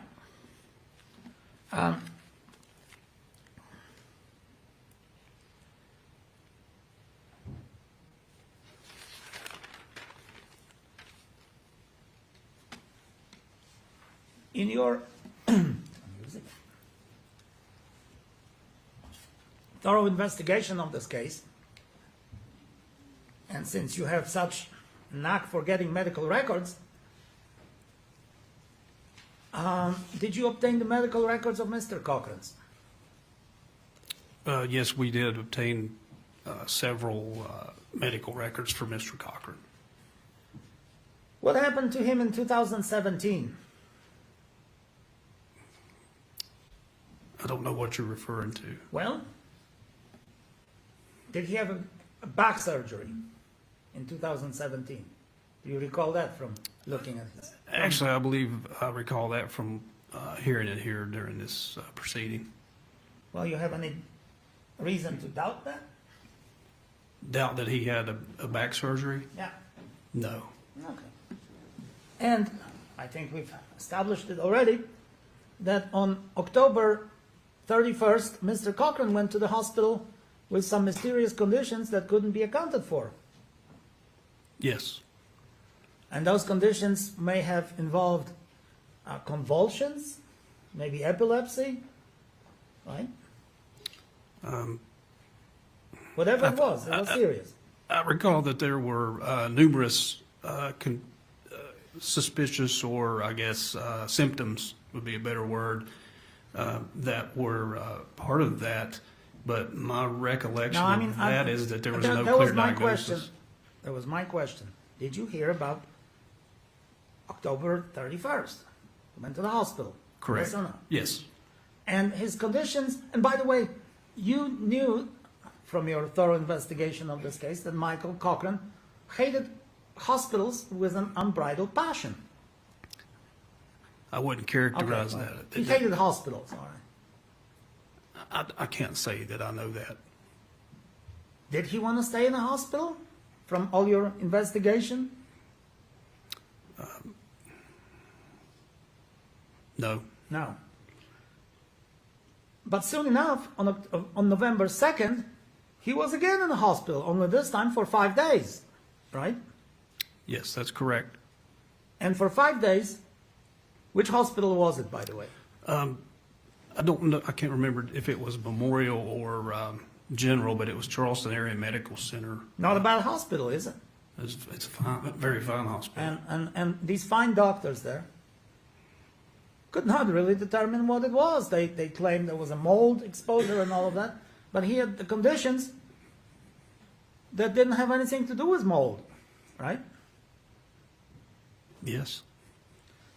And those conditions, and we've been through it already on one examination of one officer. Convulsive epilepticus, so he may have had epilepsy, right? I think there was a whole list of things that might have been. Yes, encephalopathy, which is what? I don't know. Okay. Respiratory failure, seizure, altered mental state, enlarged heart. Those are serious conditions, right? Yes. And He was vomiting, he had fever, rash, dizziness, urinary retention. He couldn't go to the bathroom. A sepsis could have set in. That's serious, isn't it? Yes. Chronic sinusitis, he couldn't breathe on top of that. Serious stuff. So he stayed in the hospital, and then when he came out of the hospital, isn't it true that he told everybody he was not going back? True or not? I don't know. I have been told that, yes. Yeah. And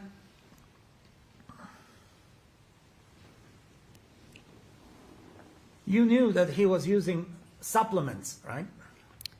I don't know that. I was told that by the defendant. Okay. Well, you did. You looked at his computers and all of that, right?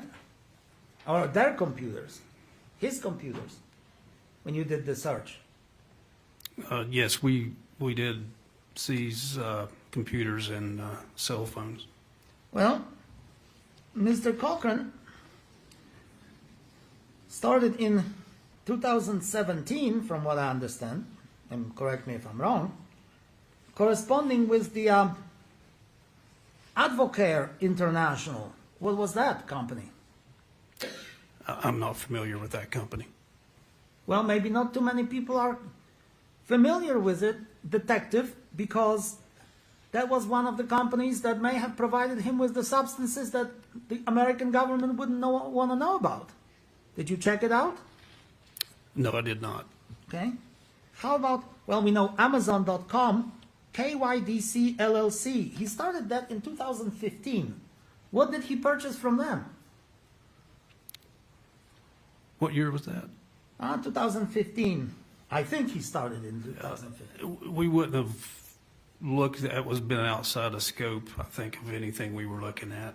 Well, but yet you're charging this woman with murder by poison, and you don't want to know what kind of substances this man had after you found two suspicious substances in their home?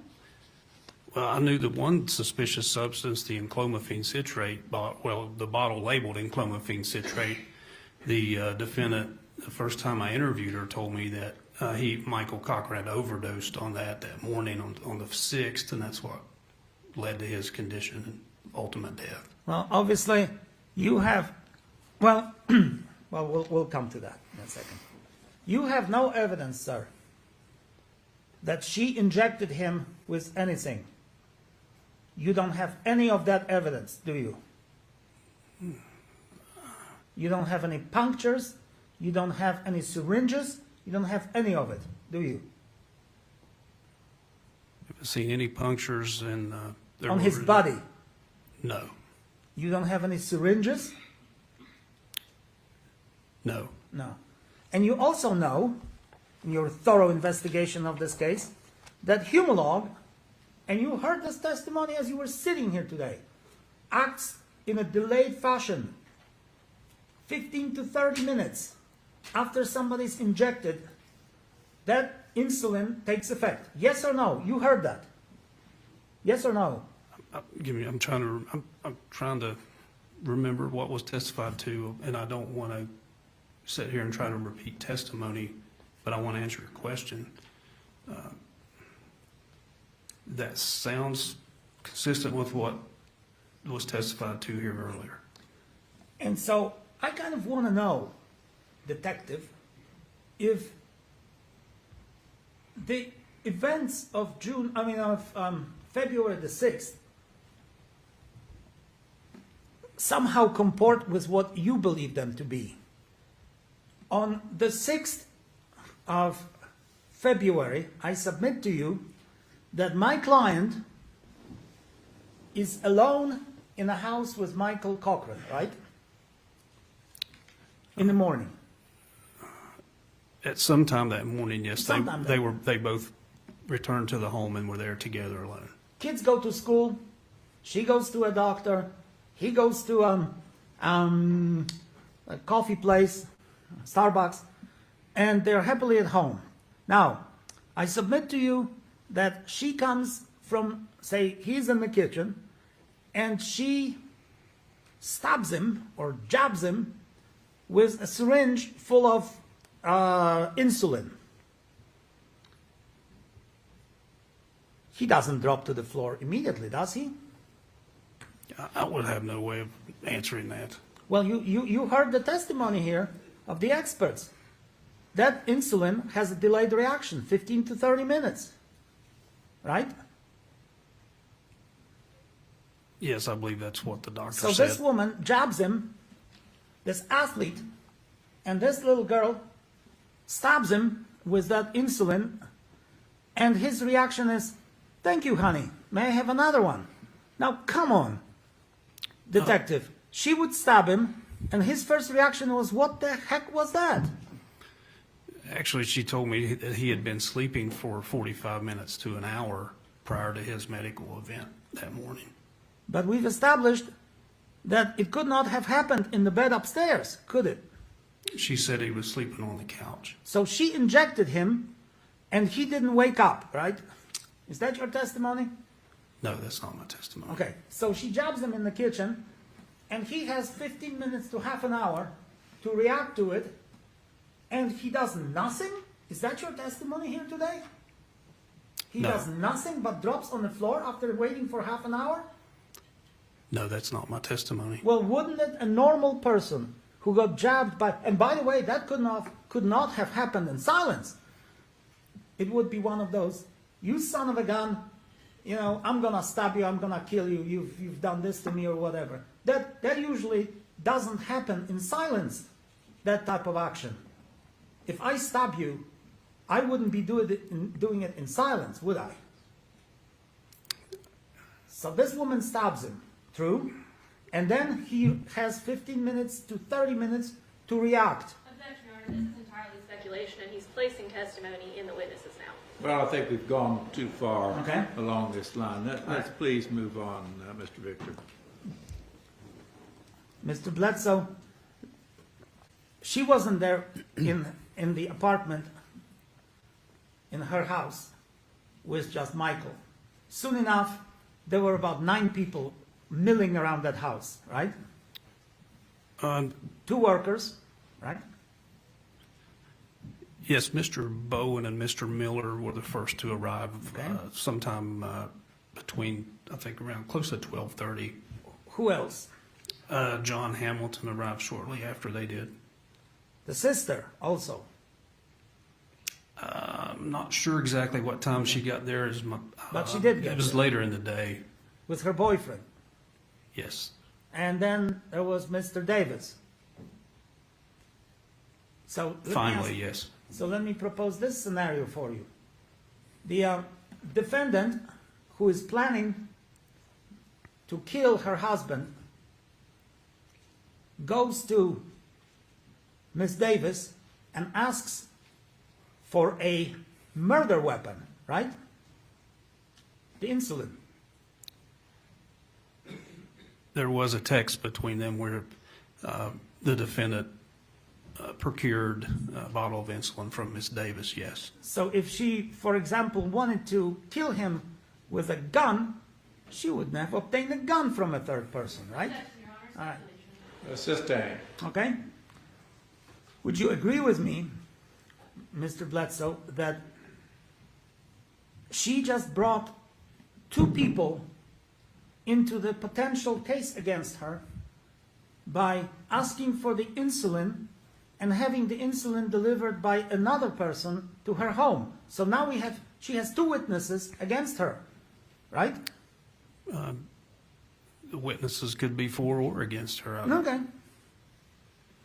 And would you also agree with me that all of these people who came later to the house could also be the witnesses against her, right?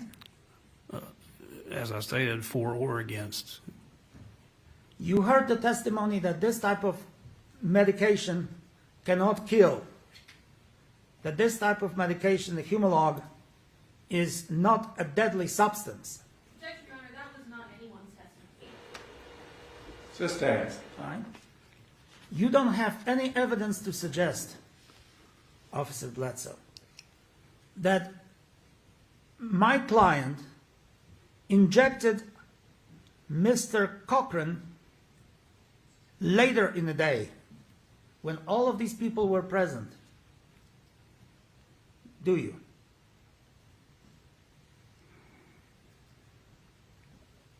I think the evidence that was testified to by Dr. Krieger and Dr. Uribe support the theory that that was possible. Yes. Possible? Then I will ask you here today and under oath, sir. Point me in the direction of my client injecting anybody with insulin while all these 7 or 8 or 9 people were present. What time, under what circumstances, where, and with what syringe and what insulin? Point it to the jury. Tell the jury. Yes. I can't answer that. Because you don't know. You don't have any of that evidence, do you? Just refer to my previous answer about the evidence. All right.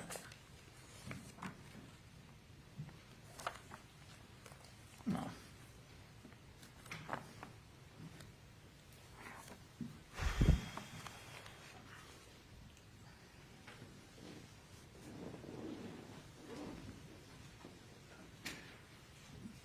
Hold on.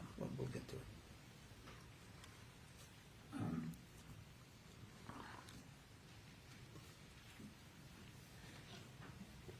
At the time of, you remember that this case had been dismissed once, pending the second, the autopsy, right? Which autopsy are you referring to, sir? Well, the second autopsy upon the second exhumation of Mr. Cochran. I wasn't a part of the second exhumation in any way. Okay? At the time this case was indicted in 2023, all your evidence suggested that there was no insulin involved in this case. True? No, No? it's not true. Well, medical evidence by Dr. Kubitschek. What did it tell you? You have to be more specific which medical Well, you heard him evidence. testify. There was no evidence of the intentional homicide, right? I believe his report reflected that it was undetermined. Right. Prior to Dr. Krieger and her involvement in this case, point me to the evidence, medical evidence, that insulin was involved in this case.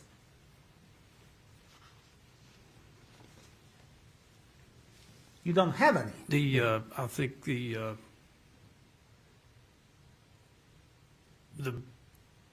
blood glucose level of Michael Cochran would be considered medical evidence that When and by whom? at Raleigh General Hospital on the February the 6th date when he was taken there. Show me the evidence that would indicate that, or show the jury the evidence, that the Raleigh General Hospital believed Michael's death as a homicide or suspicious for homicide. That was not. I agree. The court has to sustain the objection. Okay. Then you have Dr. Krieger, whom the prosecutor hired, and Dr. Uribe, and these two came up with the concept of insulin injection being the murder weapon, right? I don't believe I heard either one of them testify that to a murder weapon.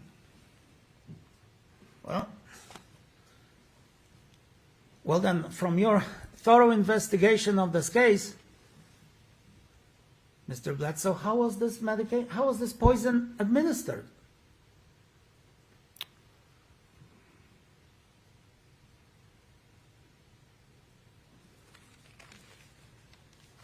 I can't answer that.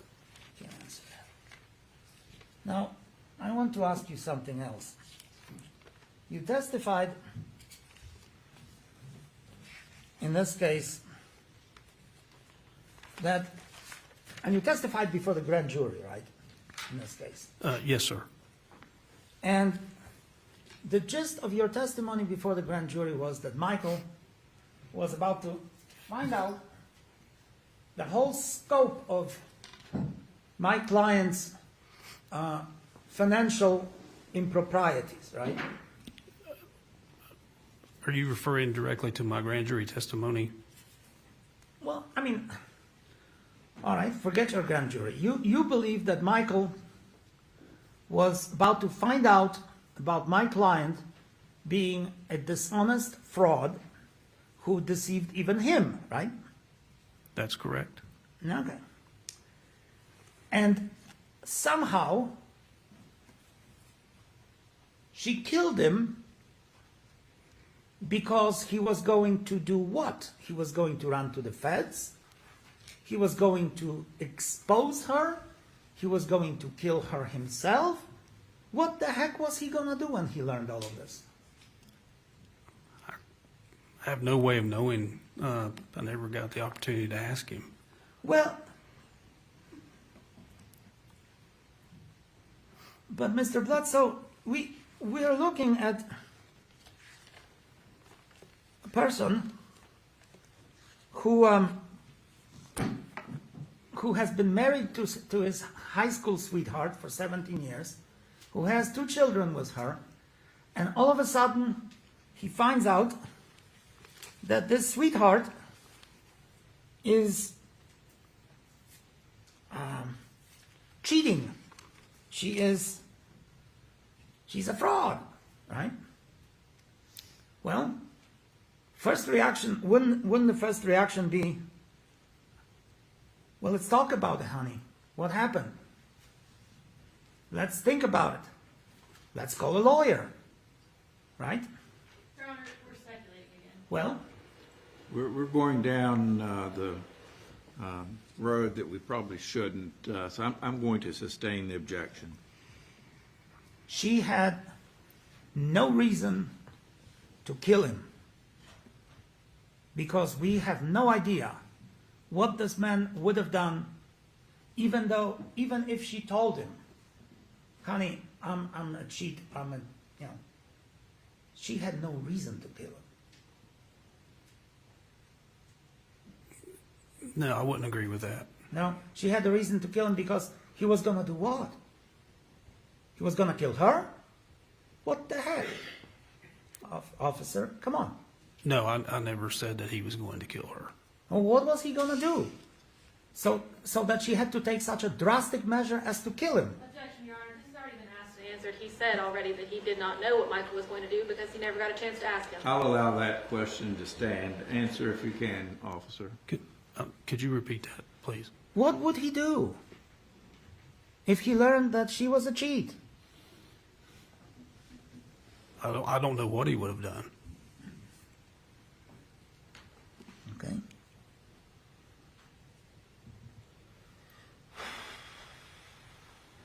Now, you talked to several witnesses in this case, including Mr. Treadway, right? Mr. Treadway? Yes. That's not correct. You didn't? I sure wanted to and attempted to, but he refused to meet and speak with me. Okay.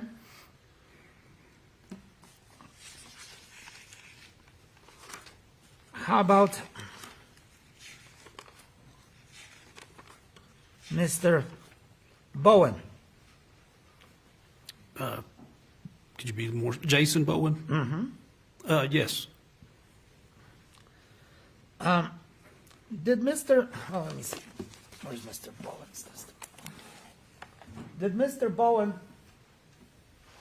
tell you that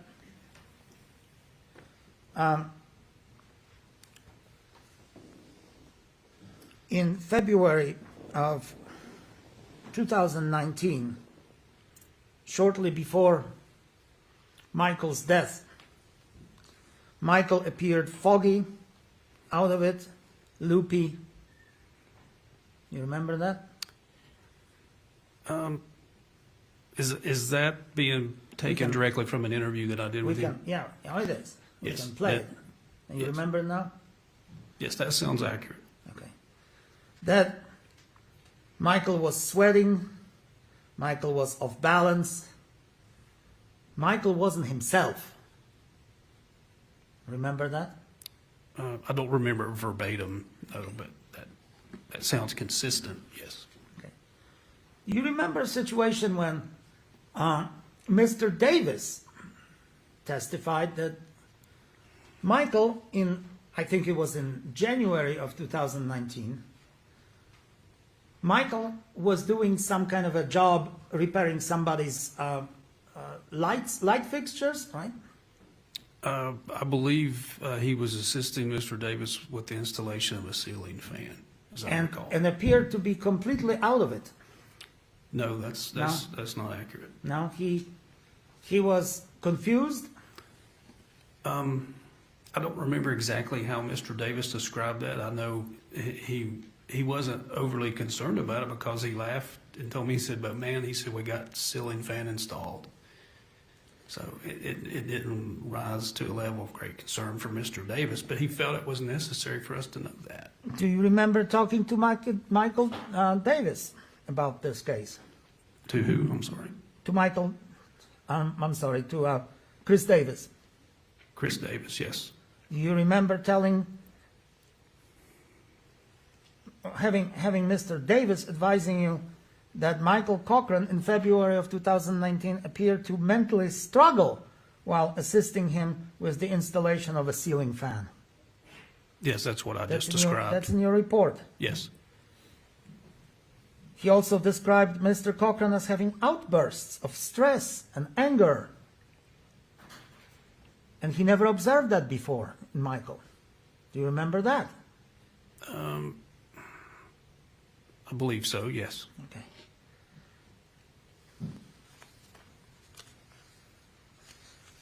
You knew that Michael was using all kinds of supplements, right? I didn't know that. I was told that by the defendant, yes.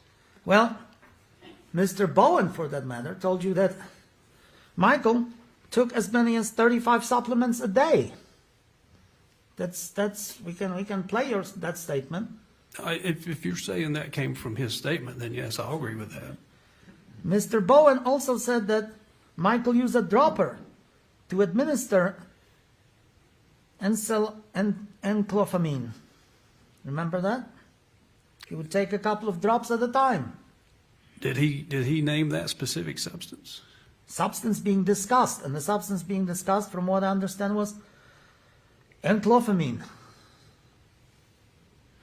I don't recall that directly, but Okay. if Now, do you remember a witness, and I think it was maybe Mr. Bowen, who told you that Michael got confused in a grocery store, didn't know where he was, couldn't recognize his car in a parking lot? I believe that, I'm not sure where the location was. I believe the way he characterized that is Mr. Cochran couldn't remember where he parked his vehicle. I see. Did you know that Michael Cochran apparently hated Panera Bread, the restaurant? No, I did not. Of course. And a witness testified, the testimony would be that he actually went there and didn't know where he was. Would that surprise you? Who said that? That would be Mr. Treadway. Again, I would have been glad to talk to Mr. Treadway, but he refused. Okay.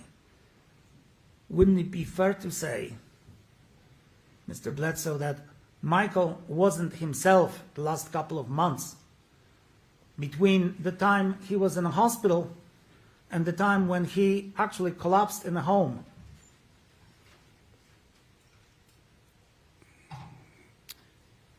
Yes, I believe that's fair to say. He was definitely exhibiting signs, I think, of stress and over not being able to find out where his money was that was supposed to be in the bank. Sure, I understand that. But he also exhibited some serious illnesses, and he was prescribed some serious medication. And I'd like to ask you whether you know whether he was ever diagnosed with seizures and acute encephalopathy. I don't recall if he was specifically diagnosed with that or not. Well, did you read the report of Dr. Ward? I mean, it's in the discovery. Just give it to us. You gave it to us. I'm sure that, yes, that I reviewed those documents. It's been many years ago, and sitting here right now to recall it off the top of my head. So if he had an acute condition of seizures, encephalopathy, and was prescribed medication that I probably cannot even pronounce, lamotrigine, serious medication against seizures, anticonvulsant, would that surprise you? He had that condition?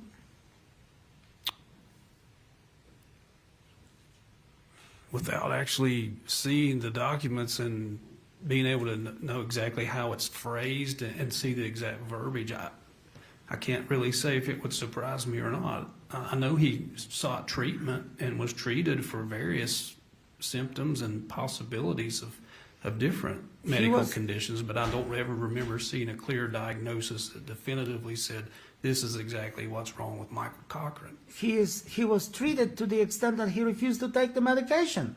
Did you know that? I have been told that. You've been told that. He refused to take what medication, sir? It was referred to as seizure medication. That's not good, is it? I don't know. Okay.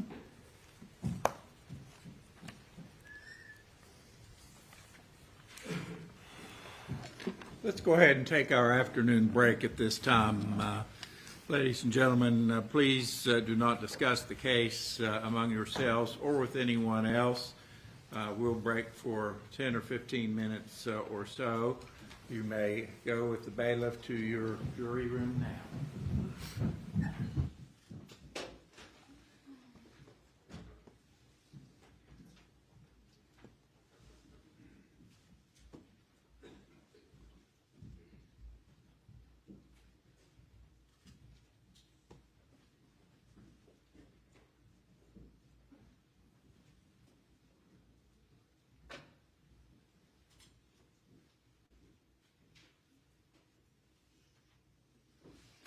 All right, we'll break for 10 or 15 minutes. I don't need to admonish you again, Lieutenant.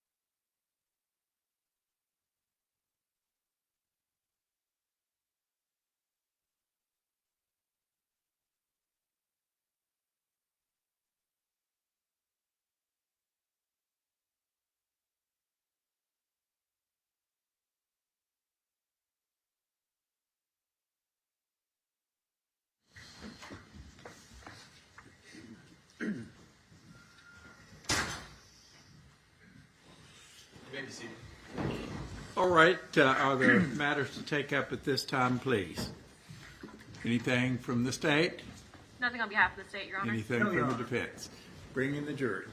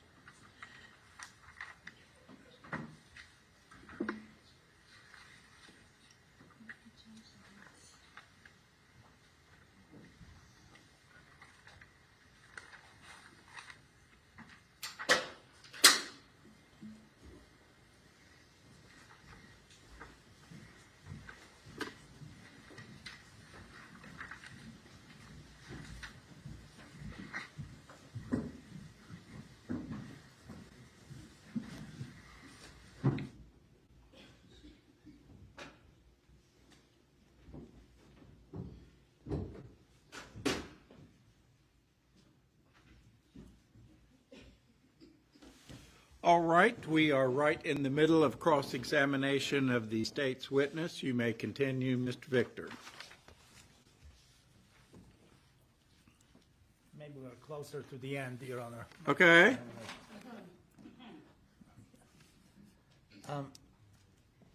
Did you know that Mr. Cochran was using the so-called smart drugs from nootropics?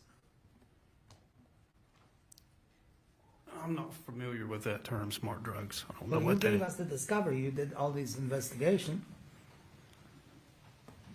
You didn't know that Mr. Cochran was using substances that you didn't even know about? If it was a discovery, that doesn't necessarily mean that I had knowledge that he was actually using anything. Did you hear anything about Mr. Cochran using substances that boosted the brain performance? No, I don't recall hearing that. Anything about substances that increase the memory of a person who uses them? No, like I said, I guess the supplement information that I was given was by the defendant after Mr. Cochran was deceased. Did you know that he used any stimulants to keep him awake? No. Did you know that he was using substances that had pretty serious side effects, such as high blood pressure, fast heart rate, insomnia, trouble sleeping? Did you know that he was using these substances? I don't know what substance you're referring to. For example, Procedural. Could you pronounce that again? Provigal. Procedural. I don't know if he was using that or not. How about substances like Adderall, Ritalin? Do I know if he was using them? No, I don't know that. Okay. All right.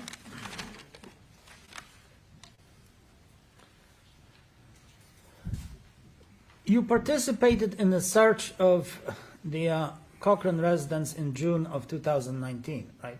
That's correct. And you were there to seek financial information, right? It's a wide variety of things we were there seeking as part of that search warrant. Well, the search warrant provided mostly for the evidence of financial crimes. You weren't searching anything related to murder, were you? No. No. May I Yes.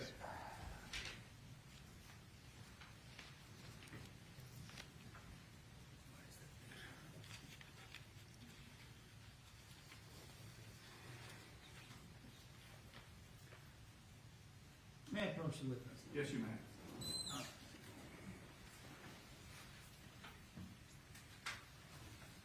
Showing you what's been marked as the defense exhibit number 9. It may be 9, 10, or 11, or it's 9. It says 9 and 4 photos. Okay, so it's collective 9. Yes, sir. Would you tell us what that is? It's a vial with the label Humalog on it. Is it true, sir, that you found that vial in the refrigerator of Mrs. Cochran's? That's correct. Okay. And that was the vial that has already been discussed here before this jury in this case, right? That's correct. Mr. Cochran died in February of 2019. Right? Yes. And you find this vial in June. That would be June, well, I don't remember the exact date. June what? I believe the search warrant was on June 25th of 2019. Okay. Well, some 4 months later. Yes. Looking at this exhibit, would you agree with me that this bottle is full? No. No? Look at the second picture. Would you agree with me that that bottle is, that's the same bottle, isn't it? It appears to be, yes. Yeah. And that bottle is full. I can't tell anything at all from this picture You can't, okay? as far as the level of contents. Okay. And would you flip to the next page? And that bottle appears to be full. Am I correct or am I wrong? Same answer. I can't tell from this picture. I can't make an assessment. Remember the testimony of the expert who said that you would have to inject somebody with a fair amount, and she did that, if I remember the gesture, something like that. Remember that? To cause the death with that type of insulin. Which expert are you referring to? Dr. Krieger. She said she used the word fair amount. That sounds accurate. So does it appear to you, and we don't know exactly where this gesture stopped, but would it appear to you that a fair amount of substance from this bottle has been withdrawn?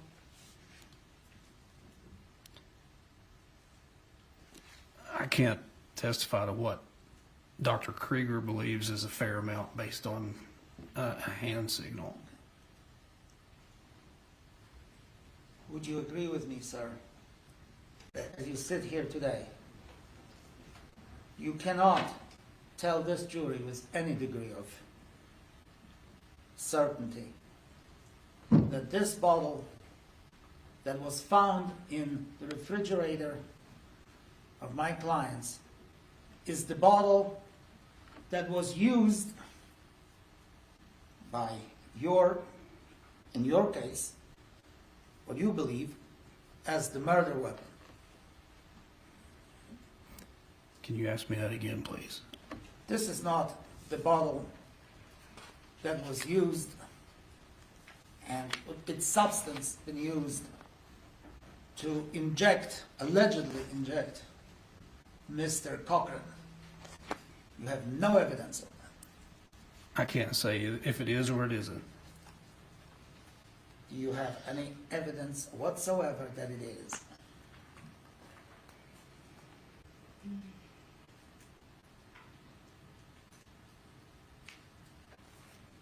Let me ask you this before you maybe ask you another question. You have any fingerprints on that bottle? Not that I'm aware of, no. You have any DNA on this bottle? We're talking about a murder case, talking Right. about a murder weapon. No. You would expect the Quantico people and you and everybody else to examine this bottle from top to bottom for fingerprints, for DNA, for any sign of connection between this bottle and this person, my client. Do you have any scientific evidence or any evidence that this is the bottle that caused the death, on the substance that caused the death of Michael Cochran? No, not this particular bottle. I can't say either way, if it is or it isn't. Okay. If I may retrieve the exhibit. Very well.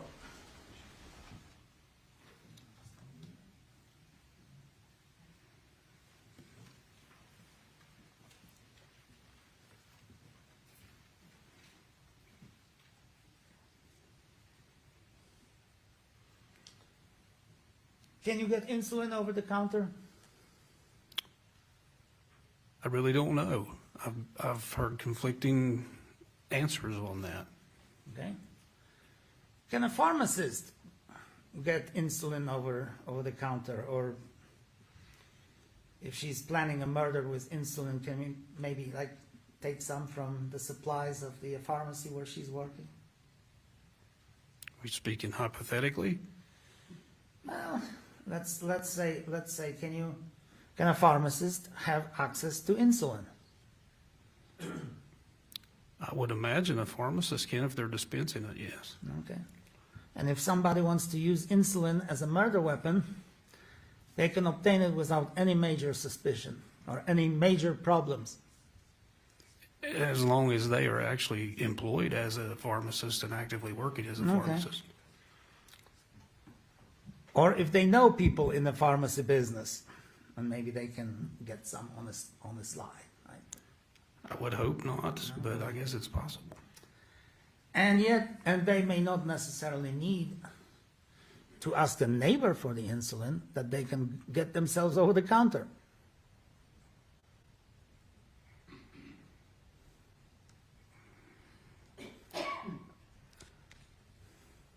I can't answer that question. Okay.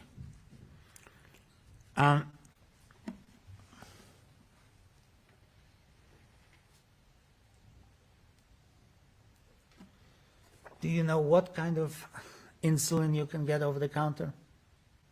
No, sir. Okay. Wouldn't that be one of your basic questions before you accused my client of murdering Mr. Cochran with insulin? Your client told me that she could buy insulin over the counter in one of the interviews that I did with her. Okay. All right. If I may have a second. Very well.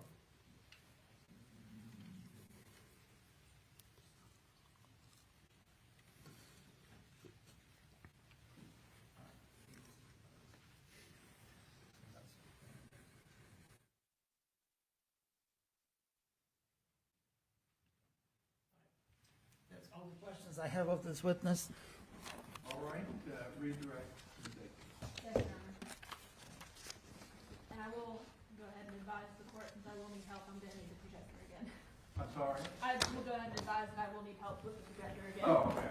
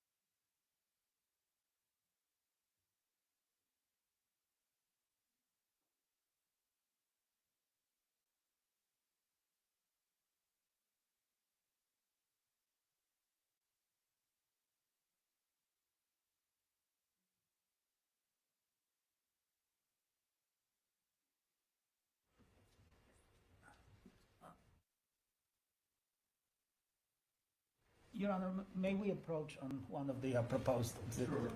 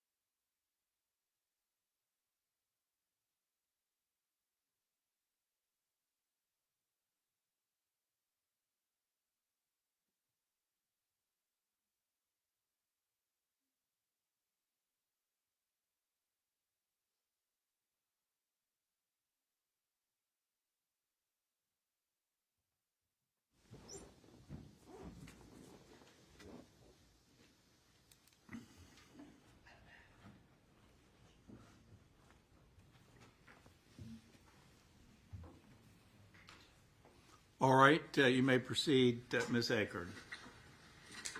Lieutenant Bledsoe, you have experience working in federal court, right? Yes. So you're familiar with the topic of unindicted co-conspirators? Yes.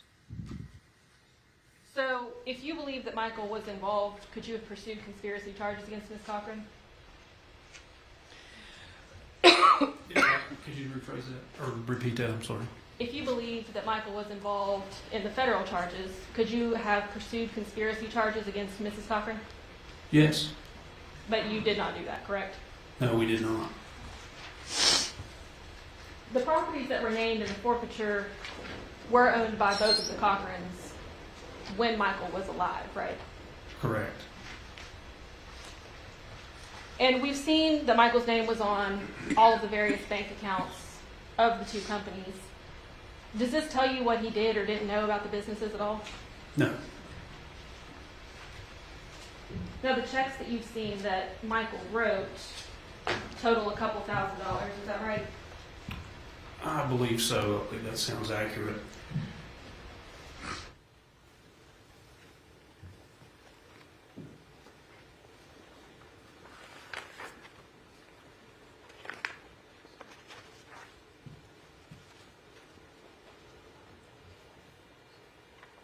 Just as an example, is that one of those checks? Yes.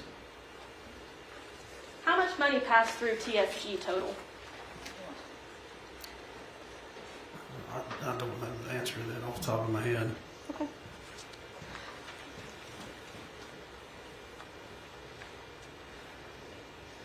What document were you referring to, Ms. Aker? I'm sorry, Your Honor. That was Defendant's Exhibit.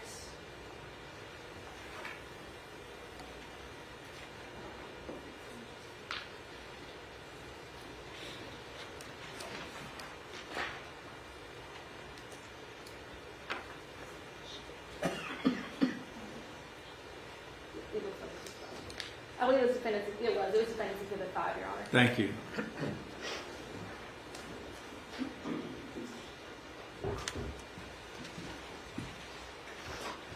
Your Honor, at this time, I would ask for this document to be marked as the state's next exhibit.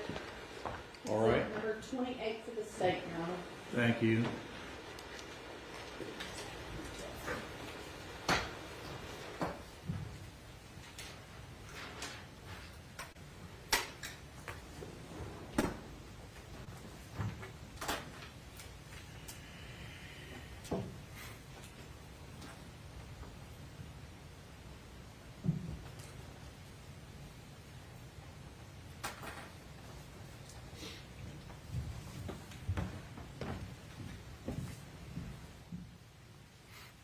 Now, defense counsel told you that the Bank of America account was never opened. Is that right?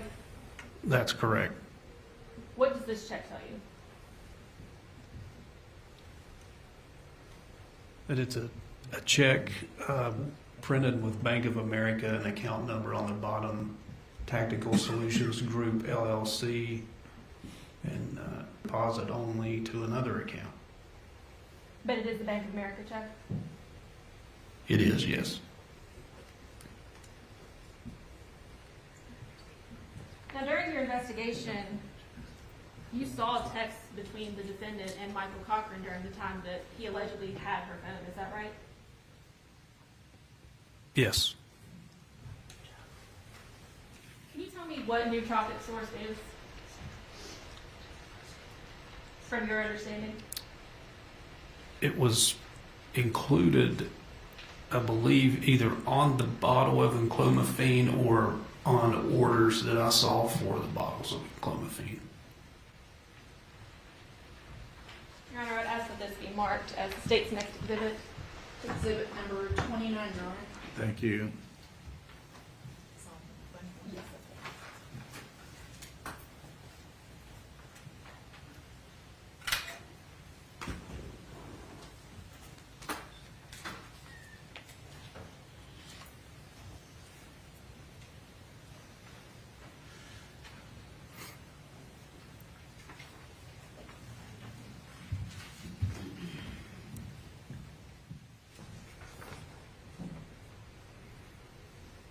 Now, Lieutenant Bledsoe, is that your email signature at the top of the page? Yes, it is. Was this email sent to you? It was. And who was it sent from? It was sent from the defendant. And what does that tell you about who between the Cochrans was interacting with nootropic source? I'm going to object. This message doesn't tell him anything. I think you have to sustain the objection. You could rephrase Ms. Aker.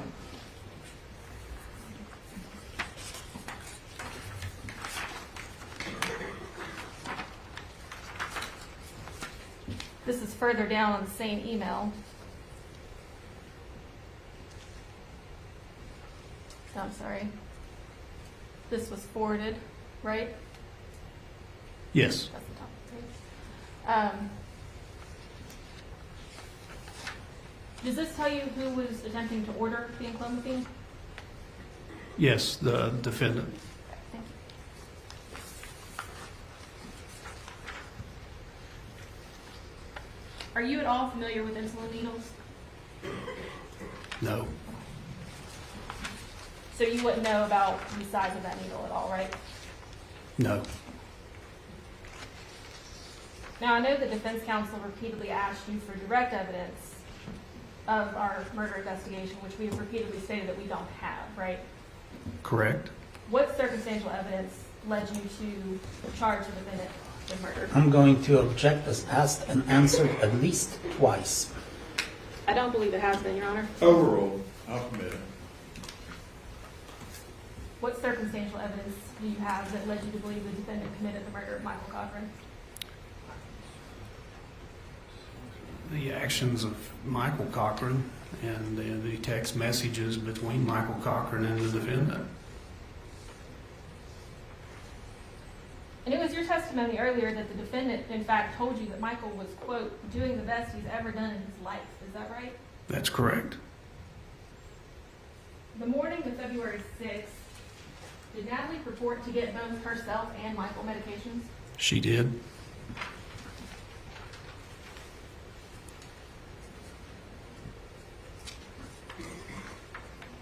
And just for clarification, who's that text message from? It's from the defendant to Michael Cochran.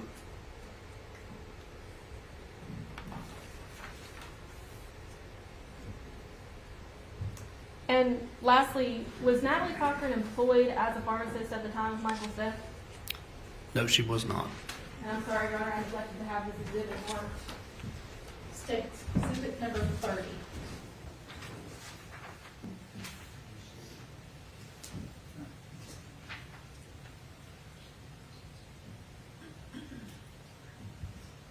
Your Honor, this time I would ask that State's exhibits 28, 29, and 30 be entered into evidence. Any objection? I object to the exhibit previously mentioned. I don't know what the number is. 28. For the reasons stated? For the reasons stated at the bench All right. conference. I'm going to admit 28, 29, and 30. 28 over the defense objection, but I'll reserve exceptions. I have no further questions, Your Honor. All right, recross Mr. Victor. May I see 28, please?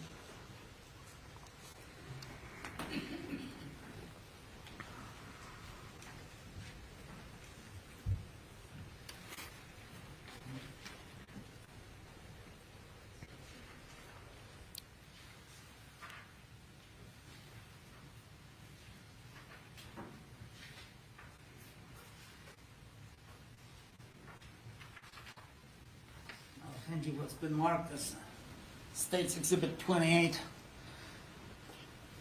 and tell the jury what it is.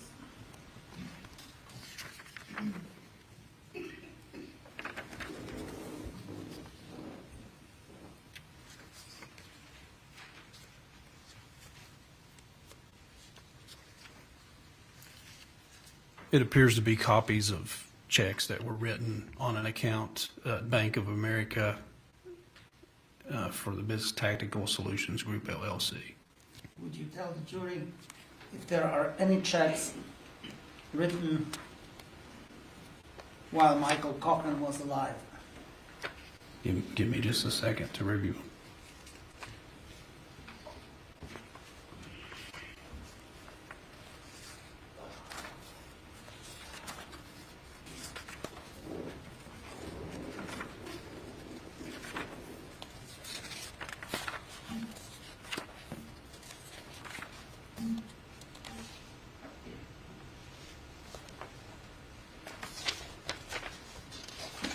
I don't see any, no, sir.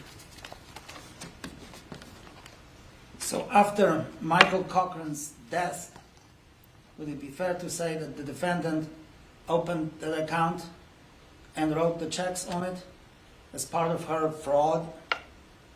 No. No? Show me the evidence, if you can, that my client opened that account prior to February 5th or 6th, the flight to Lynchburg, Virginia. Show me any evidence that she opened that account prior to that date. During my interview with Mr. Nexon, that was what I understood him to relay to me, was that she had contacted their bank, the defendant had contacted their bank for the purpose of opening an account. Yeah, for the purposes of opening that account, I didn't ask you what the purpose was. I asked you whether they had an account open prior to February 6th of 2019? I can't say if that account was open prior to that date or not. And in fact, they were going there they were supposed to go there on the 6th to open the account because the banker, as he testified, needed their signatures, right? I do recall him saying he needed their signatures, yes. Well, then why are we beating around the bush? As far as you know, before the February 6th, 2019, that account wasn't open. That account was open later, after Michael's death. I don't know that. You don't know that.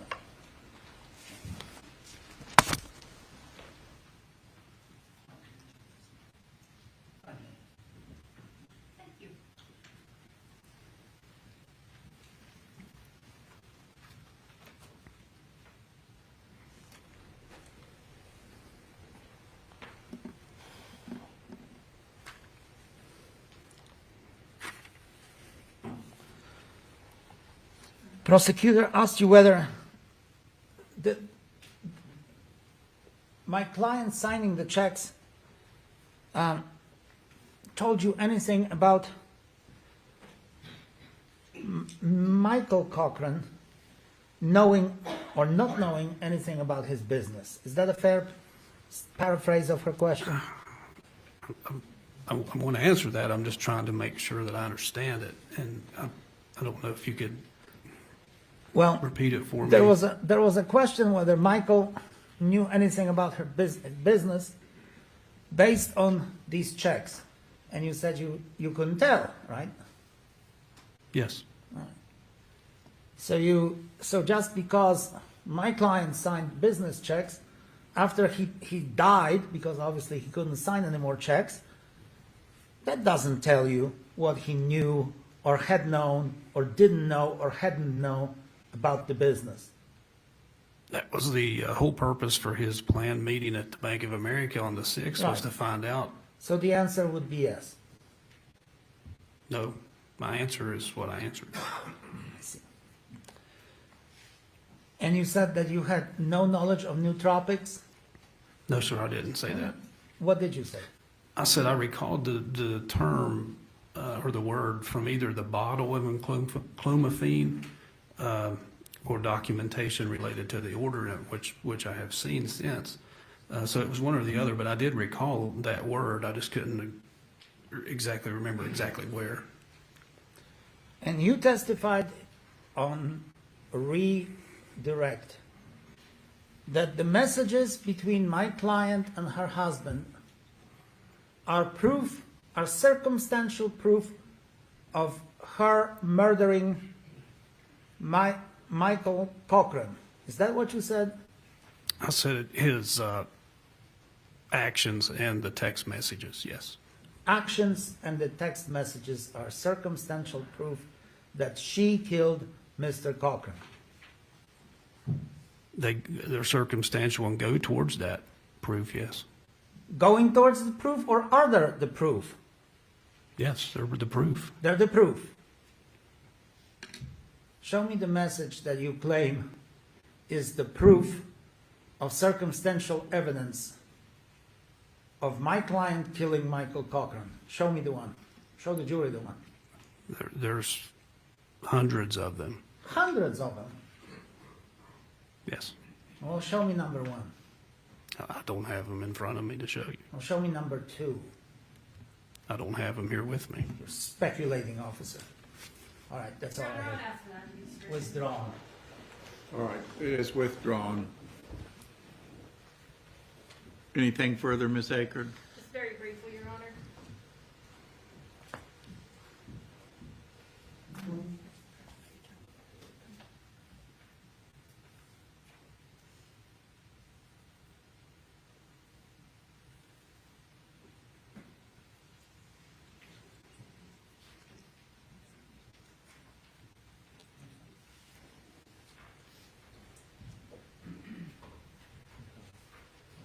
Your Honor, I would ask this be marked as the state's next exhibit. It has been shown to defense counsel. Very well. 31 for this one, Your Honor. Thanks.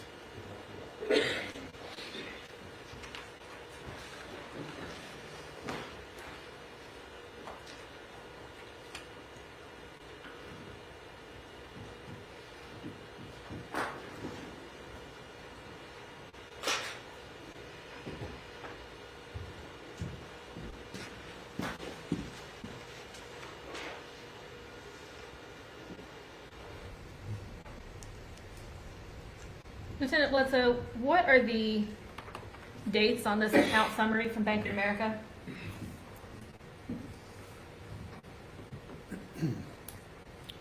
It says for January 30th, 2019 to January 31st, 2019. And what day did Michael Cochran die? February the 11th, 2019. Thank you. I have no further questions, Your Honor. I would ask that this be moved into evidence. No objection. All right, it will be admitted into evidence.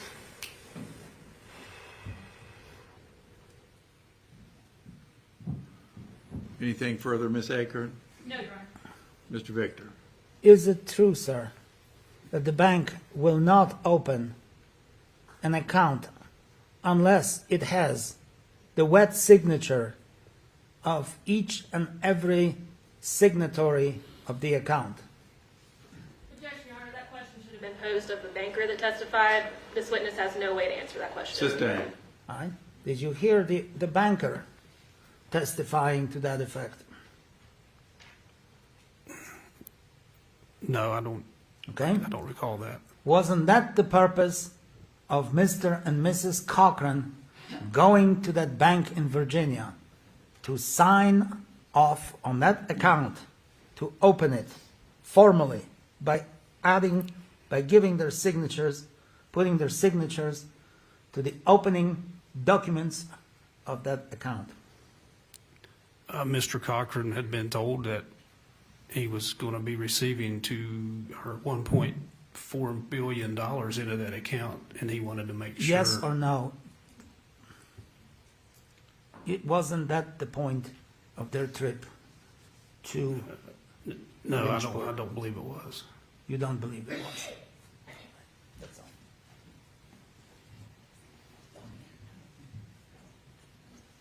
Anything further, Ms. Akron? No, Your Honor. You may step down, sir. Thank you, sir.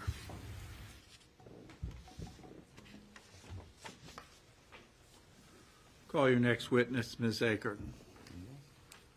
The state rests, Your Honor. All right, thank you. Members of the jury, you have heard it from the state themselves. They have rested their case. That means they have completed the presentation of their case in chief. This is a good stopping point insofar as you folks are concerned, and we will do that. I need to ask you a very important question. Would you like to have Chick-fil-A biscuits in the morning? I'm going to travel past Chick-fil-A and buy myself a chicken biscuit, and I'll get 14 more if you think that that would be desirable. All right, I will have them for you as a treat in the morning and as a little encouragement to come back tomorrow. Please watch yourselves tonight.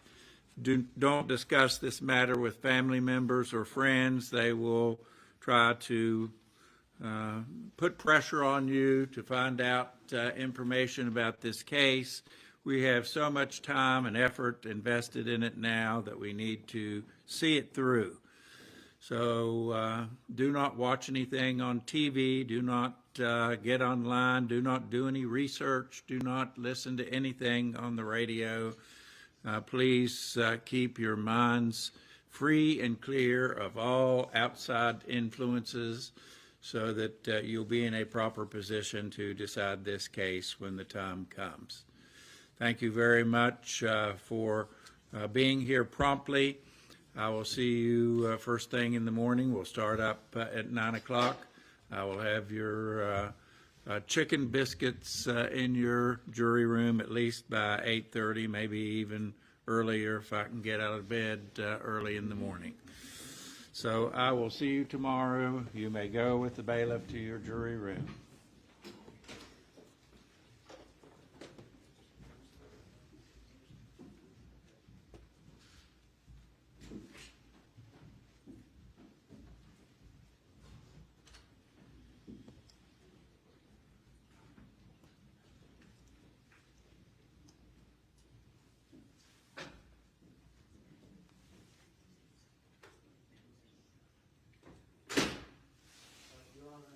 Yes. Before we proceed further, could we approach the bench? Yes.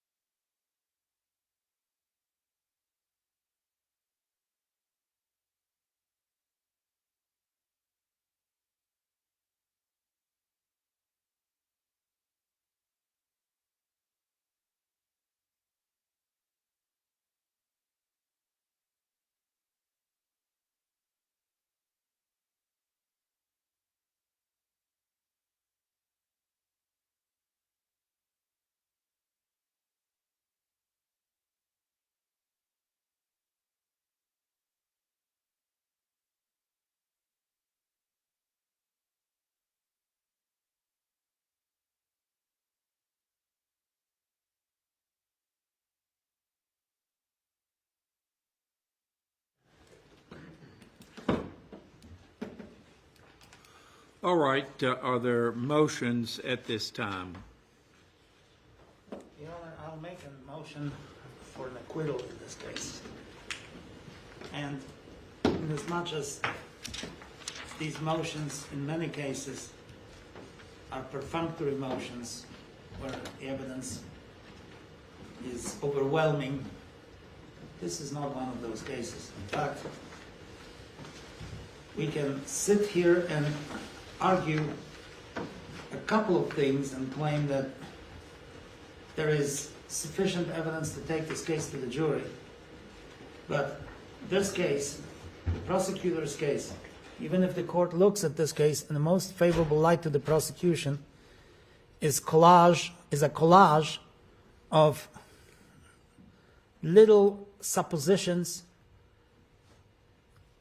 which, if put together, do not even make a coherent picture. For that matter, they don't even make an incoherent picture.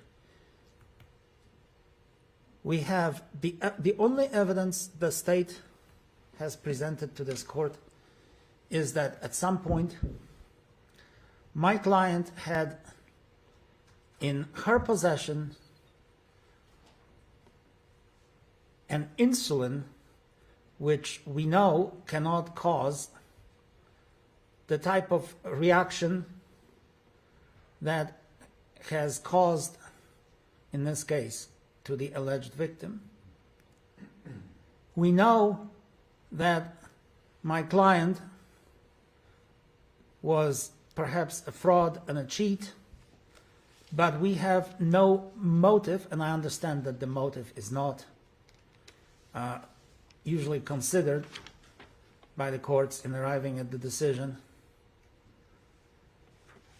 Motive for this defendant to kill her husband.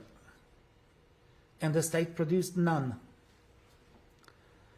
The state admitted to having no direct evidence, but the state cannot even produce circumstantial evidence.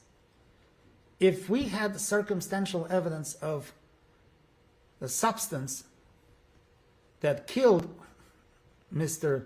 Cochran, we would perhaps not be making this motion.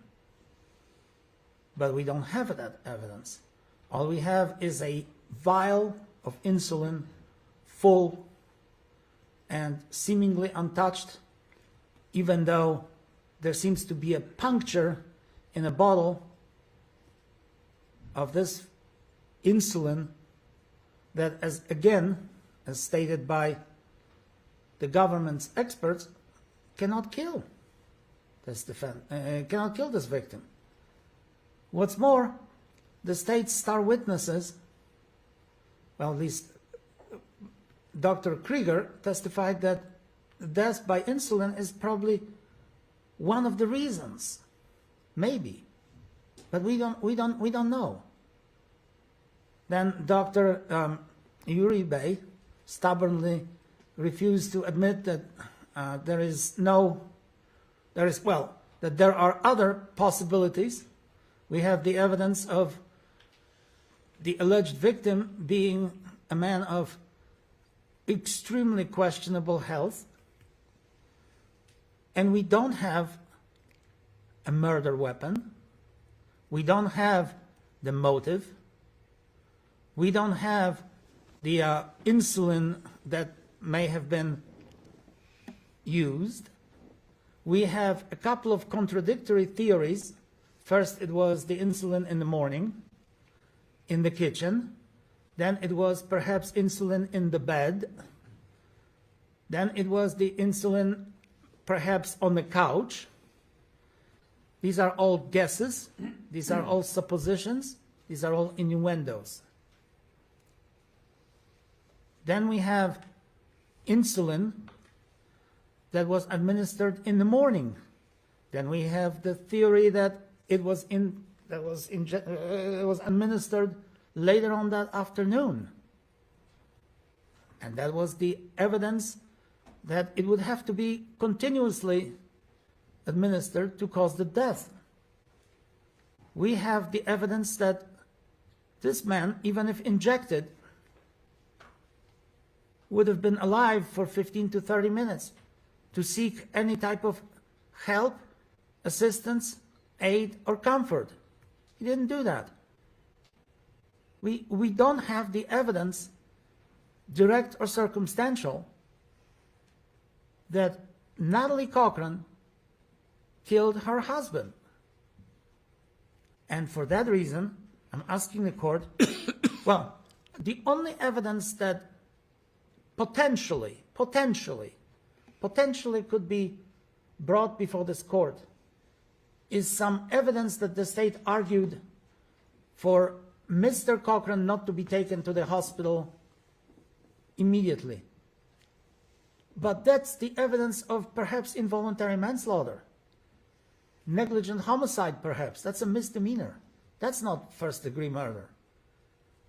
Premeditation, when the defendant calls for a murder weapon on the same day and pretty much tells everybody, at least two witnesses, I want to kill my husband. That's the evidence. He might have just as well asked for a gun, for a murder weapon. That's not the evidence that the state can hang his hat on. There's no evidence of premeditation. There's no evidence of deliberation here. And for that matter, there is no evidence of malice. And we have also the evidence of no evidence of what Mr. Michael Cochran would have done had he learned about this alleged fraud. We have no idea what he would have done, and therefore there is no evidence that my client needed to kill him for anything. I don't believe there's a shred of evidence in this case, direct or circumstantial, and I ask the court to seriously consider an acquittal. Thank you, Mr. Victor. Let me hear from the state, please. Thank you, Your Honor. Well, we do agree with the defense that the state does not have to prove motive, although there is evidence of motive. Aside from that, the state's made a prima facie case, and that's all we have to do at this stage. The circumstantial evidence is significant, overwhelming, and a reasonable jury could use it to convict this defendant. That's what they should do, based upon the state of the evidence. The defense has floated a lot of smoke out there, but at the end of the day, when this man went to Raleigh General Hospital, he had a blood glucose of 21. And our experts accounted for that by him being injected with insulin. That's enough. She had motive, she had opportunity, she had the means to do it. She's a diabetes counselor. She's a pharmacist. Putting all that together, there's more than enough evidence to convict. Thank you. Thank you, Mr. Truman. The court notes that the state told us all that this would be a circumstantial case. We've heard from significant witnesses, and perhaps the most important one in the court's mind was Dr. Uribe, who testified that the only way this victim could have died would be from insulin. We have heard about a motive that the defendant may have had to proceed in this manner against her husband. The court believes that a prima facie case has been established here, sufficient enough to take the case to the jury. The court is therefore constrained to deny the defendant's motion for judgment of acquittal, and I'll preserve this matter fully for the possibility of a review on appeal. All right, the next item we have to do, I have to advise the defendant of her Newman rights. I have to discuss with her her right to testify in her own behalf in this case. For that purpose, we'll have to clear the courtroom of the state and all parties associated with the state, and also I would ask to clear out the media as well, because this is a very private matter, and all parties that are here to observe as well.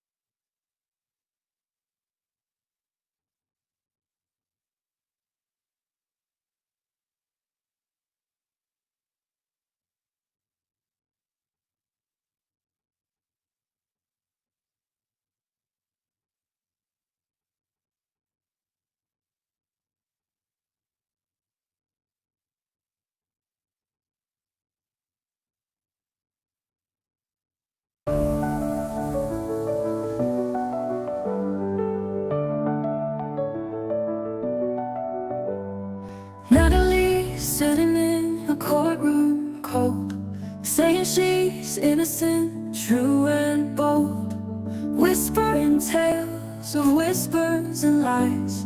Michael's gone from her with no goodbyes. Prosecutors pointing fingers her way. Insulin dagger, or so they say. Ponzi scheme tangled